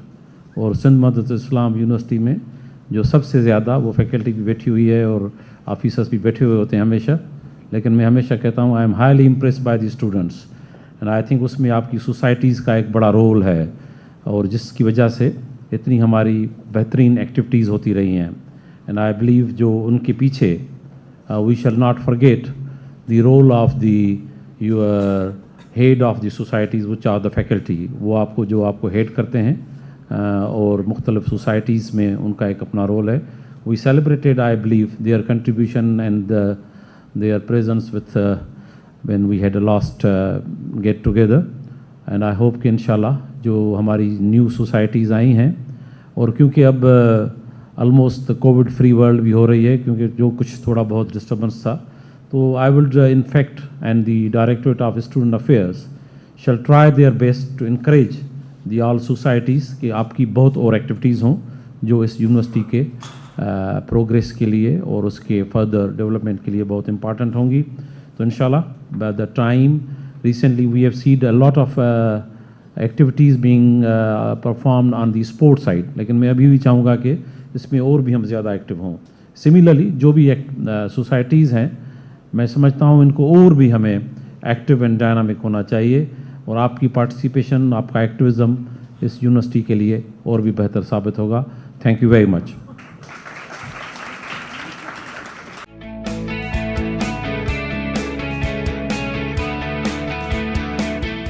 Sindh Madressatul Islam university کے آئی ٹی ٹاور میں قائم کردہ علامہ آئی قاضی لائبریری کا افتتاح کیا گیا. Chairman HEC professor doctor مختار احمد نے voice chancellor Sindh Madressatul Islam university professor doctor Mujeeb الدین صحرائی میمن کے ہمراہ لائبریری کا افتتاح کیا. اس موقع پر تقریب سے خطاب کرتے ہوئے چیئرمین HEC مختار احمد نے کہا کہ پیشہ ورانہ تعلیم فراہم کرنے کے ساتھ ساتھ طلباء کی اخلاقی تربیت بھی بہت ضروری ہے. تھوڑا سا اپنے بچے بچیوں کو بتائیں, ان کا قصور نہیں ہے, ہم نے ان کو سکھایا ہی نہیں, بتانا تو بات کی بات ہے, سکھانا ہے ان کو کہ what are the ethics, what is the value system, what are the responsibility as a human for us, what is the responsibility as a younger generation to us, and what is the responsibility as adult people like us. تب جا کے معاشرہ بنتا ہے. Voice chancellor Sindh Madressatul Islam university professor doctor Mujeeb الدین صحرائی میمن نے شرکا سے گفتگو کرتے ہوئے کہا کہ سندھ مدرسۃ الاسلام میں طلباء کی پرسنل گرومنگ کے حوالے سے اسٹوڈنٹ سوسائٹیز اہم کردار ادا کر رہی ہیں. اسٹوڈنٹ ہیں یہاں پر, they are really wonderful, they want to learn, اور یہاں پر ہمارے جو اسٹوڈنٹ آتے ہیں وہ یعنی اتنے کوئی فل کہہ لیں کہ ایک بڑے کلاس سے نہیں آتے, ایک میڈیوکر فیملیز سے آ رہے ہیں, اور یہاں پہ ہمارے یہاں انٹیریئر کے بھی کافی بچے آتے ہیں سندھ سے. تو میں سمجھتا ہوں ان کی اتنی یہاں اچھی گرومنگ ہوئی ہے, اور اس میں ہمارے جو اسٹوڈنٹ سوسائٹیز کا جو ابھی کچھ سوال ہو رہے تھے کہ پالیٹکس, تو آپ نے دیکھا ہوگا کہ گزشتہ, میں تو یہ نہیں کہا کہ میں 2 سال سے یہاں ہوں, but even since last 7-8 years you will never hear کہ یہاں پر کوئی اسٹوڈنٹس کا کوئی ایشو ہوا ہو یا کوئی اور ایشو ہوا ہوا ہو. تو اس میں I think the main thing which ہم سب کو سیکھنی چاہیے کہ ہم اسٹوڈنٹس کی گرومنگ کریں, اور وہ ہماری گرومنگ ہوئی ہے through the societies of the students, اور ان کا ایک بڑا ڈیموکریٹک پروسیس ہوتا ہے جس میں ان کی ووٹنگ ہوتی ہے. It's like a union. تو ہمارے یہاں ماشاء اللہ ان کا ایک بڑا امپورٹنٹ اسٹیک ہے اور کنٹریبیوشن ہے. تقریب میں chairman Sindh HEC doctor Tariq Rafi, regional director HEC Karachi Javed Ali Memon, vice chancellor Shaikh Ayaz university Shikarpur professor doctor Ghulam Raza Bhatti, syndicate member Sindh Madressatul Islam university doctor AQ Mughal, vice chancellor Iqra university doctor Waseem Qazi, اور وائس چانسلر شہید بے نظیر بھٹو دیوان یونیورسٹی ڈاکٹر اورنگزیب خان نے بھی شرکت کی. تقریب کے اختتام پر voice chancellor Sindh Madressatul Islam university professor doctor Mujeeb الدین صحرائی میمن نے چیئرمین HEC پروفیسر ڈاکٹر مختار احمد اور chairman Sindh HEC doctor Tariq Rafi کو شیلڈز پیش کی.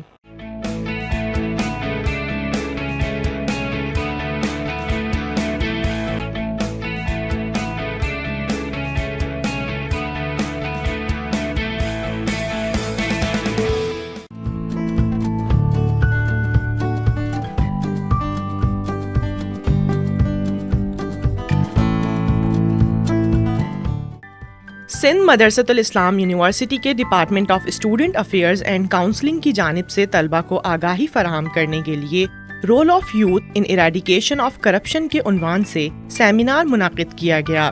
سیمینار کے آغاز میں chief patron character building society doctor Stephen John نے مہمانوں کو خوش آمدید کہا اور سندھ مدرسۃ الاسلام یونیورسٹی میں کیریکٹر بلڈنگ سوسائٹی کے تحت ہونے والے پروگرامز کے حوالے سے آگاہ کیا. The main problem of Pakistan is corruption. I think this is the social evil which is, deteriorating Pakistan day by day.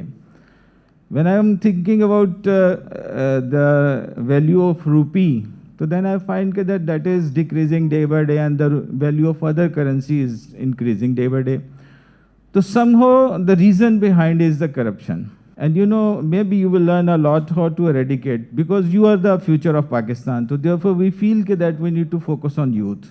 Seminar میں شریک acting director awareness and prevention wing NAB Karachi Shahzada امتیاز نے طلبہ سے خطاب کرتے ہوئے کرپشن کے خاتمے کے حوالے سے نیب کے کردار پر روشنی ڈالی.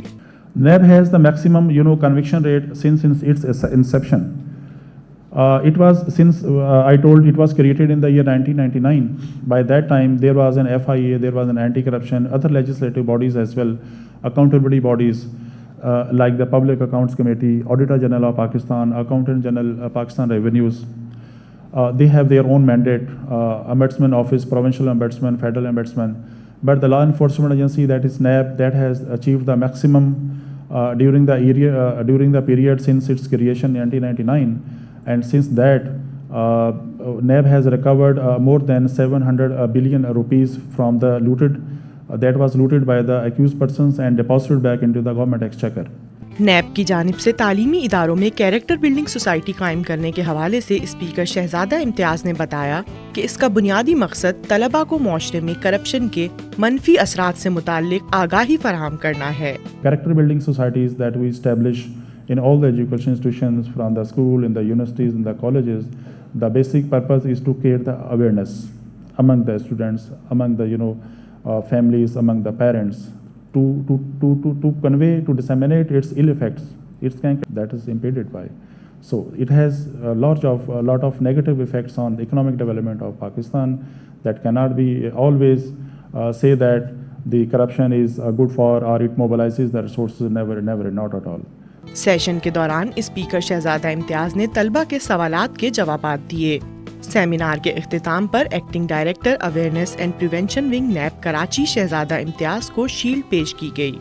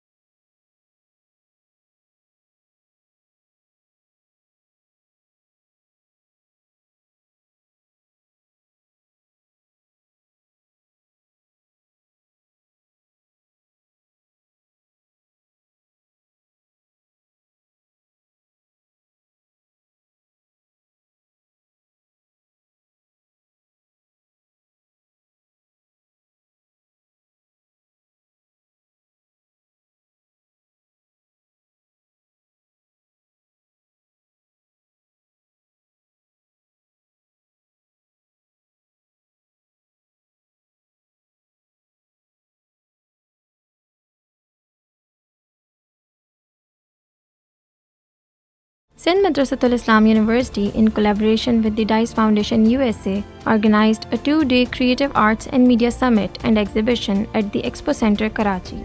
Number of guest speakers from media, film, drama, and academia took part in different panel discussions.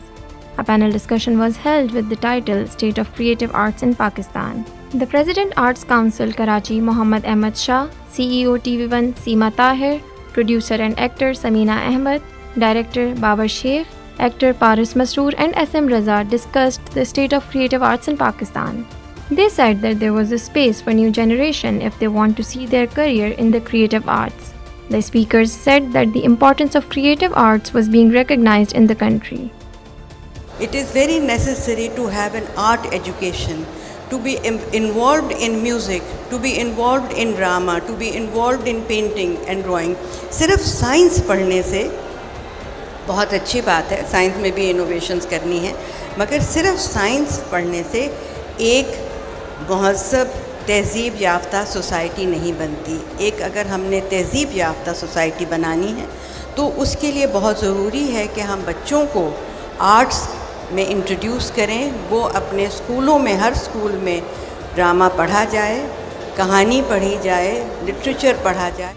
اسی آرٹ کی شکل جو ہمارے پنجاب میں یا ہمارے سندھ میں یا ہمارے بلوچستان میں جو فوک ہے وہ ایک بڑی آرٹ فارم ہے جو چند شہروں تک محدود نہیں ہے. آپ میلے ٹھیلے پنجاب کے جا کے دیکھیں، ان کے اپنے میوزیشنز دیکھیں، اسی طرح سے آپ بلوچستان میں دیکھیں تو فوک میوزک بہت بڑا ایک خزانہ ہے ہمارے پاس، سب سے مضبوط ترین، جس کو ہم پوری دنیا سے پریزنٹ کر سکتے ہیں. اور ہم لوگ پاکستان میں کئی ادارے ہیں، ہم بھی کر رہے ہیں کہ ہم اپنا فوک اور جو ماڈرن ویسٹرن میوزیشنز اور ہمارے پیور ایسٹرن میوزیشن، ان کو ملا کے بھی مختلف طرح کے فیوژن بن رہے ہیں. I think we are fortunate to be living in an age which is known as the age of innovation. The age جیسے ہمارے وقت گزرا ہے، پچھلا stage ہم کہتے ہیں was the age of science. Today it is of creative innovation. So we are living in a very exciting time. Actually, this is the golden age of creativity.